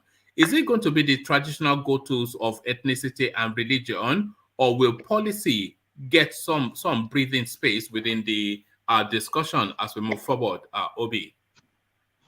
Okay, based on this question you asked, I think the traditional, the status quo is changing, because I can see Northerners even talk about P2B. I still see people from the Southwest talk about P2B. I see the narratives are changing. Like, so me, I don't really expect that traditional way, because the way people are, if you can check the number of registered voters now, like, you will see that there is change. There is not just that same traditional way of doing things. You know, we can see people now coming out, artists hosting free shows for people, making the PVC just the admission, and also I just believe it's not going to be the traditional way of we running our elections right from time in Nigeria. You know, I told them it's going to be different. It's going to be different this in 2023. You know, we've heard that before. We hear that One man. I have not seen. Let me tell you. You see, I still tell people, whether you like it or not, Nigeria stands on a tripod. It's still the same thing. Forget about all these things. The South will still come with their money bags. We know why they come. They will still come and they will still be used. Nigeria still stand on that tripod. In all of these, in the three, the only people that have had so much voter apathy is people of the Southeast. I am surprised at the numbers that went out to pick up. So what I'm trying to say is that this election is going to be something that we're going to look back and say, right, we really pushed, or we did it. But this election will be different. Do you know why? In contribution to what Joel is saying. Hold on, one at a time. In contribution to what Joel is saying, like, I personally, I'm trying to see how I stay in Oka. I'm trying to see how I could helped a lot of people to vote to get their PVC. Like, before an Igbo man will leave his business, before an Igbo man will leave where he's making money, to say he wants to go and do voter, just know that thing has really pushed him to the wall. I'm telling you, because I know how my people do when it comes to money. So in Onitsha, as of today, in Onitsha, if you can ask, if you have anybody around, if you can make up, I'm telling you that people are leaving their businesses to go get their PVC. This is not a story. I'm telling you what is really happening now, even currently in Onitsha. So the narrative is totally changing. It's not just that way. I beg. Our votes no dey count. Those kind things. Hold on. That's just the Nnamdi Kanu bounce now. That's the Nnamdi No, Kanu no, bounce. See, it's not. I don't think so. Please I don't think so. Stop it. That's the Nnamdi Kanu bounce. That's the Nnamdi Kanu bounce now. So It has nothing to do with. It has nothing to do with. See, it has nothing. Can I push back on something you said earlier on? You said something that DOG said before too. He said the Nigerian narrative that Igbo man, you just said it just now, that the Nigeria stands on 3 tripods. It's not. And you keep making the mistake. The real giant in Nigeria is the Hausas. Hausas are 70 million, Igbos 30, Yorubas 30. There is a 24% population of minorities in Nigeria. And you keep saying that you are just 3 tripods. And this is one of the aspects that weakens our country. Any group that is marginalized is a security threat. You can't just be marginalized. People say it's only one group of people that runs the country. It's not good way to be founded. I did not say the tripod. Hold on. I did not say the tripod thing. I did not say the tripod thing as a way of I did not say the tripod thing as a way of demeaning every other group. Every group in Nigeria matters, DOG. Everybody in Nigeria matters. What I'm just trying to make you understand is this. In the north that you're talking about, when you talk about the Fulanis, you have the Fulanis. You probably you are not private to this, but you have the Fulanis, you have the Kanuris, you have the houses, which are more in population, by the way, than the Fulani. You say? Hausa is 40-something million to Nigeria. Where are you getting? Hausa is more in number than the Fulanis, but the Fulani controls the government. I just want you to understand what is going on in the north. Now, I understand where one man was going when he said we should get someone from Tinubu should get someone from the Muslim north. We are talking that, let's make it clear, Muslim Fulani, right? That is what we are talking about. So it has always been between the Fulanis and someone from the south. But nobody is talking about the marginalization going on among the Christian north. No, or even the Kanuris, When I say hold on, please hold on, because there's too many voices cascading over each other. I just want to put a question to Niger. To Niger, can you name a Hausa president that Nigeria has ever had? You said there's 70-something million, whatever. Can you name one Hausa president? I thought Abacha was considered Hausa, but if you say it's Fulani. It's not Fulani, it's Kanuri. No. Abacha is Kanuri. It's Kanuri. Hausa is 51 million. And I think Babangida is Nupe. Babangida is Nupe, so he's not Hausa himself. We've never had a Hausa, so this thing that you're saying, Hausa is really marginalized. It's like in Yoruba Kingdom, where the group of people that were being elected in national positions were from a tiny group of Yoruba. So maybe that's what happens in every region. I don't know. I'm sorry, and let me add to what you just said to Niger.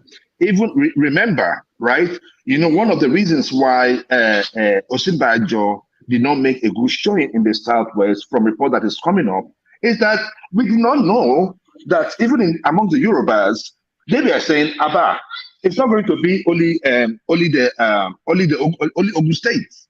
You have Obasanjo Ogun State. You have Fela Ogun State. You have no. That is not true. Hold on. Hold on. It was out there. Let us stop it. Let us stop it. Let us stop that. Excuse me. You're saying I should stop. Why? Hold on, everybody. Everybody, hold on. Let me direct how this conversation, but it's just too many voices on top of each other. So let Ajale Koko interject you. And then I want to get to Obi quickly back as soon as you can. So Ajale Koko, you want to interject on the point that he made? Yeah. Yes, that narrative is trying to play is totally false and totally untrue. Why Oshibajo could not make it is because he doesn't have he's not a politician in the first place, and he doesn't have structure within the party. And I did not say that that's the reason why he did not win. I said that's the reason why he did not have a good showing. No, that is not why he did not have a good. No, It is not why it did not have a good showing. But, And I'm just telling you that narrative should not cover I at read Nigerian all. news every day, but the issue Nigerian of Ogun Yoruba State does not discriminate against each other please, based on the please, state. No, let me tell you, are you a Yoruba person? Let Are you a people Yoruba criticize person? Yoruba too. Oh God. That is what you always tell us. Are you a Yoruba person? Come on. No, I think in the news. I read news. What is I the stay in news? Lagos State too. Which No, come Lagos on state? now. That is. Are you a Yoruba person?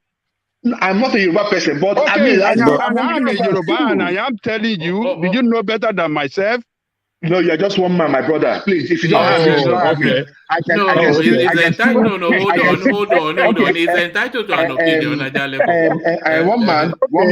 I am going to look for the video because you see, I don't come out on the. I don't look at what happens to the. I look at mostly. You are listening to one man as well. One video from one person that just talk nonsense, and you want to start to spread My that. brother, I'm talking about 5-6 interviews. I am going to present it to you. Joe, Right? you have a I will have point. to We've go back. actually I will even give talked it to you. about this thing. It's Right? part of why it affected him. It's part of He it. There's affected nothing to him. argue Let's about. We've stop all said that. this We've like talked about it trying on this to program. think like we have a perfect Yoruba. Let's just No, move it's not on. like that. Can everybody let's bring it down? Bring it down. So Joel, in your steady voice, present what you're about to present, because I'm not really still sure where you are landing.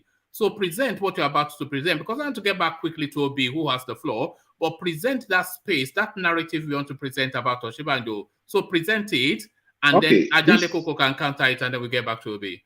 Okay, this is what I'm trying to say, right? Like in the build up to the APC primaries, the issue of where Osinbajo came from became an issue among Yorubas when they were talking about the consensus. It was there in Arise TV. It was there in TVC. Okay, so the issue was about most people that has had positions from the Southwest, right, came from Ogun State. And when you look at it, it is fair enough. It is fair. It is an open truth. Are you going to tell me you don't know who Obasanjo is? You're not going to tell me you don't know who Yemi Osinbajo is? I am not from Yoruba land. I stay among Yorubas. Shonekon as well. Shonekon is Yoruba. Look at every person that has from opposition. State as well, yeah. You understand what I'm saying? It's from Ogun State, right? This state has been going on. Even my landlady is from Osun State. She called this issue up, and that's the reason why she supported Tinubu very, very well. Because my mom is a Tinubu fan. The other day, she was drinking because she stays with my brother here. She was drinking. I was like, I made a place, man. She was like, oh, my boy has won. You get what I'm coming from? Yeah. So Tinubu had that appellation. But we also remember in Lagos State, the real owners of Lagos State, when was the last time that the real owners of Lagos State ruled Lagos State? We can go deep. Right? Now, we can say that, oh, we are so now educated that we have left certain things. I get it. But let's not take away the truth. The facts are that there have been more people from Ogun State, and it really affected Osinbajo's chances. I am not saying he was going to win, but he would have made a better showing at the primaries. All right. Thank you for that. So I think DOG wanted to back up what we're saying. So back it up just very briefly, and then Ajanle Koko can counter it, and then we go back to Obi. Yeah, because I remember we actually brushed through this narrative of him coming from Ogun State a bit, even on this section.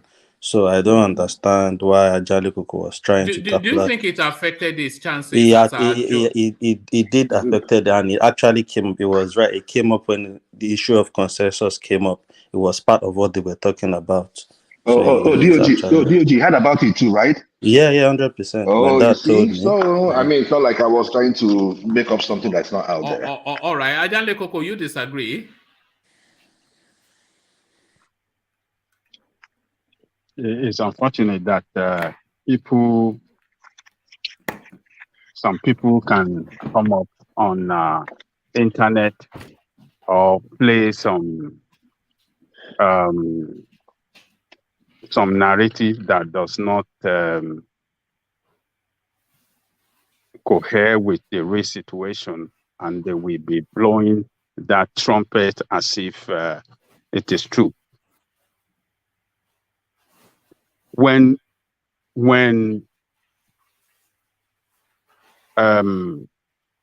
Tinubu pick Oshibajo, nobody forced him to pick somebody from Ogun State.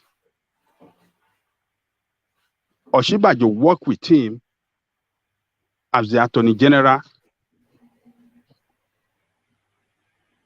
and among all the commissioners, he is the best commissioner among all his commissioners that he knew, he had conviction in that, yes, this guy can do the job for the position of vice president.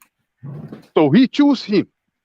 But he wasn't his first choice. Hold on, man. It wasn't his first choice.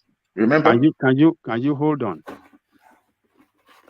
I don't know what you mean about first choice. I don't know what you mean about second choice. I don't know what you mean about third choice. He presented 3 people. The first No, two people he didn't present 3 people. I don't That's even know not why true. you're taking us back. Ajani, we are talking about his chances getting this ticket, not about him becoming vice president. So why are we going back to him? Can you let me speak? I'm just coming up with my preamble and let me land. Okay, land.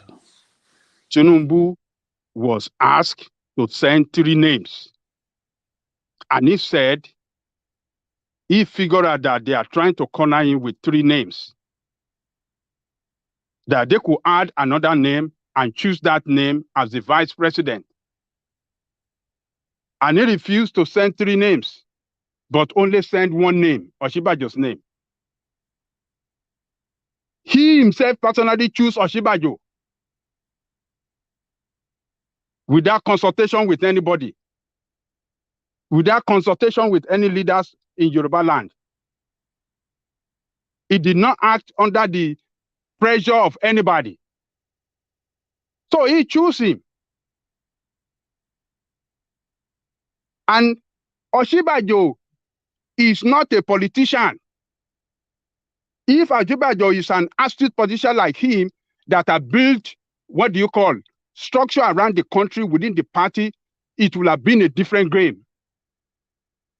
Oshibajo forget about consensus.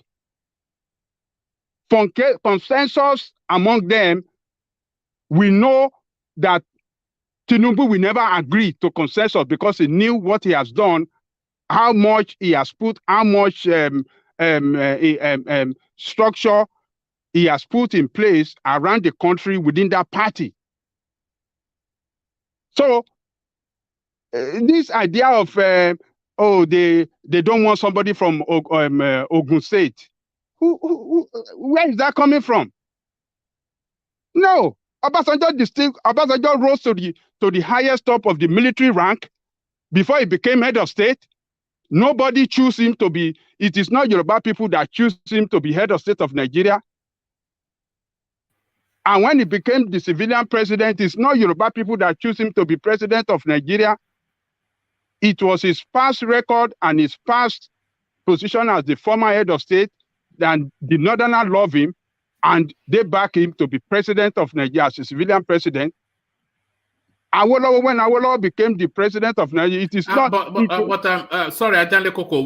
I think what they are suggesting is that there's a narrative, and I think Joel, he cited even conversations on that narrative have never came up among the leadership of Yoruba. But he said he was being within the party. Hold on, please. Can you hold on, please? Joel was just and Joel, you can just in your own words. He was saying that he heard conversations around this on channels, television, on TVC. And maybe I never heard it. I never heard it. If he has it, he can post it to you. I never seen it. Okay. If you see anybody, I don't know who will be singing that. Amongst strata, even people in the streets, I forget about people in the streets. People in the streets. Can I finish? I say all strata of life. Cutting all stratas of life. when you look at, I look at everybody. And if you're a good student of history, you know that sometimes the media gets you confused. When you listen to the people in the street, they tell you what is really, really going on. Their real feeling. What they call it, the people in the street, people like those ones that they go out to interview at the newspaper stands, it came up there. In one of the newspaper dailies, it came up there.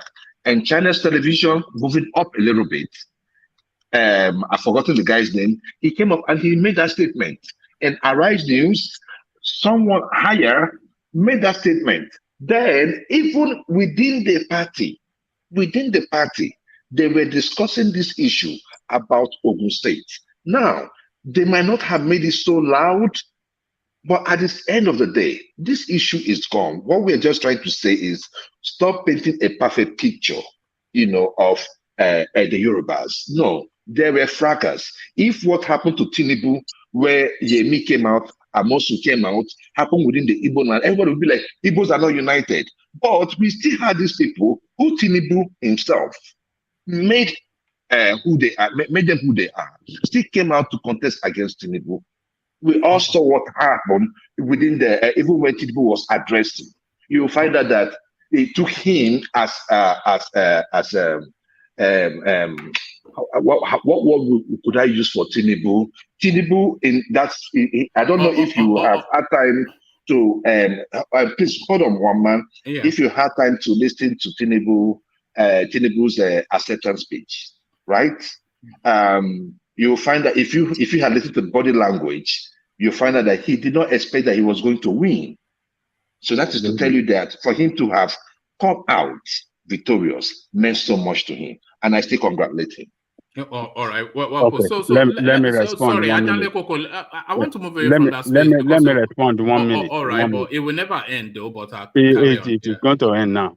Tinubu is the leader, is the political leader from Yoruba land. Nobody, Oshibado, cannot even contest that with him. So this idea or this narrative that, they don't want him because he's from Ogun State, that is a complete lie, number one. Adanle Koko, I can tell you it's not a lie. It came up within the party, and I was being told by strong people that are in the party.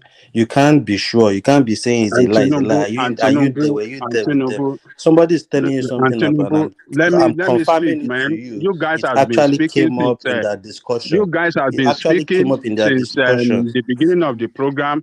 I did not make it. Let me finish my own. Nobody is contesting. Because you are wasting time on no topic. It's no topic. No, don't worry. Let him land this point. Yeah, what is wrong with D? Why do you behave like this, for God's sake? All the time. How do I behave? I'm just telling you facts. I wanted to move on. It happened, and I'm telling you it happened. So what am I behaving? All right. Let me just move on because it will just continue to spiral. I don't. This is very, very irritating. All right. Apologies for that. They coming down. And especially D, you calm down as well. So nobody is contesting the leadership with Tinubu from Yoruba land. It's number one. So the idea of somebody from Ogun State want to overshadow him, that is not even a right in the first place. Some people can come up with all sort of this kind of nonsense narrative that does not hold water. That is my point. It doesn't hold water, and the leadership in Yoruba land does not even contest the position of leadership on the basis of, this one from East State, this one from... No. People have paid attention to that. Even I pay attention to it. I think it's mentioned severally that it's a curiosity that of all of the... I don't think we've ever had a Yoruba person take the topmost seat in Nigeria that is not from that certainly Ogun State space, Yes, I agree with you, but it is not a big issue among Yoruba. It's not an issue at all. It is a fact that all leadership we had, yes, they are all from Ogun State, but is it an issue to Yoruba people? Is it a problem to the entire Yoruba people? No. But some disgruntled element or some disgruntled leaders in Yoruba land that just want to steer some trouble, came up with So this narrative. you're agreeing with us. You agree with us that it happened. No, hold on. But to say that is why he couldn't get the ticket, that is what I'm debunking. That is why he did not get. I mean, that is not what's stopping from getting the ticket, but because it doesn't have the structure within the party, is the northern governors that gave that ticket to Tinubu. All right, thank you. Ajale Koka must move on because that space is just is I think we've okay. Yeah, let me go back to please. Let me get back to Obi. So Obi, are you still there? Yes, I'm there, one man. Yes, thank you, Obi. I wanted to sample you on the Peter Obi phenomenon, which I consider to be an Nnamdi Kanu bounce. Who's that? Babati, please mute yourself. Sorry about that. Sorry, Obi. Yes, I wanted to speak to you about the Peter Obi phenomenon, which I somewhat consider to be an Nnamdi Kanu bounce. So, what are you making of the Peter Obi phenomenon, Obi? And do you see it very much as a sectional, regional, ethnic thing? A lot of people want to paint that it is not, but from all of the defense of that space, it often is, because the people that are pushing that narrative are essentially his people. So what are you making? Firstly, what are you making of the Peter Obi phenomenon, Obi? Okay, one man. I will still say that the Peter Obi movement is not an Igbo movement. Okay, the Peter Obi movement is not a Biafra movement. It's not an Nnamdi Kanu movement. Okay, so what actually gave this guy the audience is him visiting the radio, visiting platforms and giving hopes to Nigerians. It's not even about maybe because he's an Igbo. If a Yoruba man, which has had maybe good records like Peter Obi, came out and still sell these ideas, he will still have the same movement. That's just it. So I can't buy that narrative that it's Nnamdi Kanu. No, it's not. You don't think it's straddling the Nnamdi Kanu platform? The space that Nnamdi sensitized is essentially what he's occupying now. It's because I see him somewhat as Nnamdi Kanu, but with better English and better clothes. No. One man. No, that's how I see him now. It's no different. I don't buy into this narrative, one man. It's not at all. What impact do you think it will have on the electoral space in 2023? Okay, Peter Obi, first of all, I know the East will vote for him. Then, will I say a bit in the Southwest will vote for him. South, some part of the South will vote for him. Then I don't have any assurance about the North, but I know in the South he's going to have. Do you think it's a spoiler? Do you think it's essentially a spoiler? I think we can all agree that it's not going to be president, but he's going to affect who is going to be president. So do you think it's essentially a spoiler? One man, that statement you made. Sorry, that statement you made that we agree that he's not going to. Oh my, you can't make such statement now. You can't say that. Do you think it's you can't just say that, because for the fact that you can have 0.01 possibility, that 0.01 possibility is a possibility. So we can't just say he can't. No, we won't say that. All right, but I think we have. I think it's no. I think we all know it's but not going to the be. issue is. Can I come in? Okay, when you're done. Hold on. Issue, sorry. Let me just go on before go on. The issue is this. The Peter Obi's space now is going to reduce our votes in the South. You know, that's what I'm saying. That's just the disadvantage of this thing now. Yeah, that's just what it is. Yeah. Is a spoiler to which kind of government? Is Tinubu's government the kind of government we want? Is a spoiler to people who corrupt, people who pay delegates to assume the flag bearer of the party, people who can't raise the flag up? No, now He's not a spoiler to such people. Just come to think of it. Is he a spoiler to someone who has actually brought evidence of stealing and pure corruption? No, now. If he's a spoiler to someone like Mogaluna, we can say that, but not to Tinubu. Tinubu is not, he's a thief. You know, he's just a thief. He's a rogue. That's just it. Do you think there's a danger that Peter Obi might well gift the presidency back to the North? If the South, maybe towards the election, if the South don't come together to pick one person, there's high tendency that Atiku will win, like very high tendency, because the kind of crowd Peter Obi is pulling is not something like we never expected it. Me, I didn't expect such.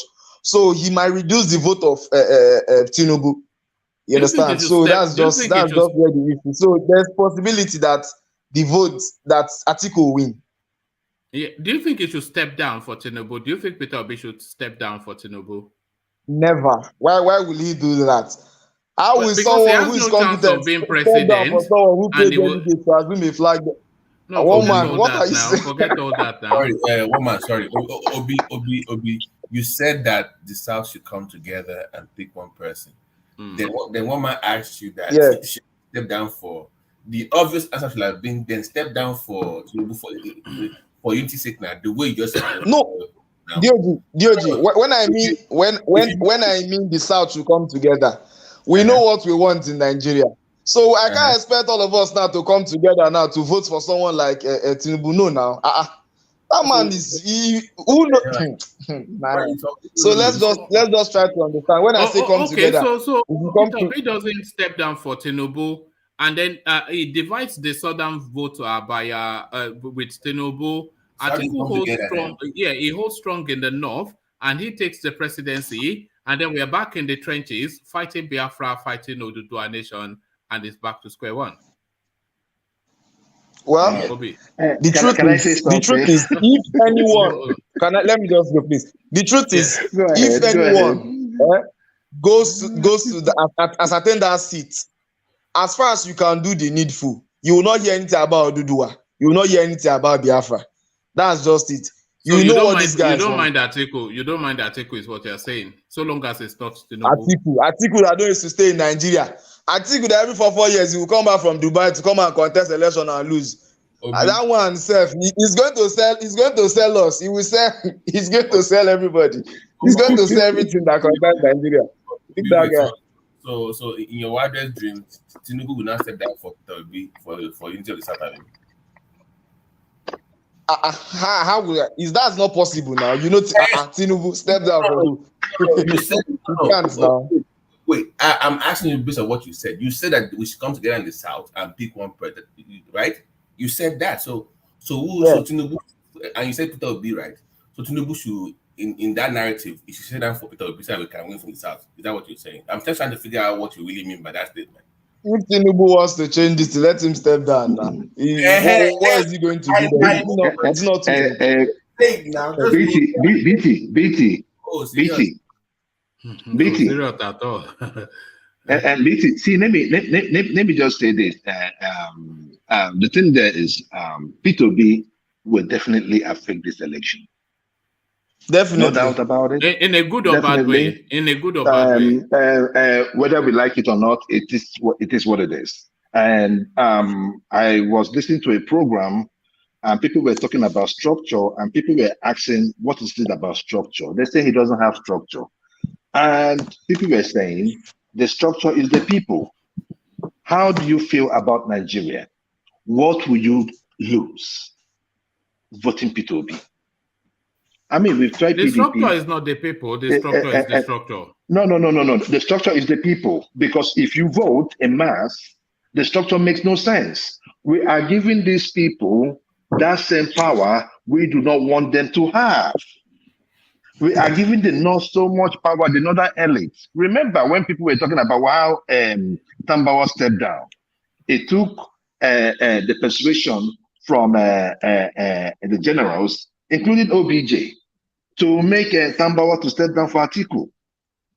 Right? So what I'm just trying to make you understand is that if Atiku goes back there I believe that we might be, Atiku might be better because, I mean, when I look at that, that's why I said I have some spot for Atiku, I have some spot for Tinubu, knowing full well what they did while they were in power. It is not like they were saints, but at least they worked. So that's why I still have some spot for both of them. All right, Joel, hold on. Joel, are you in front of a screen, Joel? Yes. Oh, okay, I want to play something. I want to play something for you and really for the benefit of everyone else. So watch this.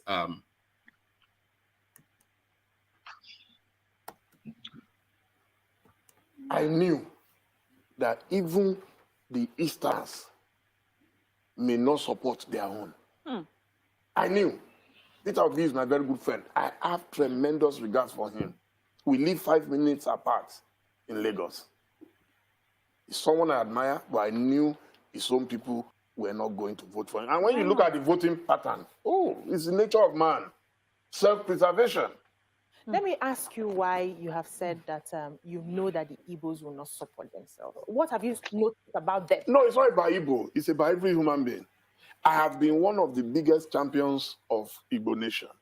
You see, the thing is that your salvation does not lie in the hands of a member of your family. It's somewhere else. That's why some of us are contesting. I didn't want to contest, but I knew what was going to happen. That if the Southerners don't present good candidates, we're going nowhere. For me, the two of the best, I'm not saying we're the best, the two of the best in PDP was myself and Peter Obi. Now, let me and he had to abscond. Let me stay on Peter Obi for a second because he has moved on to Labour Party. Now, I'm talking to you now as a journalist again because I would say if Nigerians, if Peter Obi is one of our best, can Nigeria pull off what was pulled off, maybe what Trump pulled off by getting these new votes that nobody even knew existed? Is it possible? That would be a delusion of grandeur. Oh, wow. I was in Labour. I started my journey from Labour. Nigerian politicians are everywhere. They have proliferated everywhere. They have infiltrated everywhere. The first thing Obi will face in Labour, he would have to fund the party. The party does not have money. Wow. And Nigerians don't make contributions. After I lost the first 10 million, I started shaking when I was in Labour. 10 million. They said they were setting up structures. But he has to now set up structures. They don't have structures. Hi. That's why I told my friends, Kingsley Moghalu, Omoyele Sowore, Peter Obi, Donald Duke, ask any of them if I did not want them. You cannot win a presidential election from a fringe local party. Look, you cannot. It doesn't have that. He has money. Peter Obi has money, unlike me. I'm just a reporter.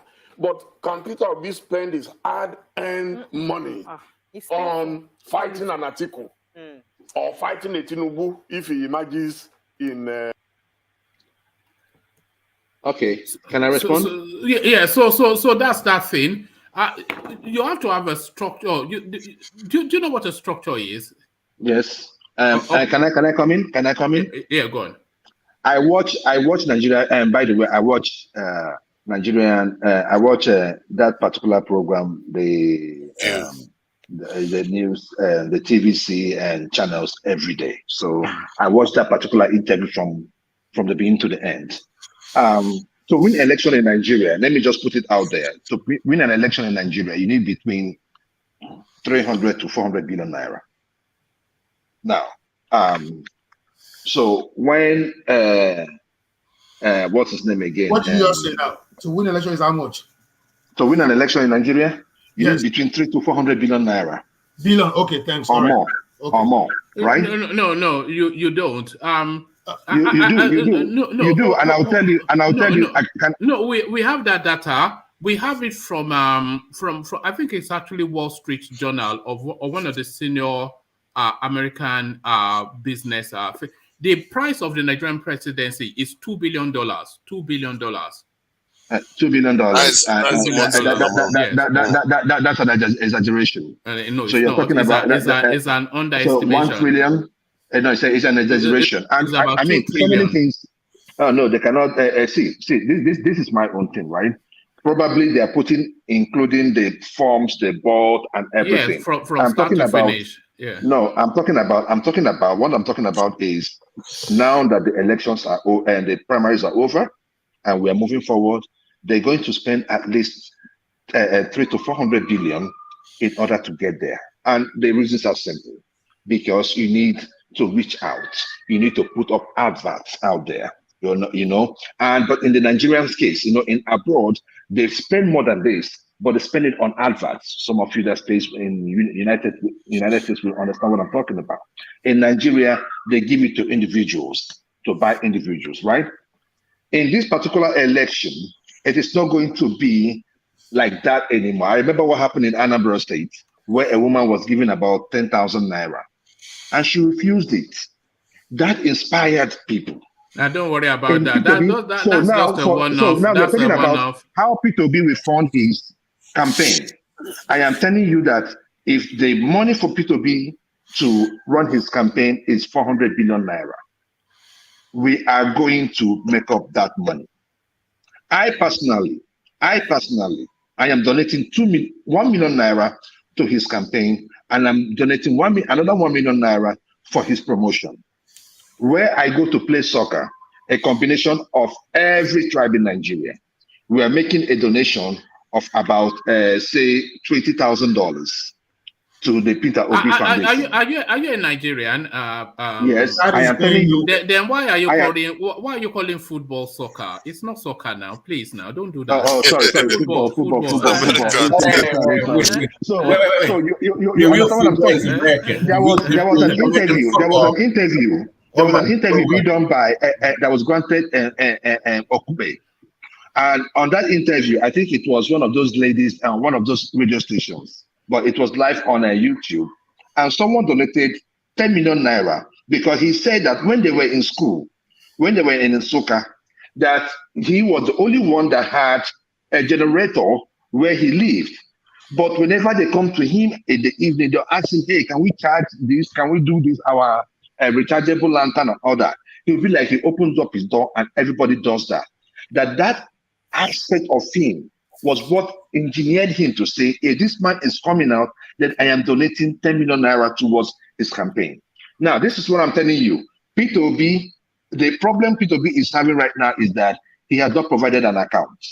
I am telling you, we're waiting for him to provide an account or GoFundMe. Nigerians are ready.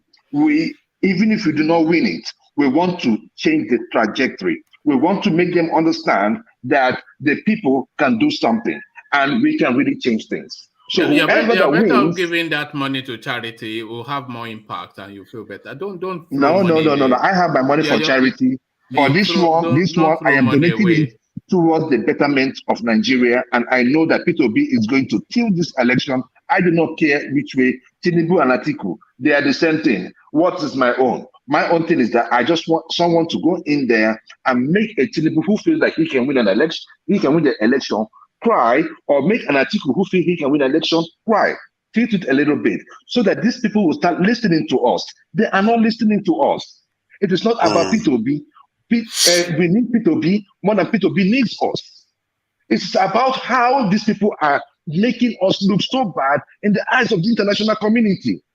It's about us. It's about how we are seen in this country. Don't worry. You know what tells you everything? The traditional politics always wins through. And this is what we saw. Of all of the young people that they have in PDP, they present you Atiku Abubakar. All the singing and dancing that Oshibanjo did, they present you Tinubu. So traditional politics always wins through. The house always. Have you ever been to Vegas? Have you ever been to Vegas? The house always wins. The house always wins. Can I say something quickly? Sorry. Hold on, Joel. Let's hear from that voice. The Macron wasn't traditional. He did leave and did what he was able to do. And there is also the aspect. I think I didn't believe what this Joel was talking about. But the point he was making was that basically the two are the same, and there's some logic there. Tinubu and Atiku, there's not that much difference between them. Except that Tinubu is from the south, and Atiku is from the north, and they've all done things. And I think Tinubu is going to establish some structure that is going to give the south access to power a bit more, and that's something the north will be concerned about. But they are basically the same people, so maybe this is a chance for us to express another will, so that the next time a politician want to run for office, that chance has never been taken before in Nigeria. Yeah, that's true. Maybe why not now? Why not now? Why not now? Yeah, no, every single time, every single time it presents, look, it's always why not MKO, now. Let's not forget MKO. MKO ran on a Muslim ticket, and MKO won in virtually everywhere. I mean, he got his 25% in virtually everywhere. What I am talking about is that Nigerians have suffered enough. We should not want to think outside of the box. A fool is doing the same thing at the same time, thinking that we're going to get a different result. We cannot continue doing the same thing, electing the same people, and after the 4 years, we now say, "Oh, dollar is this. Oh, corruption." No, you know that I see the Peter Obi saying, I see it's a distraction, nuisance value. You know? My brother, I'm listening. When you guys use the MKO Abiola narrative about Muslim, it's quite different. I see the politics of SDP NRC to be more of ethnic. Is Yoruba Hausa. There is nothing that people were not really thinking about. Oh, is Muslim, is Christian. Then they were thinking MK Abiola is a Yoruba man, then his vice president is an Hausa man. But now, because we've been having this crisis, religious crisis and all that, that's why most people are now adamant about requesting for a Muslim Christian rather than a Christian or a Muslim. Are you saying that people did not vote for MKO because they felt that MKO could do the job? Yeah, exactly. But when you talk about because it was Muslim, they still voted. People were not thinking about the religion then. It's just because that's why I was saying that we weren't divided as we are today. Yeah, we weren't divided as we are today. So that is what I was saying. I would advise Peter Obi supporters to investigate or research how Macron did it in France if they want to have a chance. It's more sophisticated. I don't think. Anyway, sorry. Nigerian politics is different from anywhere in the world. An establishment party, and both establishment parties knock all of them out of the park. So I said one thing earlier. I said one thing earlier. Trump did it. Trump did it. Sorry, guys. Trump did it. Macron did it. So it's a possibility. And by the way, I'm not averse to a Peter Obi presidency. It's just that maybe I'm too cynical. It's just a thing, but I can't see it. I see it more as noise. I'm sorry. Yeah, you come in, Babate. Yes, just to vary the. Trump did not do it that way. It was a Republican. He joined the party. Let's stop this. Trump was not a third party person. But it was a maverick though, wasn't it? Trump used to be no. Let's hear some other voices. I'm sorry. I've been listening to this. Let me be nice. It's Friday, so let me to these people today. I've been hearing all this Peter Obi narrative, and I really wanted to put the cost of our Hebrew brothers and sisters, since we're supposed to call them that way on this platform, anyways. I bet you this. Well, you should really just out of being civil, Yeah, I'm trying, but it's getting ridiculous at some point. I think we will still get more Igbo votes than Peter Obi. I don't know why we are just jumping on this online, the euphoria, whatever. I don't even know how to put it nicely today. I love him too. We all love Peter Obi. Everybody said the nice words about him. But let's just stop this delusion. If my Igbo friends are pissing me off lately, I've been getting text messages from these people that I'm like, guys, really? Even you too. It's getting ridiculous. I mean, at some point, guys, I want him to win, but the reality just remains that Atiku will still get more Igbo votes than Peter Obi. Do you think it's done in? Do you think it's done in? Who's that? This is a Jewel. That's a lie. It's not going to happen. Atiku is not going to win more, and Tinubu or Atiku is not going to win more Igbo votes in this election. More than, and even if he does, see, this is my thing, right? Even if he does, we are presenting Obi as an Igbo president, and which is a wrong narrative. Okay, let's stop presenting him. Let's stop presenting him because he's talking about Nigerian issues, and we are not supporting. I'm not supporting Obi because he's an Igbo person. Why do you say that? We have hold on. Can you hold on? You are allowed to support him because he's Igbo now. There's no. No. I really don't like it when people say I'm not supporting him because he's Igbo. No. When fundamentally, that's why you are supporting him. Before they started talking about, before I started seeing Obi's platform speeches, I've always been a fan of Akeredolu. Look, I am not this kind of person. I have been following politics since I was 13 years old. I did not point at someone if I did not believe in that person. It is not about being Igbo. Before Obi came out, there have been Igbo leaders in the past. So it's not about being Igbo. But the thing there is that we are presenting it like, oh, Igbo is what made, of course, a candidate from a tribe can make people say, you know what? I believe in this person. But this is it not someone being wants to present. There's nothing wrong with that. Hold on. Is it not being pushed predominantly by the Southeast? No, he's not being pushed predominantly by the Southeast. He is pushed by the things happening in Nigeria. On this platform, he is.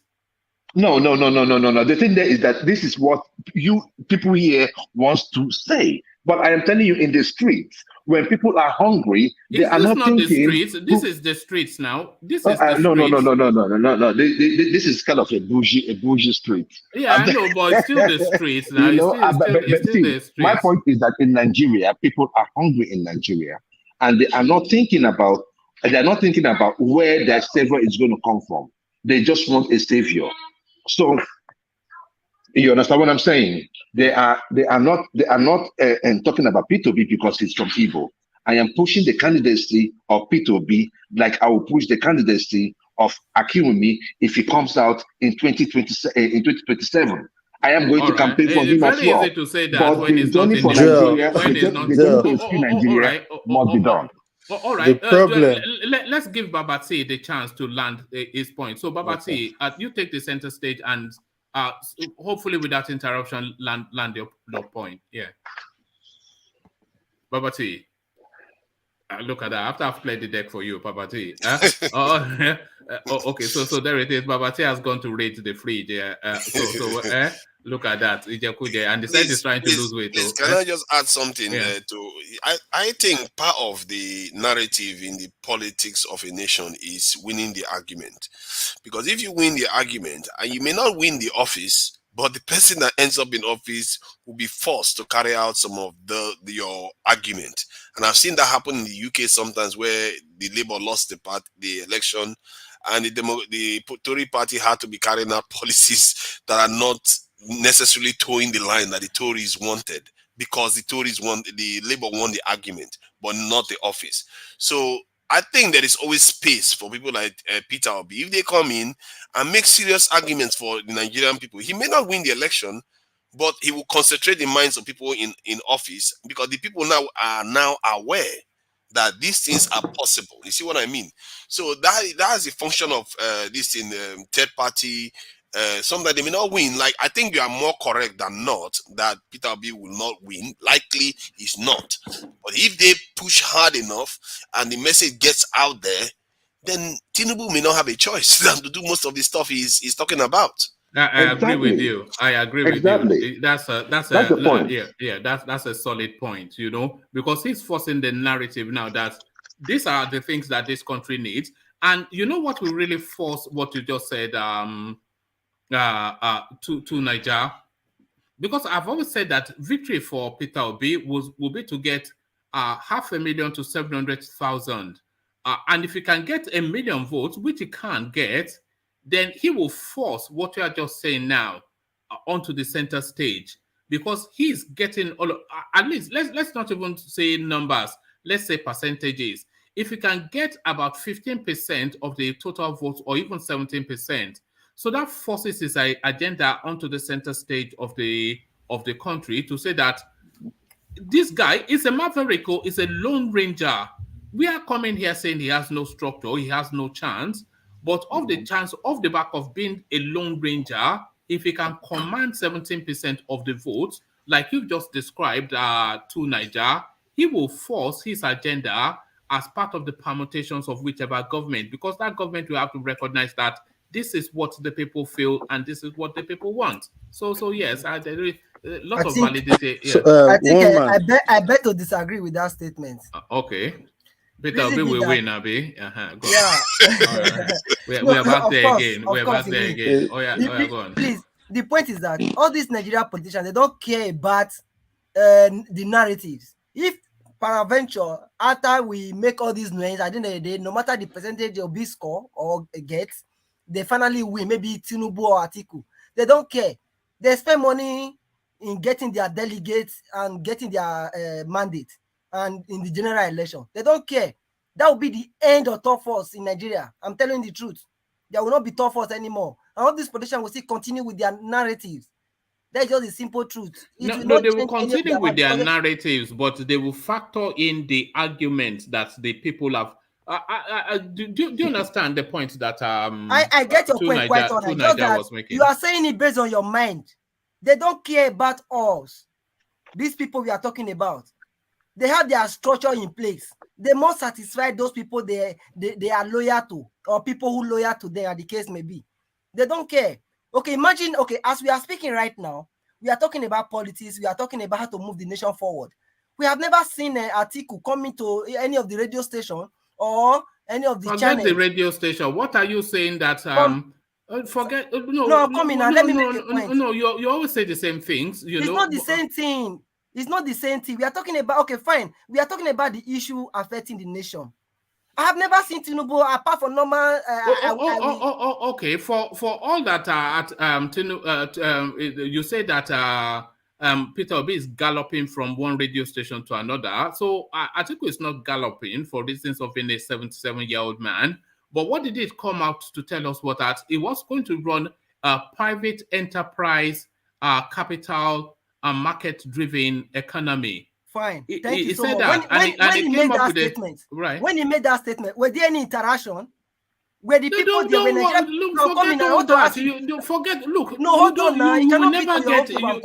You can never get it. You just want to do it. Peter Obi, yeah, do it now. It's not about Peter Obi right now. It's about Nigeria, one man. Please. It's not about Nigeria. It's about Peter Obi. Let me make a point, please. We had someone maybe with newspaper or anywhere he made the statement. There was no interaction between Nigerians and this article. Say you want to privatize. Nobody asked him question. When this guy came out, maybe Showore or Peter Obi, if you go to any TV station, people will ask him question. How are you going to do this? You cannot just come on air and say that is all. You don't get it. It doesn't matter the interaction or not the interaction. It's a conversational space. That interaction is very vital. That's why we are not getting it. Forget all of that. Okay. It's a conversational space and an ideological thrust. It's an ideological thrust. It's a directional point. Do you understand? It is not it is human capital development. It's not all of that. It's an ideological thrust and a directional point. And he's saying that he's going to reposition the Nigerian space into a free market economy, which all of the Atiku now. Did you ask him question when he said so? How is he going to do it? Well, no, I wasn't there when he said so, but he did say so. Did you see the video? Forget all the questions. What nonsense? When you don't understand. Maybe the conversation. I don't want to say the conversation is beyond you. We have been here.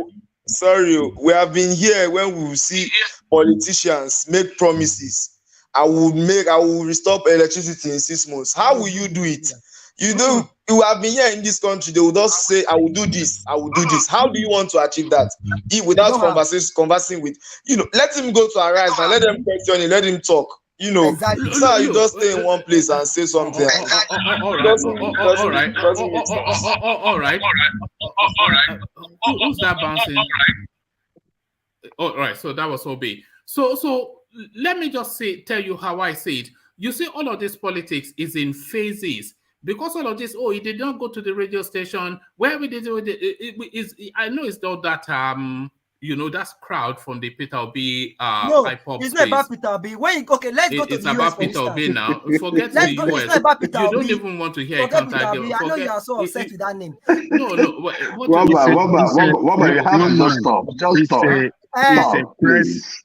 It's a press release statement, Mm-hmm. and the media can come up with question anytime they are meeting. There's going to be presidential debate, so the media should be prepared. So we're looking at those release statement and come up with question at him. So people can release a press statement. It is not all the time that they have to meet the media and be talking now. It's got to, I mean, there's time for everything. But now just No, hold on, Joel. We must hear other voices as well. So allow it, Joel. Yeah. Okay, so it just released that statement for the people to have an idea of how he want to run the economy. That's the first step. So now they are doing a lot of things within their party on how to organize the party well. They are trying to choose vice president and put some other structure in place that will drive their campaign. So there's time for everything. So, but what he did in releasing that press statement to alert us as people that, hey, be waiting for me. If you vote for me, have an idea of how I want to run the economy. I want to make it a market-driven economy, a privatized economy, an economy that private sector, that will be driven by private sector. And we, the government, are not going to drive the economy for you. It's you, the people, that will drive the economy. So there's time for everything. So it's not time to... Ajale Koko is that, remember last debate, Buhari boycott that thing. There was not, he did not give Nigeria time to ask Buhari question to date. At all.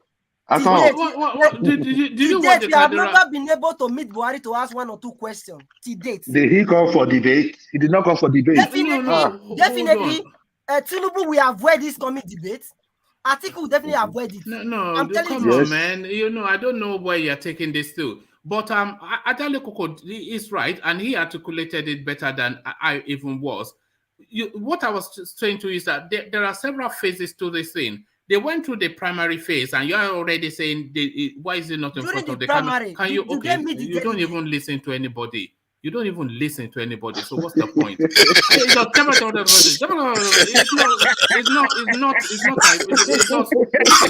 now. You know.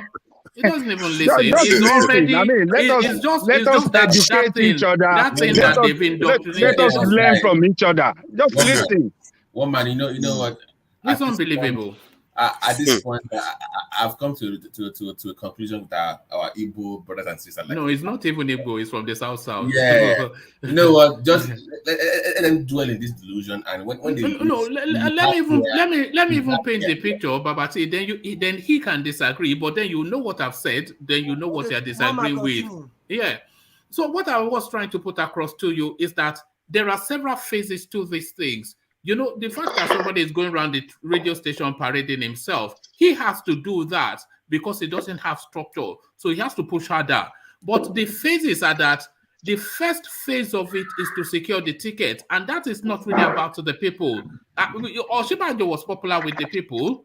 He wasn't popular with the delegates, whether it's money or no money, whatever it is. He didn't go past that phase. So whatever he said, as fantastic as it was, it doesn't come into play. So you have to go through that phase first to secure the ticket. So he has not secured.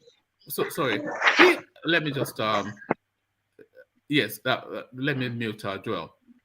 So he has now secured the ticket. So the next phase then is to flesh out then. So he haven't secured the votes of the delegates in his party, which is his first election. The next election then is to secure the votes of the populace. So his conversation initially was with the delegates So the conversation now is with the voting mass.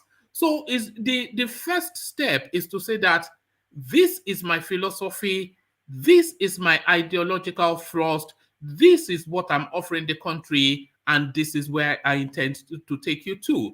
So he has fleshed that out to say he wants a market-driven economy, as he did under Obasanjo, where they opened up the GSM space and privatized quite a few things, a lot of them to great success. So his ideological thrust is that government has no business in business and is looking can I come in now? Wait first now, wait. You have not said anything. You just want to for me to finish so you can do the yeah. So he wants to, you know, he wants to give you his ideological thrust. Fine. So that's the next phase. I'm going to mute you, or let me even step you down a little bit just so I can say it. Then I'll bring you back onto the screen. Otherwise, you won't let me say what. So he wants to paint that picture first. So it gives you his agenda. So that is the space that he's going to go to. So that's the first space. Then he's made that press release, press statement. So now they know where he's saying he's intending to go. So the next phase then is obviously necessarily interaction with the people via the platforms of the media space. So when he starts to do the media rounds, they will interrogate him around those spaces that he has identified and other spaces. So his phases is not Peter Obi running around making noise from one radio station to the other. So that is what I was trying to say. Now I've been able to say. So that's it, Teobala.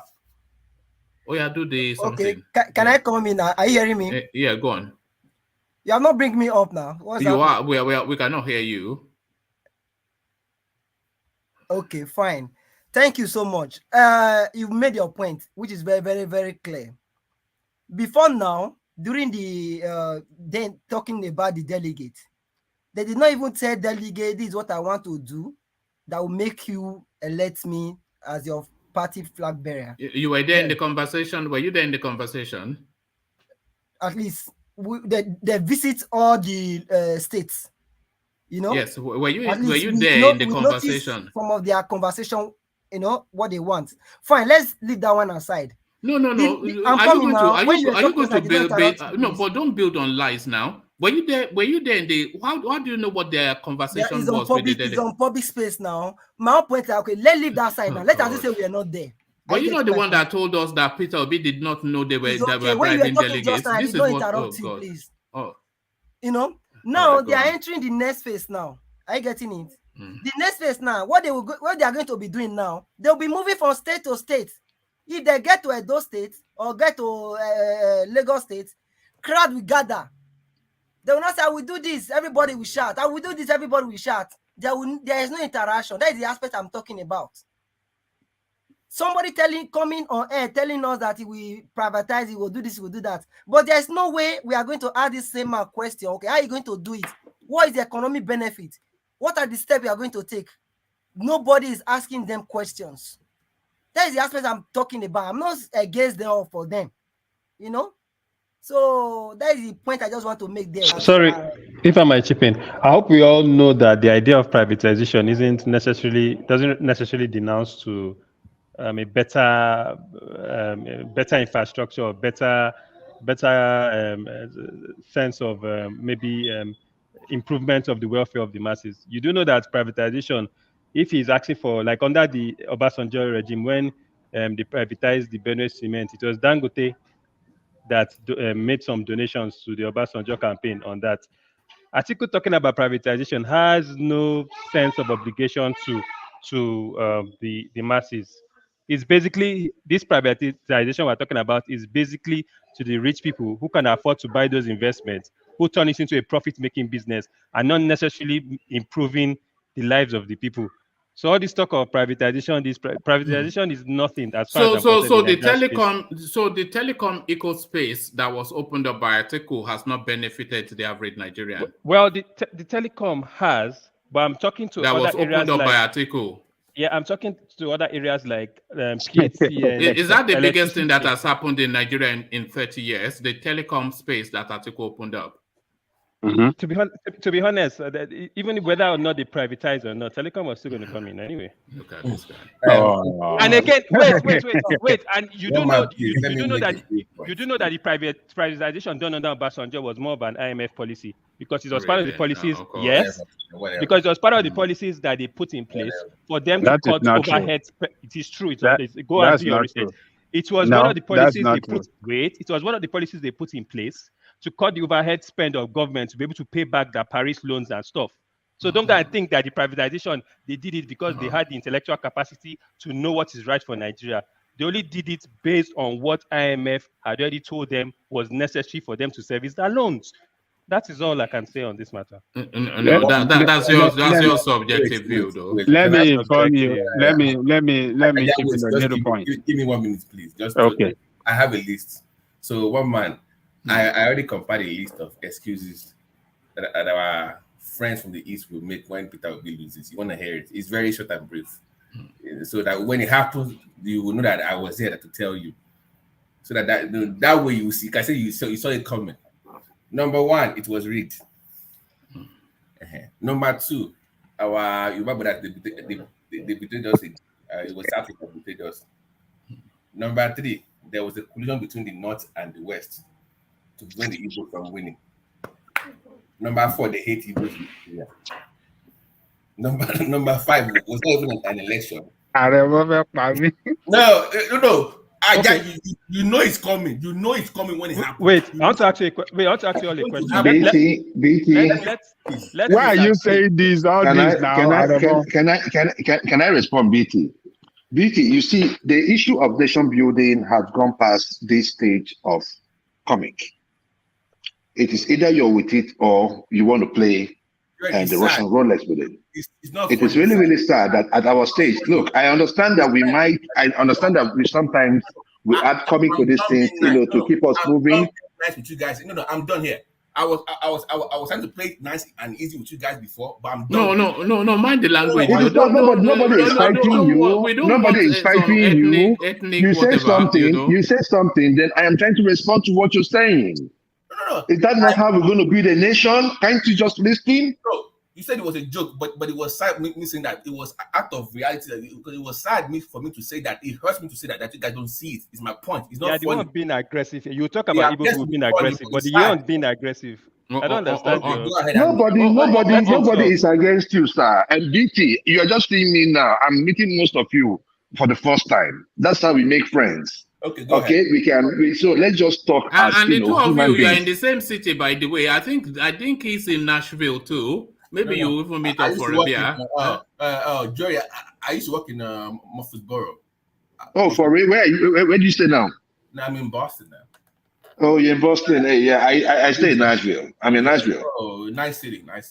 So BT, please, you see, this is about nation building, right? Now, see, whatever happens, like I told you, if I sit down here and tell you that Obi will pull a victory, I will tell you that I'm lying.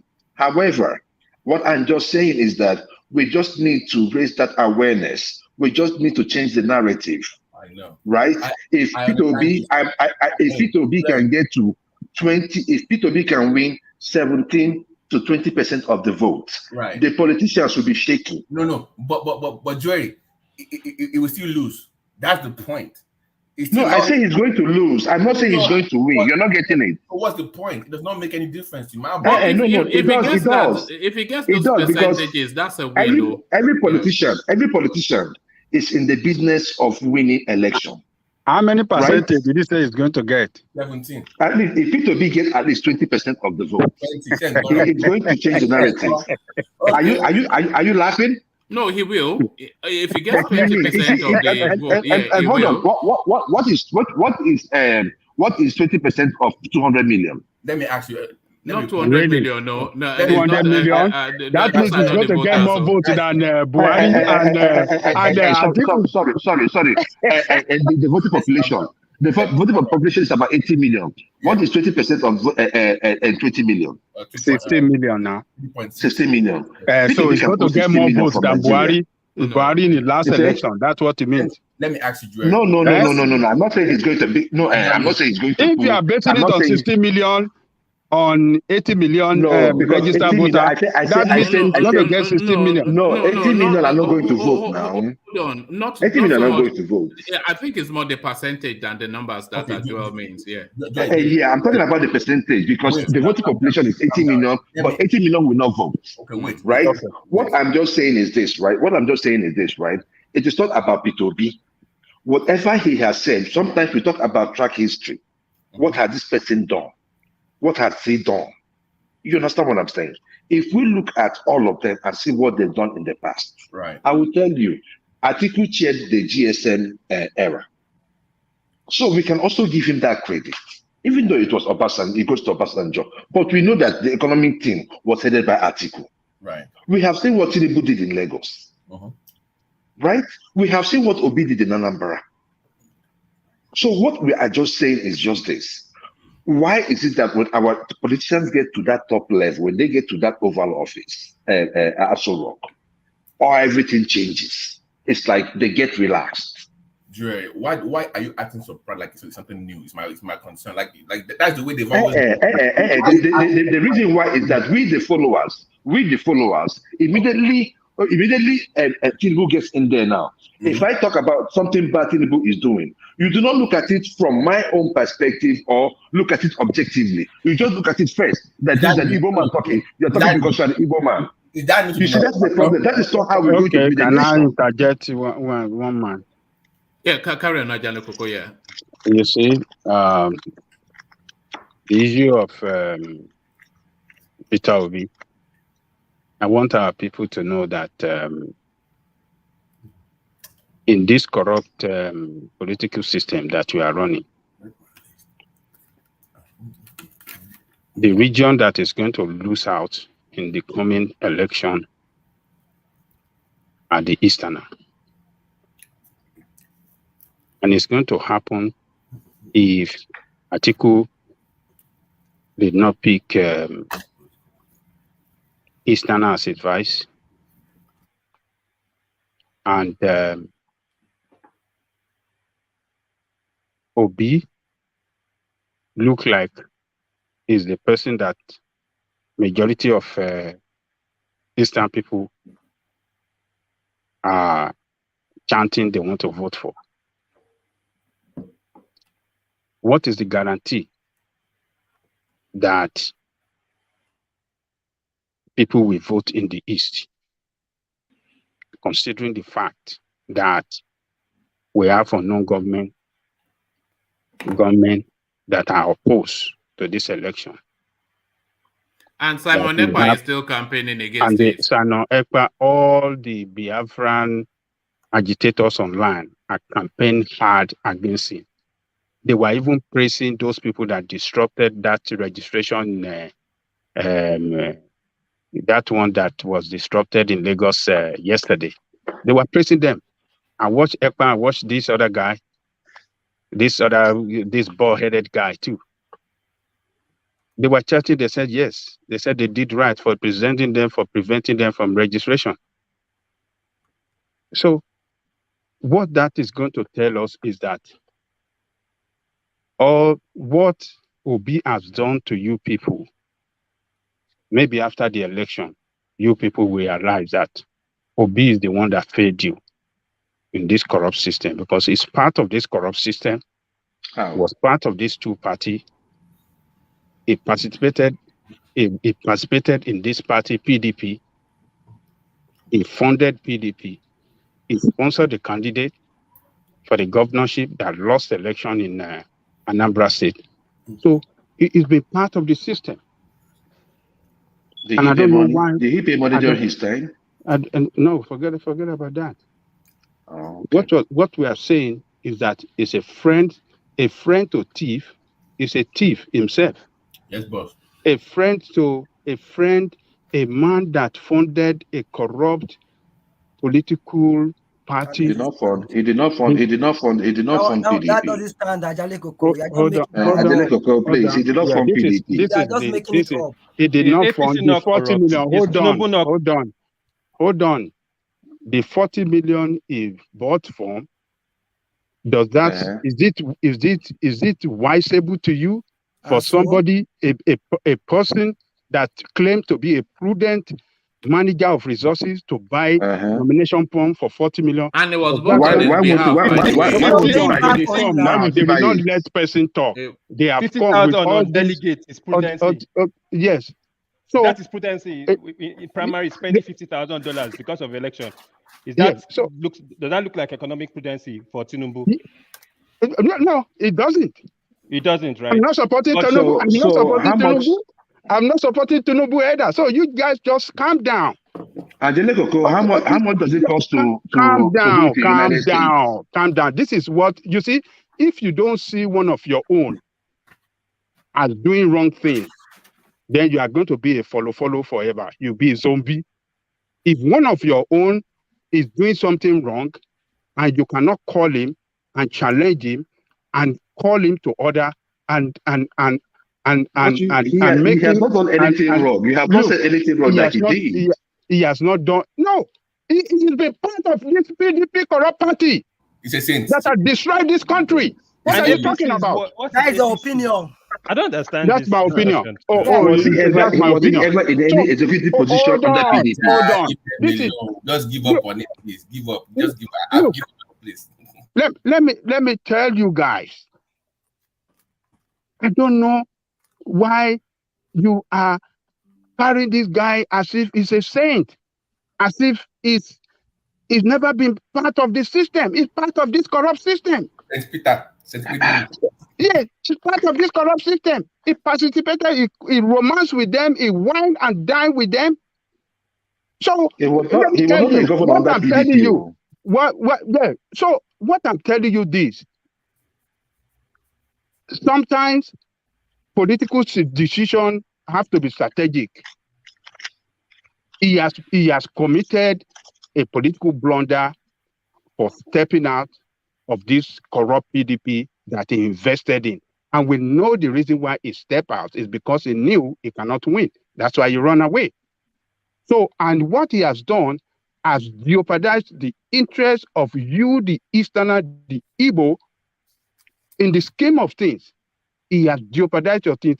In the Labour Party that he has run to now, he cannot win the presidency there. All of you are convinced.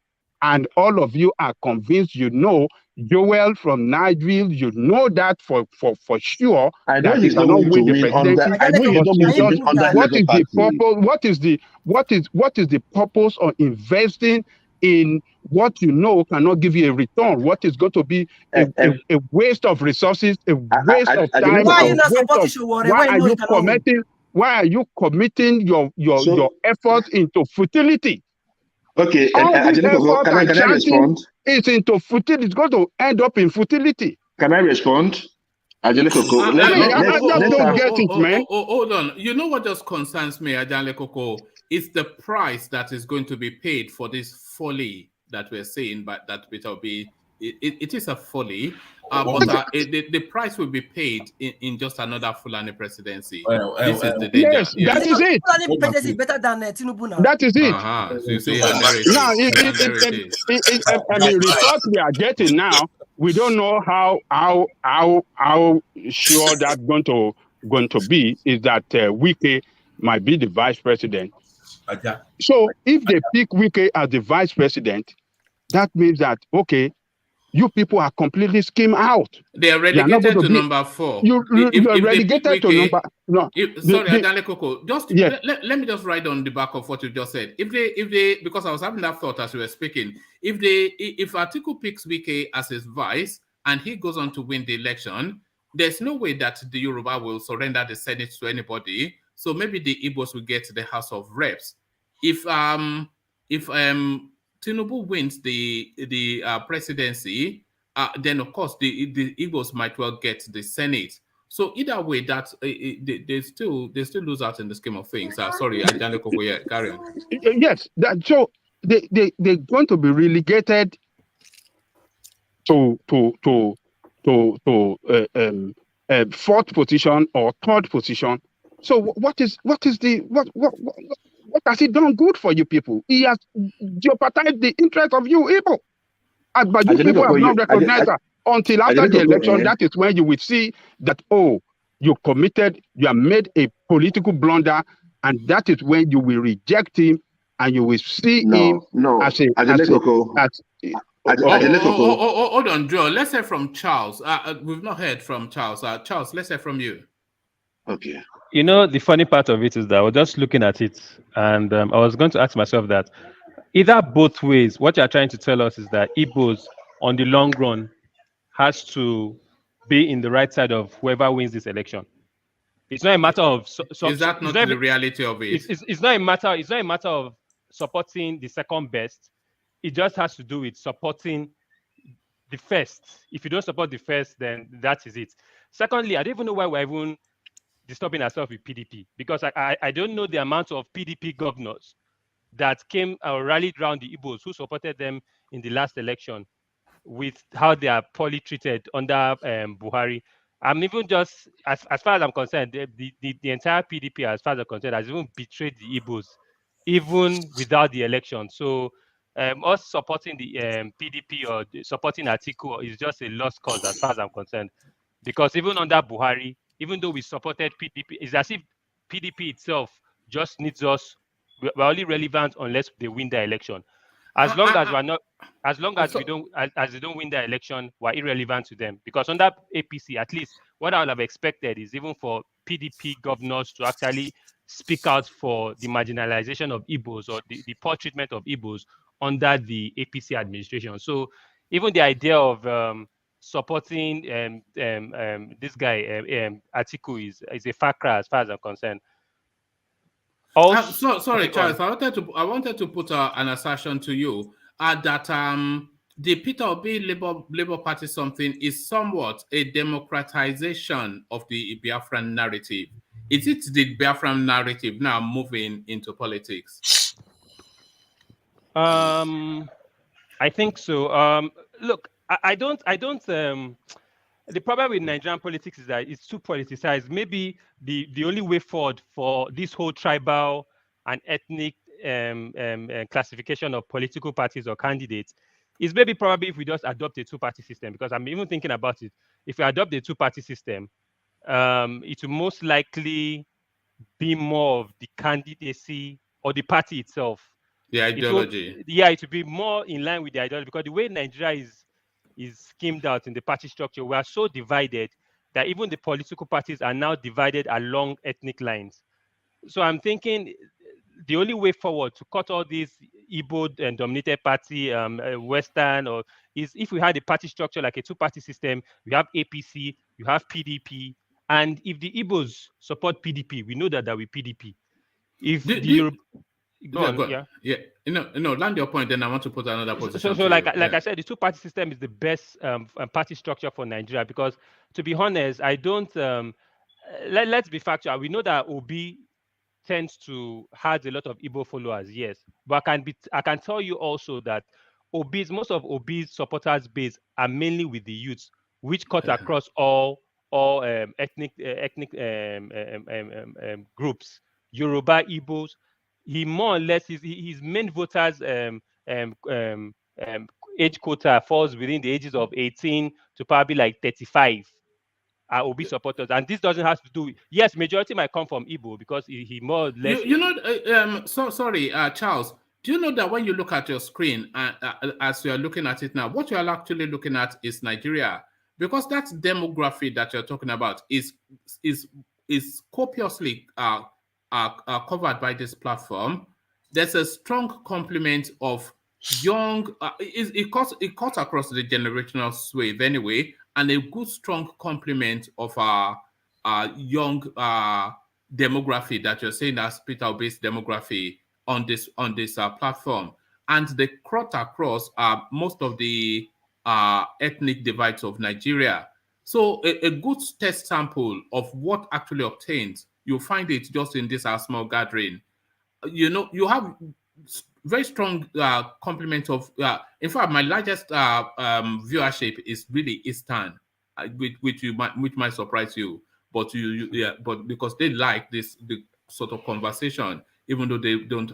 So there's a good strong but where I'm driving to is over and over again, when we get to this point, the people that champion they tell us that the Obi narrative, the phenomenon, is a youth demography. But what we see, or what I see, because I pay attention to what everybody says, what I hear and see, when you hear Solly, when you hear even DOG, who is a bit more temperate, but when you hear vast amounts of non-Eastern voices, they don't see the phenomenon cutting across the generational divides, right across.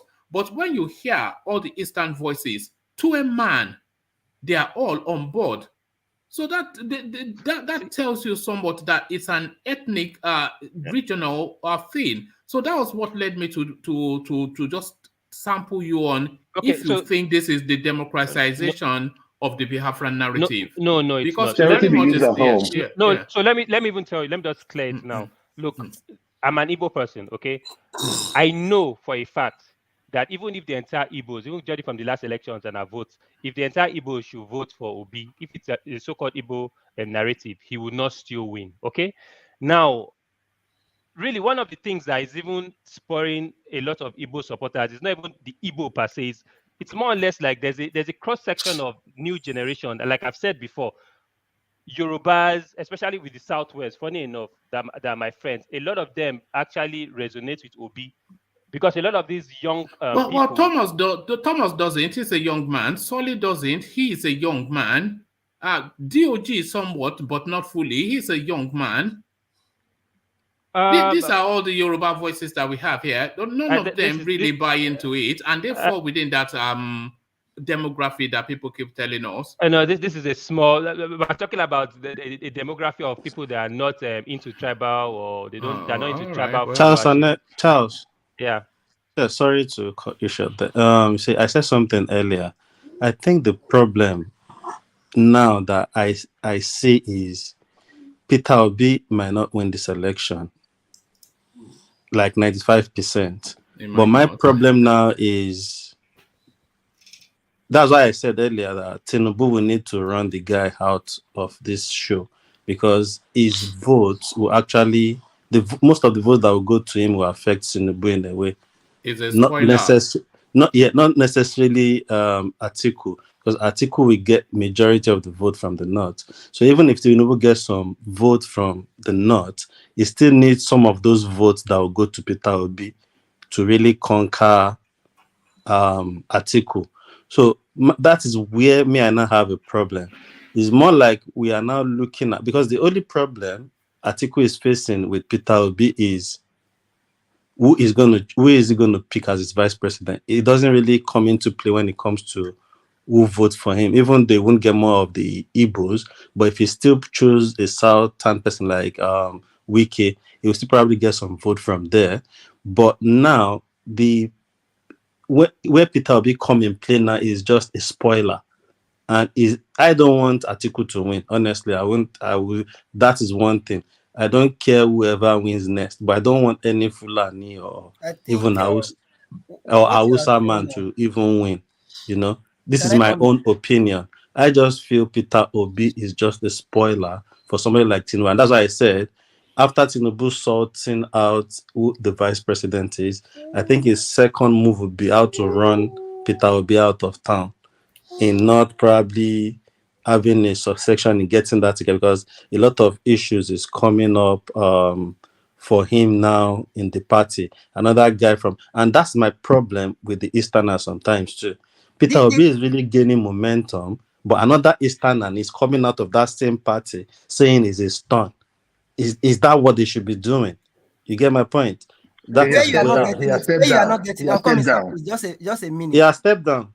He has stepped down. INEC even came out and said that the presidential candidate for Labour Party is Peter Obi. The game is on. Just a minute. Make nobody wrong. The game is on. I think the choice of this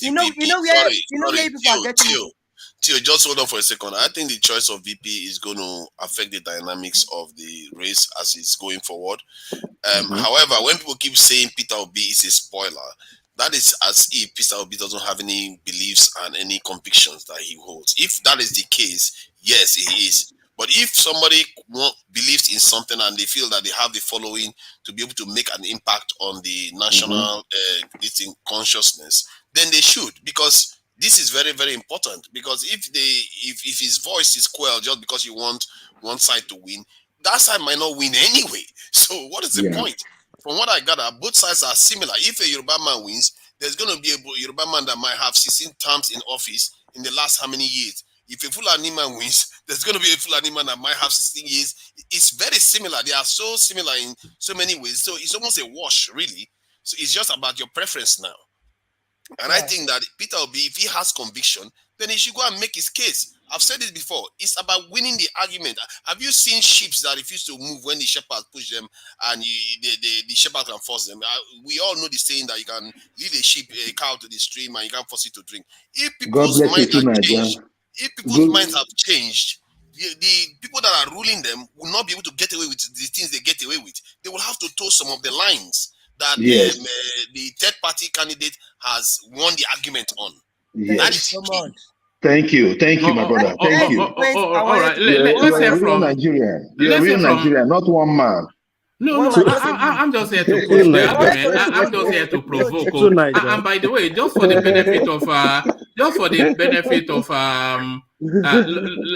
benefit of anybody and everybody, both the panel and the listeners, what I do primarily is to push and to provoke.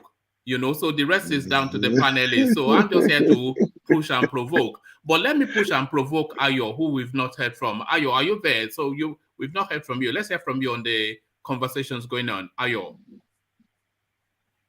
Okay. Have we lost you, Ayo? Hello?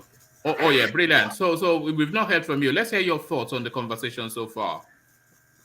All right, thank you, woman. I don't know, I came late, sorry, because of work, but I don't know where to start from. If it's from the Obi narrative or take it from the Obi narrative, because it always ends up there, and that's what really seems to what generates the most controversy. A lot of people see him essentially as nuisance value, just a spoiler to the space.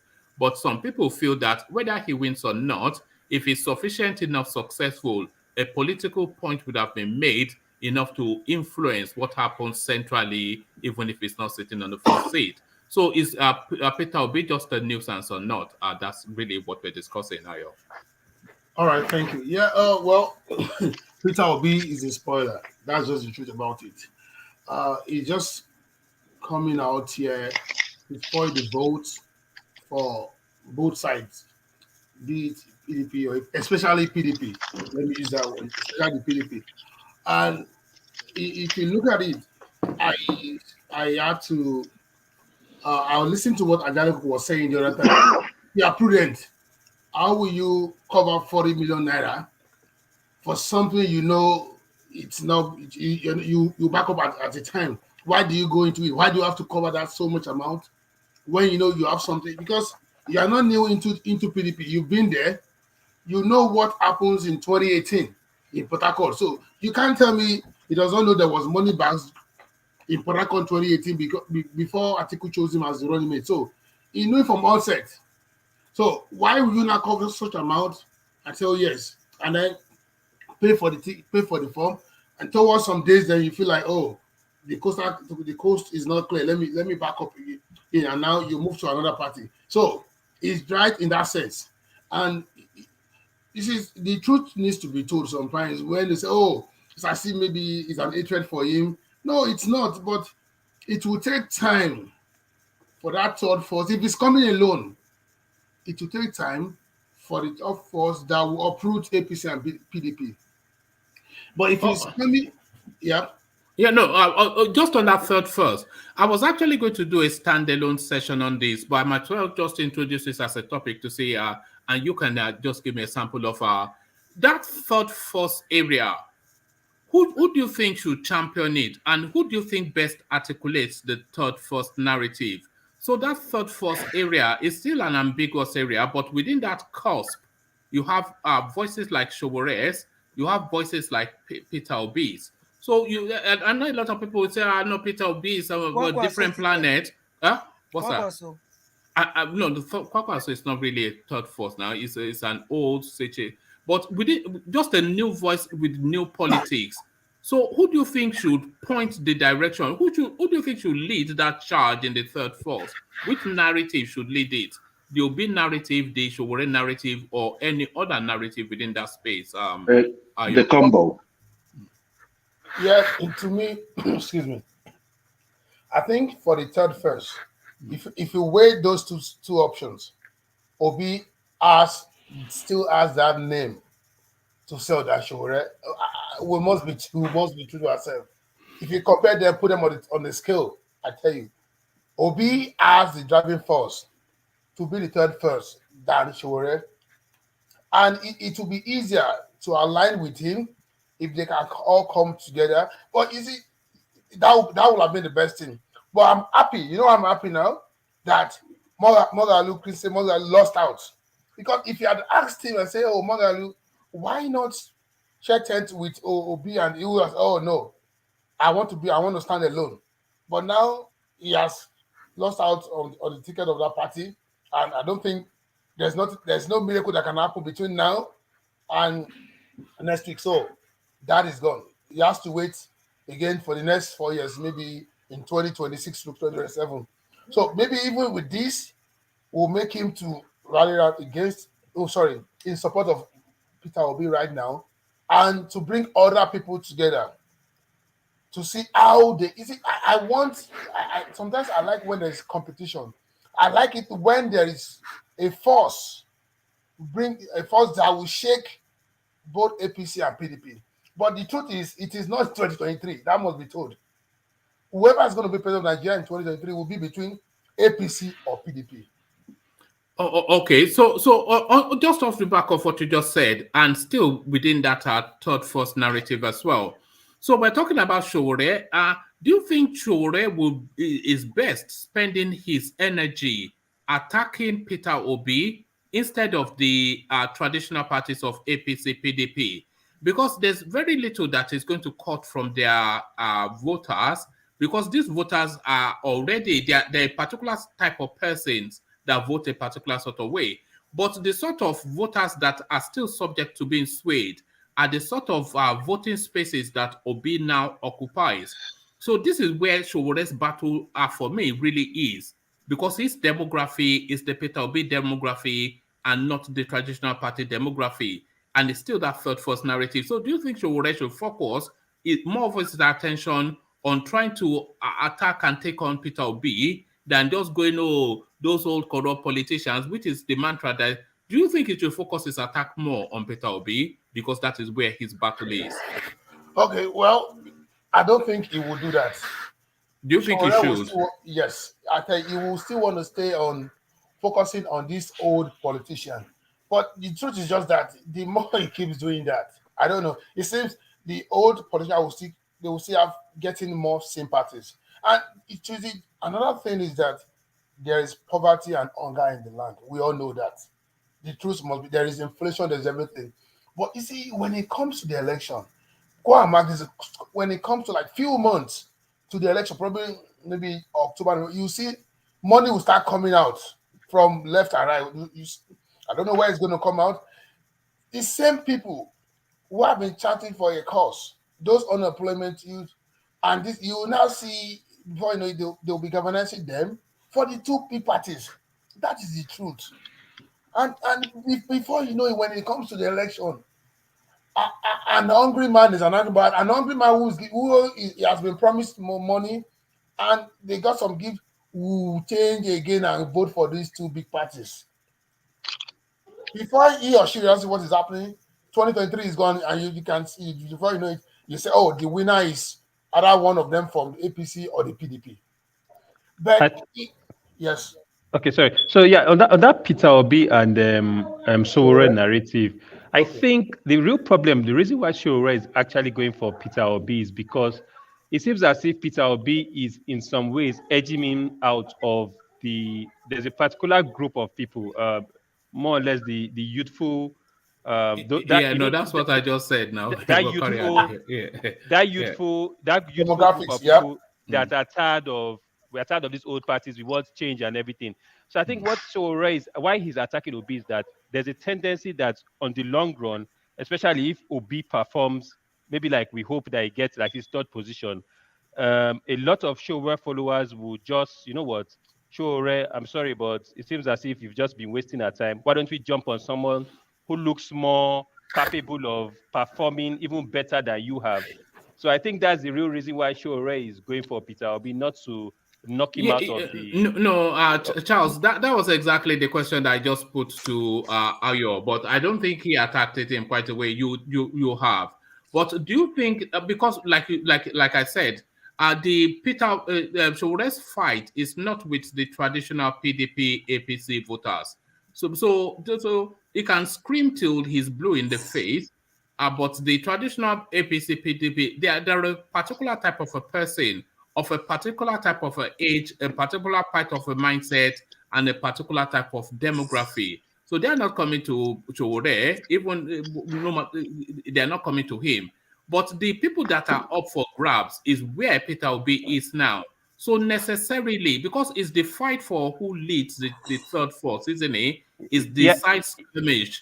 So necessarily, he has to attack Peter Obi because that is where his battleground is. Yeah, it's more or less like a fight for the new generation of voters, young voters. That, you know what, we're tired of the old way of doing things. We want to radicalize. We want to revolutionize, that kind of thing.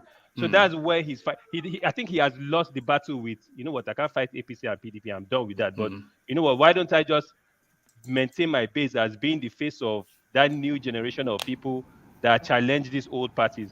So I think he's just fighting for his own survival. That, you know what, if Peter Obi edges me out on this, my relevancy in the political landscape is going to be eroded. That's what he's fighting for. Do you think Showore will be one of the casualties of the Peter Obi phenomenon? Because I'm not far away from you in what you're saying.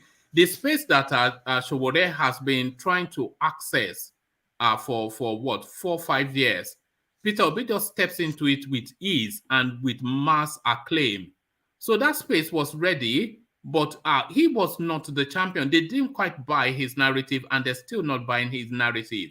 But you can see how en masse they are buying Peter Obi's narrative. So Peter Obi, one of the casualties of the Peter Obi phenomenon will be the ending of the Showore, paper nonsense. Yeah. Sorry, can I just say something? I think you are being cruel to Showore. You're like always. You're very cruel to.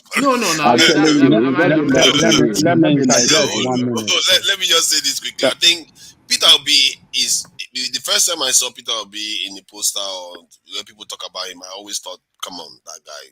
Look at him. He's not even charismatic from his picture and stuff like that. But when you hear Peter Obi speak, and you hear the breadth of some of his things, and I've not heard him a lot, but the stuff I've heard, I'm quite impressed. And he came across as actually charismatic. And I think someone like Peter Obi, if he exposes himself more to people, he might actually win more votes. The question is, his integrity. And I think if Showore starts attacking him just because he worries that the guy is going to steal his space, that doesn't say enough about principles, isn't it? Because if you are going after principle, you go after the people that are actually breaking most of the principles that you hold there. And if he turns into dog eat dog world, I think both of them will lose a lot of credibility, because they should be facing their energy on the two parties, really, if I was them. Because you want to discredit the two parties as much as possible. Force them to come to your ground as much as possible. So that's how I look at this. If Showore deviates and goes after Obi, to be a grave mistake. He has to, though. He has to. He has to. Yeah. It will be a grave mistake. He will not. He will not. Just craving power. He will just look like he's craving power. He doesn't care about the principles. What else would he do? He'll be attacking PDP, PC. That's why people have been saying challenge their principles, challenge their policies constantly. If one person is challenging it like Showore on one side, Peter Obi is challenging it on the other side, then they will have to sit up. They might even do a little bit of research to think about what they are going to do for the people because of it. You see what I mean? But tonight, you should realize one thing. Offer a service. They challenge the establishment to do better. Showore doesn't work with anybody. It doesn't work with... Okay. Yeah, go on. No, D can go.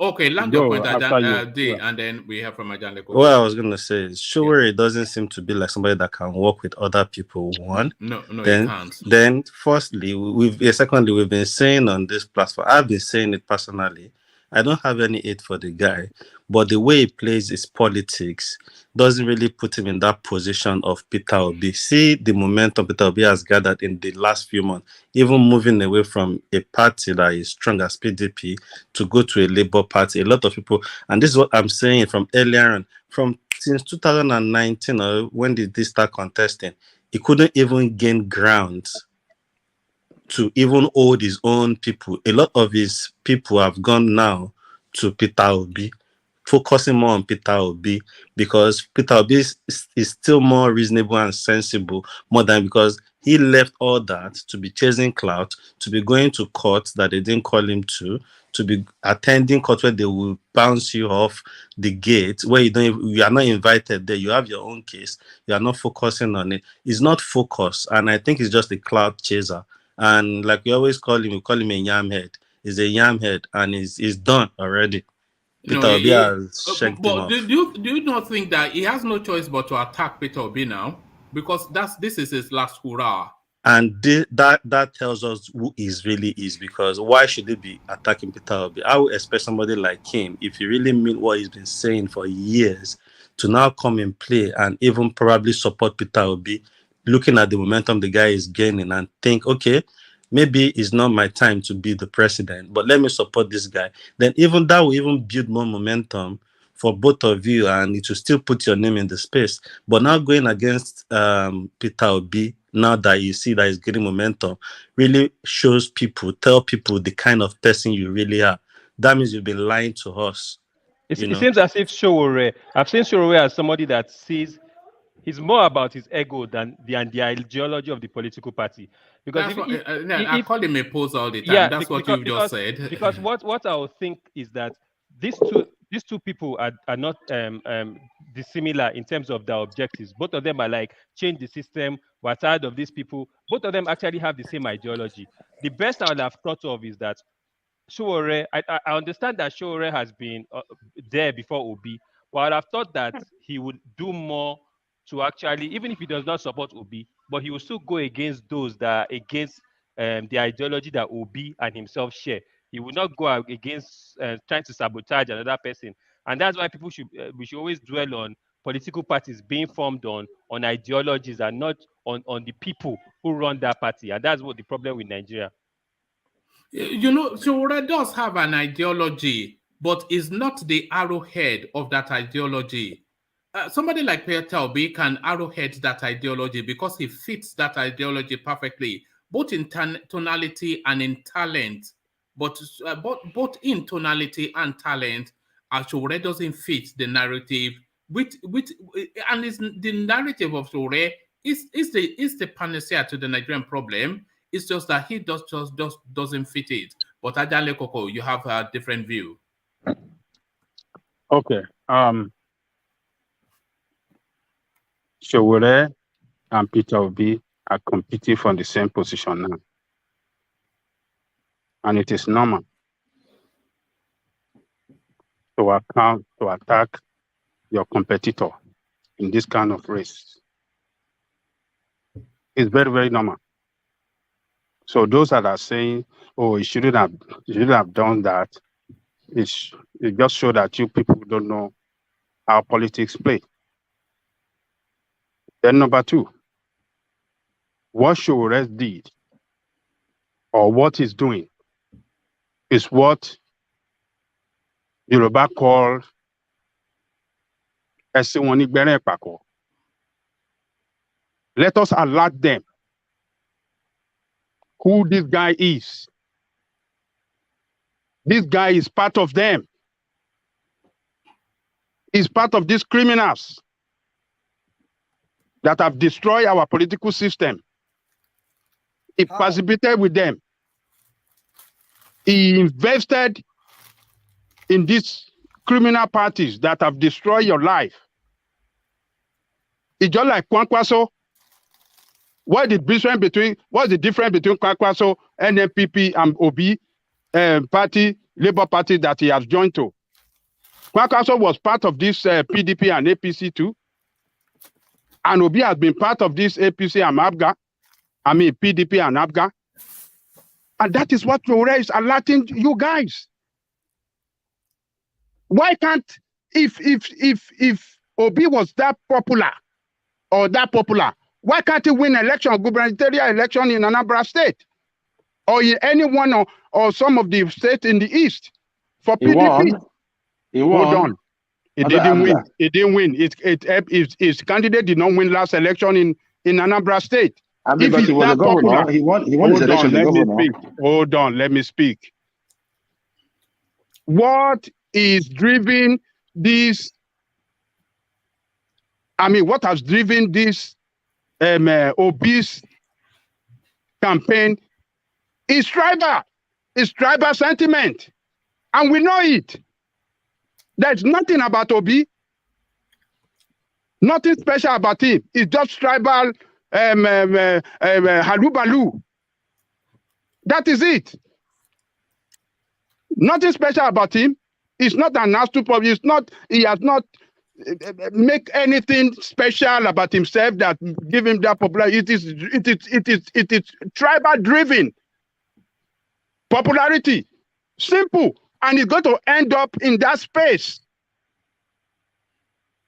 Ethnic base in the East is going to end up there. It's going to end up here. It can't make inroad into anywhere. It cannot win election in the East. I mean, in the West. It cannot win election in the North. It cannot win election in the South side. It won't win election anywhere in other part of Nigeria. So what are you guys talking about? Sowore is just doing what he knows to do best to alert you people. But Ajale Koko, yes. Ajale Koko, you have to concede that Sowore, Peter Obi rather, is articulating, as we have been insisting that Sowore should articulate. So he has not. It is not. It's not the articulation. It is not the articulation. It is not the articulation. That it is not the articulation. It is tribal driven, man. Yeah, but you know that it is not the articulation. It's largely he articulated. He couldn't get any delegate from the East supporting him. All right, it is not his articulation. Hold on, Ajale Koko. We cannot say that in totality because you know the criticism that a lot of people on this platform and maybe in other spaces too is that Sowore, he cannot seem to unbuckle from the space that he has traditionally occupied to find a different language to the political space. So all of the things that Sowore has been struggling to tell us but has not been able to is what Peter Obi is telling us effortlessly. Do you see? The language that we wanted to hear from Sowore is what we're hearing from Peter Obi. Tell me the language that you heard from Peter Obi that is special, that you have not heard any time from anybody before. Tell me the language that is saying. Well, he's putting it together. There's nothing new. No, you tell me what, man. What is that language he has spoken that is so interesting to you? Tell me the language that he has spoken. But nothing Peter Obi says to me is really interesting, especially when unless he brings the money back from it's just tribal support. But it's just tribal support. Well, we can't really. It's just tribal support. That this is one of our own. But you know, it's a tribal support. He has caught the spirit of the moment. He has caught the spirit of the moment. Look, go to Hausa platform. I have a friend that is Hausa this thing that told me that in their own platform, they are saying that it is their own they are going to vote for. What are you guys talking about? Go to Hausa platform. Hausa Fulani platform. To put something straight, I'm Yoruba. I'm a Yoruba guy. I can say, sorry, a lot of in Yoruba land that are Yoruba, wọ́n sì ń ṣeré ayò ni wọ́n bá sọ pé ọmọdé mẹ́ta ń ṣeré o wéré o eré ayò òun ni gbogbo ariwo tẹ́ ń pọ̀ yìí tó bá tàkì sòyìn when it get to that time oníkàlùkù á bá ọmọ ẹ̀ sọ̀rọ̀. I would like to make a point. You see, Tiobala, sorry. I'm a Yoruba guy, and in as much as we can be saying Peter Obi won't win the election, Peter Obi is gaining momentum both in the East and in the Southwest. That is 100%. Oh, okay. Gaining momentum, even more than he might not win the election, but a lot of people, even Sowore people itself, are supporting him now because the Sowore has wasted time. Okay. So it's a false narrative to say that Eastern Eastern Okay, movement. It's okay, not. okay, okay. In fact, to add on to what you just said, Solly, 100% of the DOG. supporters. Sorry, I was going to sleep. No, sorry, I was actually checking a text that Solly sent me Yeah, I saw because it they had too. to, Yeah. when he's showing us some data from the north, so that's why I said his name. But to add on to what you just said, 100% of Peter Obi supporters, they are Showore supporters. Do you see? Everybody That that is why loves. I'm telling who are those supporters? What is their tribe of those supporters that are 100% this thing? Tell me. No, irrespective of tribe, everybody that supports, No.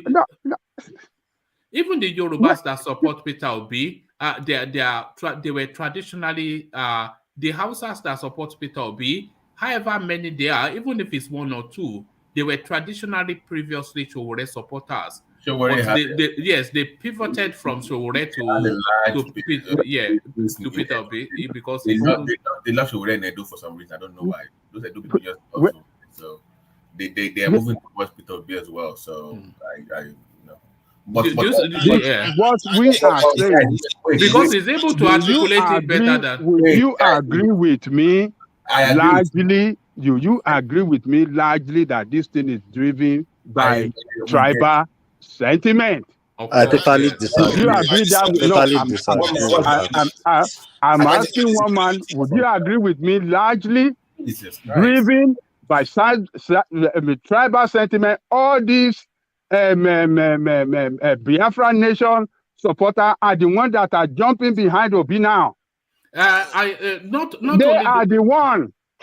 Not only do I hold on. Largely, 90% of them that are stopping Biafra nation are the ones supporting Obi right now. All this internet, how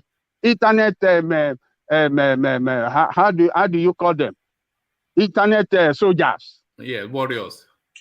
Internet soldiers. Yes. They are the one warriors. They are the one behind Obi. And they are the one making the loudest of the loud noise. Loudest of the loudest noise about it. They are very vocal bunch. Yes. But Ajale Koko, so who's that? So Ajale Koko, yes, in totality I agree. What we're seeing, I think we've discussed it, and I think you birthed that idea, which makes infinite sense. When we're saying that 100% of the people that are, a lot of them, they are Showore supporters, all of the people that, but really a good 80% of the followership of Peter Obi, they were traditionally Nnamdi Kanu followerships. And I can say that only because we have experienced it on this platform. To a man, every single person that used to come here to chant Biafra or nothing, every single voice of them, they've gone to Peter Obi. So it's just really a democratic Biafra something moving from the agitation, which we have always said they should come into politics. So maybe this is the right move, and Peter Obi a more acceptable face. So Peter Obi is like the face that fits all, really. It's like that character in Game of Thrones that wears a mask to fit any environment.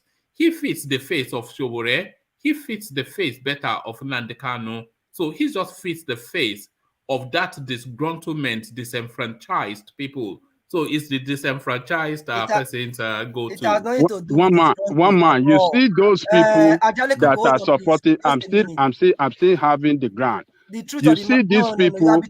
They are still people. You had your time. Let me speak, man. Why do you do this all the time? Why do you just every time you want to interrupt everybody? Voices over here. Go on. Sorry, Ajale. Let somebody talk, man. Carry on. But we're getting towards the end. But these people supporting Obi, they are as unstable as Obi. They are jumping as Obi, jumping from one party to the other. They are jumping from Nnamdi Kanu to Obi now. After Obi loses, they are going to jump. They are jumping around. They are not stable.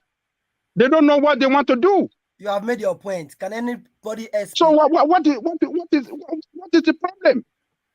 That is the fact. A lot of you that are chanting Obi today, you are Nnamdi Kanu champion, and now you are champion after Obi. Now, where do you people want to go again? Where do you want to go? That's a challenge. And Aremo have pointed out, he has listed out possible reasons or possible cry that we are going to hear after the election. Oh, it is Yoruba that did not make it. It is this, they rigged the election. It is this. We will wait until then. All right. So can I respond? Can I respond, please? Can I speak now, one man? Or do I sit there for two? Can I at least speak for 10 seconds at this point? All right. Let's hear from. Okay, hold on. I can't speak anymore. Let's hear from.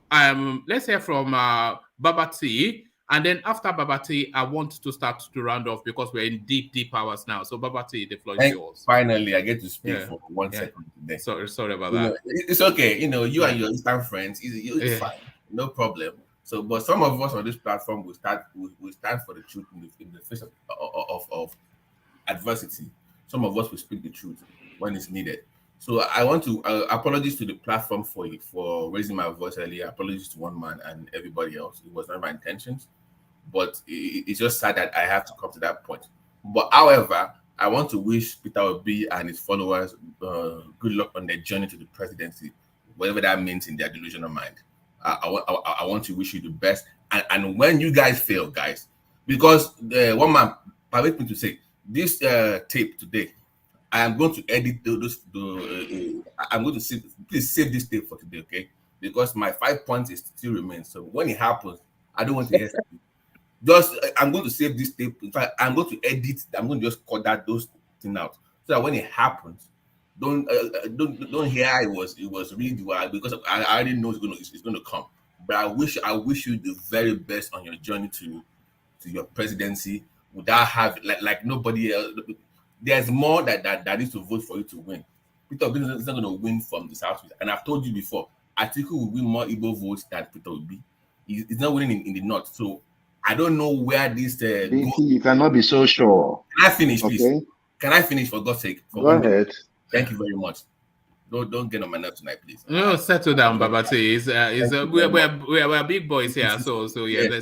Since we can't speak anymore, people just jump on me for 30 seconds. Yes, go on. But on a more serious note, guys, since you're going to have ghost voting in this so-called election, I wish you luck. And when you lose, I'll be here to mock you. Thank you. Sorry, Babati, I wanted to ask a question. If you are too sure that a lot of Igbo voters would vote for PDP, so who are you exactly talking to? Because I don't. Are you talking to the minority of Igbo people that will not? Let me reply in all seriousness. If I'm an Igbo person, there are two options. You play the short-term game, you play the long-term game. Okay. Long-term game will mean you vote for Atiku, because that way you secure your future in the next 8 years, because they can then give it to you because you've invested politically. You've built political capital. That would be the smartest move for you to do. You build capital, you vote for somebody from the North for 8 years. That way, in 8 years' time, then you have that much leverage. Short-term game means that you vote for Tinubu for political relevance. You can get something in his government. But if you don't go either way and you still lose, then it'll be terrible for you. So if I'm Igbo, I will vote for Atiku for long-term. I vote for Atiku because in the next 8 years I can get the presidency. It will be easier for me to do. That would be the smart move for you to done. But this Peter Obi things that you guys are doing, I don't get it. But I am done caring for what you believe. I will be here just watching on the sidelines, and I wish you good luck. Okay. All right. No. One man. Let me just say this, right? Sometimes we talk about this P2B thing like like it's a tribal stuff. I never supported Nnamdi Kanu. I never did. And I'm not saying it because it's anywhere, and my face is on the internet, and I'm saying it. Initially, when he started, he was raising up like some national consciousness. After that, he deviated, and when he deviated, I called him out immediately. So this idea that everybody that followed Nnamdi Kanu is not following Obi, that is just around delusional.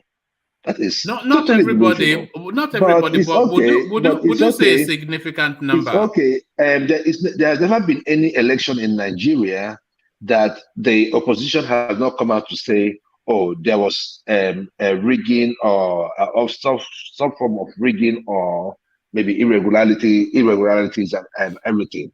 2023 is not going to be different. So if P2B comes out to say, oh, there was irregularities and people saw it, what is the cry? What is the cry in there? Why are you laughing? You're laughing at yourself. You cannot say you're laughing at people saying that, oh, we need Peter Obi because we know that he is different. You have not seen this man. You were not in Anambra State where he superintended over the state funds. You've not listened to him to know what and how he did his stuff. We are not just you don't just want to open to new idea. You're just waiting for you to laugh on the last day. Come on now. But it's okay if that makes you feel good. It makes everybody feel good. The thing there is this, the journey here, what we are talking about is the journey on how to liberate Nigeria. If we as a people say we still want to play the tribal game, it's okay. If we don't want to bring out our first 11, it's okay. If we want to put on a tribal line, it's okay. But P2B has brought out himself. He has told us what he has done. We have seen it. Nobody has disputed it. P2B cut across every Nigerian. Every Nigerian going through persecution, every Nigerian going through poverty, every Nigerian going through hardship in doing business, every Nigerian going through hardship in general. P2B cuts across you.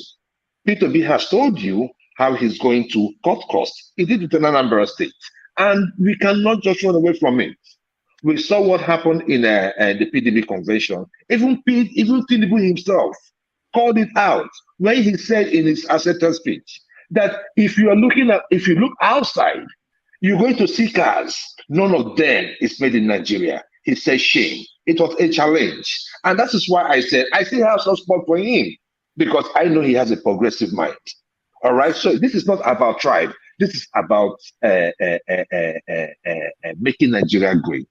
So please, with your laughter, keep your laughter. If you want to laugh afterwards, keep laughing. But let me tell you, for every laugh you laugh at P2B, you laugh at yourself. You laugh at your child. You laugh at the unborn generation. So that is what I'm trying to tell you, make you understand. But this thing, it's not about tribe for us. It shouldn't be about tribe. Okay, It shouldn't be about tribe. All right. Thank you. We are bringing kids into this now. All right, but let's hold on before you come in, Babati, because I sense that is about to degenerate somewhat. I don't want it to degenerate. You know I hold high standards, so please, and I know you are people of high standards as well. That's why I always delight in you. But let's disagree if we feel that we disagree, but let's keep it high and civil. Let's keep it high and civil. Bringing children into is that class? No, that was a bit excessive, Joel. Can I just say something quickly? I think one is allowed to have a political base while still having crossover appeal to other sections of the country, because that is what other politicians do. I don't know why Peter Obi has to be given a different standard. No, but people are saying he doesn't have the crossover appeal. I believe he does, because the reason why I say that is because I dismissed him several times until I heard him speak. And so I'm just saying from my own experience, maybe I don't know, it's just what it is. I believe that if more people are presented to him and he makes it clear, especially people like us that understand the challenges that are facing the country, because he spells them out, like the example that he gave about cars being owned by foreigners, and then he talked about the economy and all the woes that we talk about all the time. So it sounds like he has been on all these panels too, so you can see why he appeals to people like us. So, but we should allow people to have a political base. This is what is happening everywhere. At the same time, still have the ability to be appealed to other groups. I'm not saying he's going to win. You are right, because that was the base that brought Buhari in. He came in off the back of extreme northern base, and nobody held that against him. So why are they holding the Easterners against Peter Obi? Exactly. I think that's why what Ajale was saying, Ajale Koko, was not very fair, because people do that. Yoruba people will support Tinubu because that is his base. It's just what it is. All right. I agree with you, Nanja. I agree with you, but I'm saying that look at it from a political angle. If for your own sake, if I'm begging you as a Yoruba person, I'm begging you, if you vote for Atiku, like if you don't vote for either one right now, as a tribe, once it goes up not for 8 years, if it comes down again, it's going to Yoruba. It's just you guys don't. It's just simple logic. That's 16 years again. Why are you guys? That's my point. So please don't. That's what I'm just begging. Vote for Atiku for your own sake. That's what I'm saying. Baba, see, my own concern there. All right. Just a I want minute. to seek to Just a start. minute, So, please. no. I want to round off because we're coming up to 6 hours, and I don't want to be doing 6-hour sessions anymore. But I want to seek to start to round off, and I'm going to allot just about 2-3 minutes. I want to be really very strict with it because I did want to shut it down earlier on. So I'll rattle through to land on Ajale Koko, of course. I'll start off with DOG and then we take it from there. So sorry about that, Teobala. It's just the time, DOG, are you still there? Yeah. Thank you, woman. You're doing a great job. I beg our viewers to please click on the like button, share, and subscribe. And I just want to say one thing here. You see, we all come to this platform to make a point and not to disrespect anybody. And I don't think I disrespect anybody, but I don't like the sense when I have an argument or try to make my own point clear, people coming to tell me, "Bo of Agba," or "you are rude," or that. Nobody is feeding anybody here. And if people are not careful, what they will hear from me, I will now be rude. So people should let things slide and not really put their mouth in things. I can see a lot of things in comment section, and I know even Uncle Alex too has said something like that. I'm making my point clear. We are not here to say it's not about an elder or a younger person. If you are making a point and I'm making my point, it's just making points. It's not about being rude to the person. But if you come and type or say something to me that I won't tolerate, I'm going to respond and you might not like it. So I'm just putting that clear. Nobody's feeding me. Nobody's garring anybody here. So we are here to make our point and everybody's here to make their point heard. Nobody's being rude to anybody. Thank you. Have a good night. All right, thank you, DOJ. And just on that space, I will encourage you not to, you've always composed yourself with elegance here, and I will encourage you to continue to do that. No, woman, it's just painful because I'm not abusing or cursing or doing anything. I'm just trying to make my own point. Then people will come and be typing, "Oh, Bowo Fagba." If we all Bowo Fagba and we don't say the right thing, how would we move forward? Everybody is trying to make their point here. Don't worry about it. You have to understand that people are coming from a different mindset. Even people carrying some of their baggages into the social media. It's a toxic Ask people, place, if you know people that know me, they will tell you nobody get respect reach me. The way we were raised in my house, we respect to fault. I'm sure I'm meeting some of my mates outside, even prostrating for them, not knowing we are mates. All right, no, it's fine, but don't take it too personally. I'm not taking this, but I just want to make it clear that we are here section, to just they are conversate and everybody share their opinion and what they think. It's not about disrespecting. I'm not cursing. I'm not abusing. I'm just making my point here. With the exception of Bonksmore, Reese Ortiz, Alexander Gomez, of course, and Alexander Akache, you can just bracket everybody else in the comment section as yam heads. They are mainly yam heads, but thank you, DOG. So from DOG, let's go on to Ayo. Ayo, we're taking closing remarks.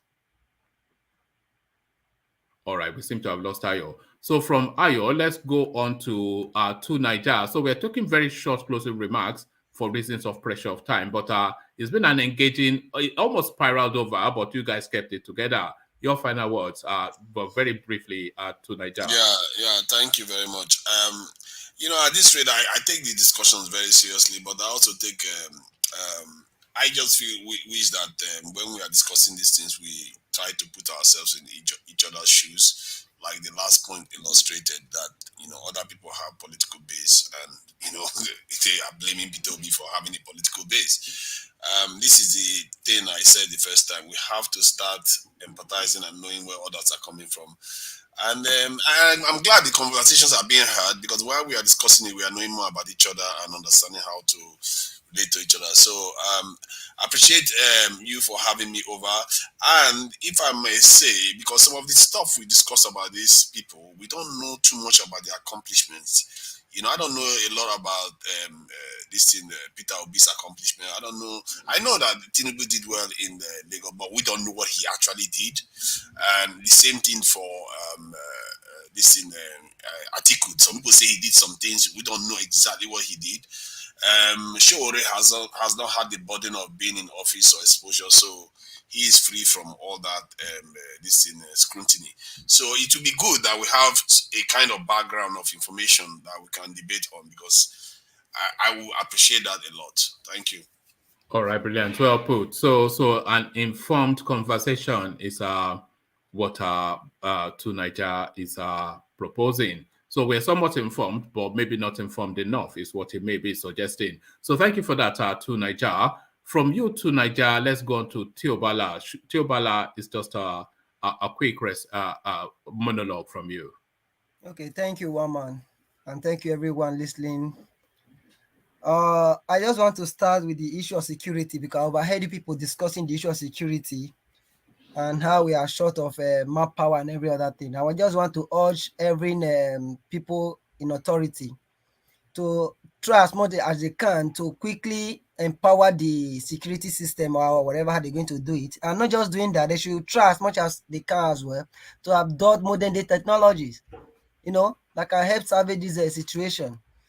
Regarding politics 2023 general election, I just want to urge every Nigerian. This is not about tribe. This is not about Yoruba. This is not about Igbo or Sasat or whatever. The most important thing is about you, because we have suffered a lot. We cannot afford this side, all these political whatever they call them, who are parochial in nature, with their idea lying comatose. They don't have anything to offer us, because they are just their own aim is just to get that power to become ex-president. They have no things to offer to us Nigerians. I just want to use this medium to beg each and every one of us. And for the base issues and whatever, I just want to make it clear. As we speak right now, in Edo State, Peter B has seems to be a movement across Edo State, everywhere. So the issue of Igbo, whatever, like as far as I'm concerned, I'm supporting Peter B. I don't even know Una Di Carlo until he was arrested, because I never pay any attention to politics. You told us he was a prophet here yesterday. I said yesterday because I haven't listened to the video. I listened to a video where he was talking about how they take over forests in Ondo State and every other part of Yoruba land. It seems what he said then is not coming to play today. I think that kind of thing make me believe such a person is a prophet. So I'm not a follower. I don't even know, because me, I'm an advocate of one Nigeria. I don't believe in division. I don't believe in division at all, because we have the human resources, we have the power to make that nation a great place.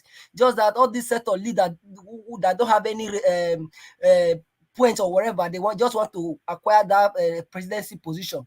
They are not even visible to us. We don't know them. All we keep on hearing is say he did well in so and so, he did well in so and so. We cannot ask them question. Please, each and every one of us, this is not a bad tribe. It's a bad Nigerian. Most of us talking here, let me repeat myself again. Most of us talking here, they are well okay in Nigeria. They don't care about you, because they can afford to feed their family, or their family are okay. They are anyhow the government go, they don't consign them. Please, you everyone in Nigeria, it's about your future. It's not. Look at people in Katsina now; they are suffering. That's why the fact that Buhari came from there. It's not about where the president came from. It's about what the person in charge is going to offer. I just want to use this period to urge each and everyone for go and collect your PVC. Avoid politics of religion, politics of ethnicity, or whatever you call it. Just believe that the man that will provide that solution for us. That is all. Thank you so much, and thank you, Waman. All right, thank you, Theobala. Always a delight to hear from you. Sorry you couldn't take the center stage this, but we always hear from you anyway, whether we like it or not. We always, sure. You know, so that's Theobala. So Theobala, always a delight. From Theobala, we go to Joel of Nashville. Joel of Nashville, a voice now that is becoming established on the platform. Joel, your words.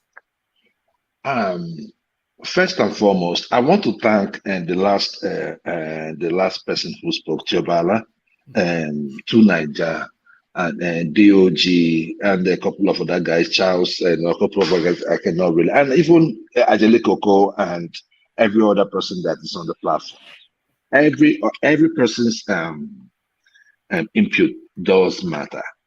But in this situation, we're talking about Nigeria, and we're talking about how we can make Nigeria a better place. Sometimes I get so emotional about it because you see, having left Nigeria, I did not leave Nigeria to mock Nigeria.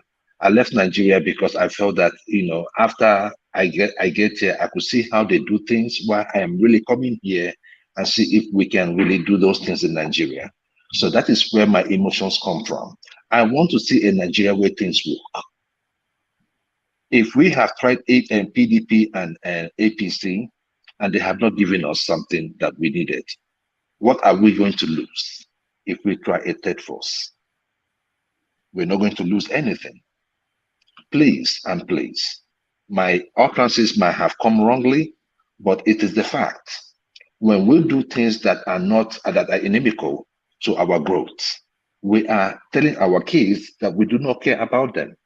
We are telling the people that are around us, our family members, that we do not care about them. We are telling the world that we do not care about you, because Nigeria, whether we like it or not, is part of the entire world itself. What about Africa? We're a leading light. We should be a leading light in Africa. So it comes beyond tribe. When we whittle it down to tribe and religion, it shows that we are not ready to move on. Please and please, Nigeria is all we have, whether we like it or not. If we want to make it great, it depends on all we have to do. Shutting down all these things that are not going to make us grow. We've been doing this since 1960. It has not taken us anywhere. Why don't we start something new? Please, and to BT, if what I said came wrongly to you, I am very, very sorry. It is not in my being to be rude. But you see, in issues of politics, sometimes we exhibit certain emotions. But those emotions are just, an indication that we do care about our nation and we want to see it grow. Thank you very much, one man. Thank you very much, everybody. And God bless Nigeria.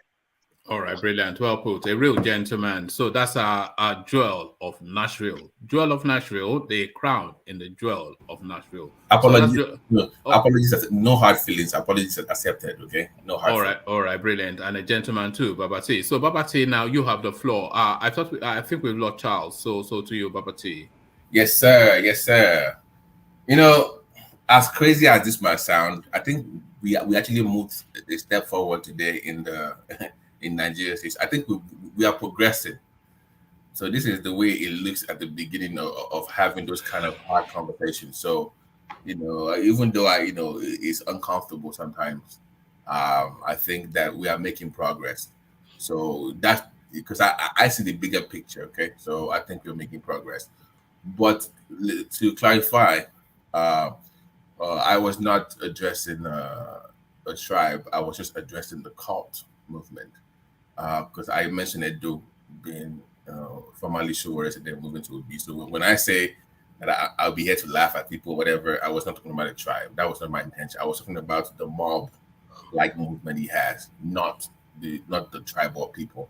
So apologies if that came out wrongly to people or rubbed people the wrong way. But I think we're making progress. But Peter will be having this momentum is good for democracy. It also shows that you can have that large following without having to spend a lot of money, which that's what I actually love about the movement. That there's no need to bribe delegates or do all those Nigerian political to gain momentum. But I still maintain that it's not going to get enough votes, which is obvious. Not even within the Eastern region. I think Atiku will still edge him out. But to the initial point I was making, that I will not dwell in this whole Igbos don't know how to play politics. I'm not going to do that tonight. I don't think that's necessary. But I'm just looking at the long-term game, because the concern has always been that you've been marginalized and that you need other people to win based on the numbers.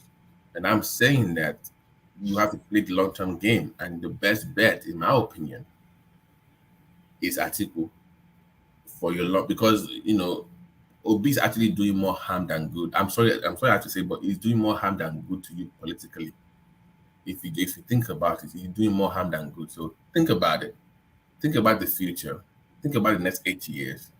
Do you want to wait for another 16 years to even think about running for this? Because it goes to 8 years for Atiku, comes down south, Yoruba gets it, and guess what? The Fulanis want it back. That is another 24, 25 years. So that's where I'm coming from. The long-term game. You always have to think long-term, not just short-term only. But I didn't say a lot tonight. I was just listening. Very intense conversation. Good job, one man. Apologies again to the platform. No disrespect to anybody.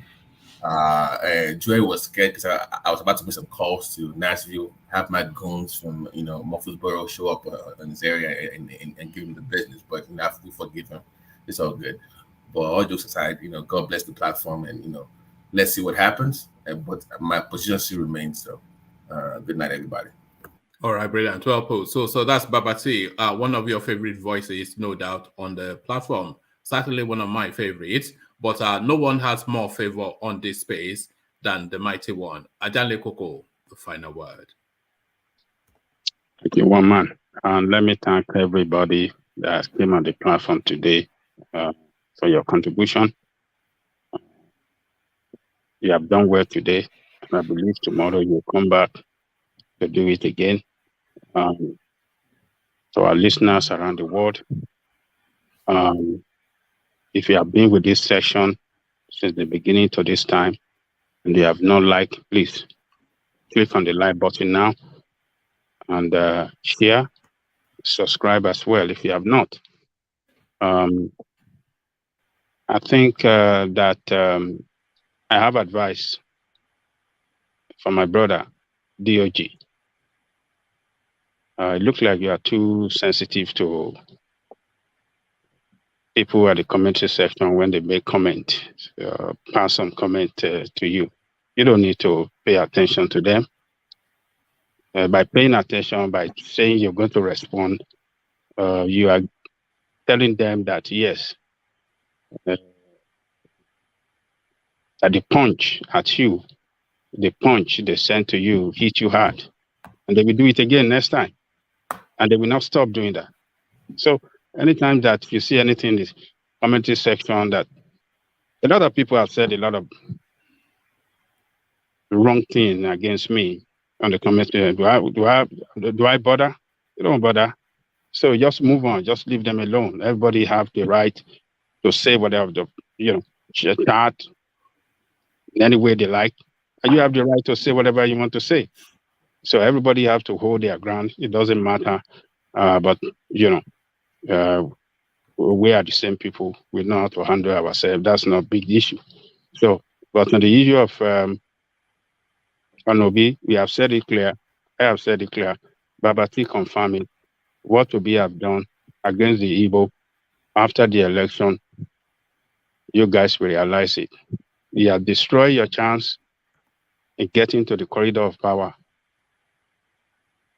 And it should have been better if you stay in PDP in this corrupt system. That would have earned the Igbo some position, possibly second position, vice president, which will have, prepare him for the future, possibly 4 years or maximum 8 years time. He'll be battle ready, will have use that position to market himself around the nation, connect himself to power that be in the country, and will be well prepared for the presidential position. After if PDP win.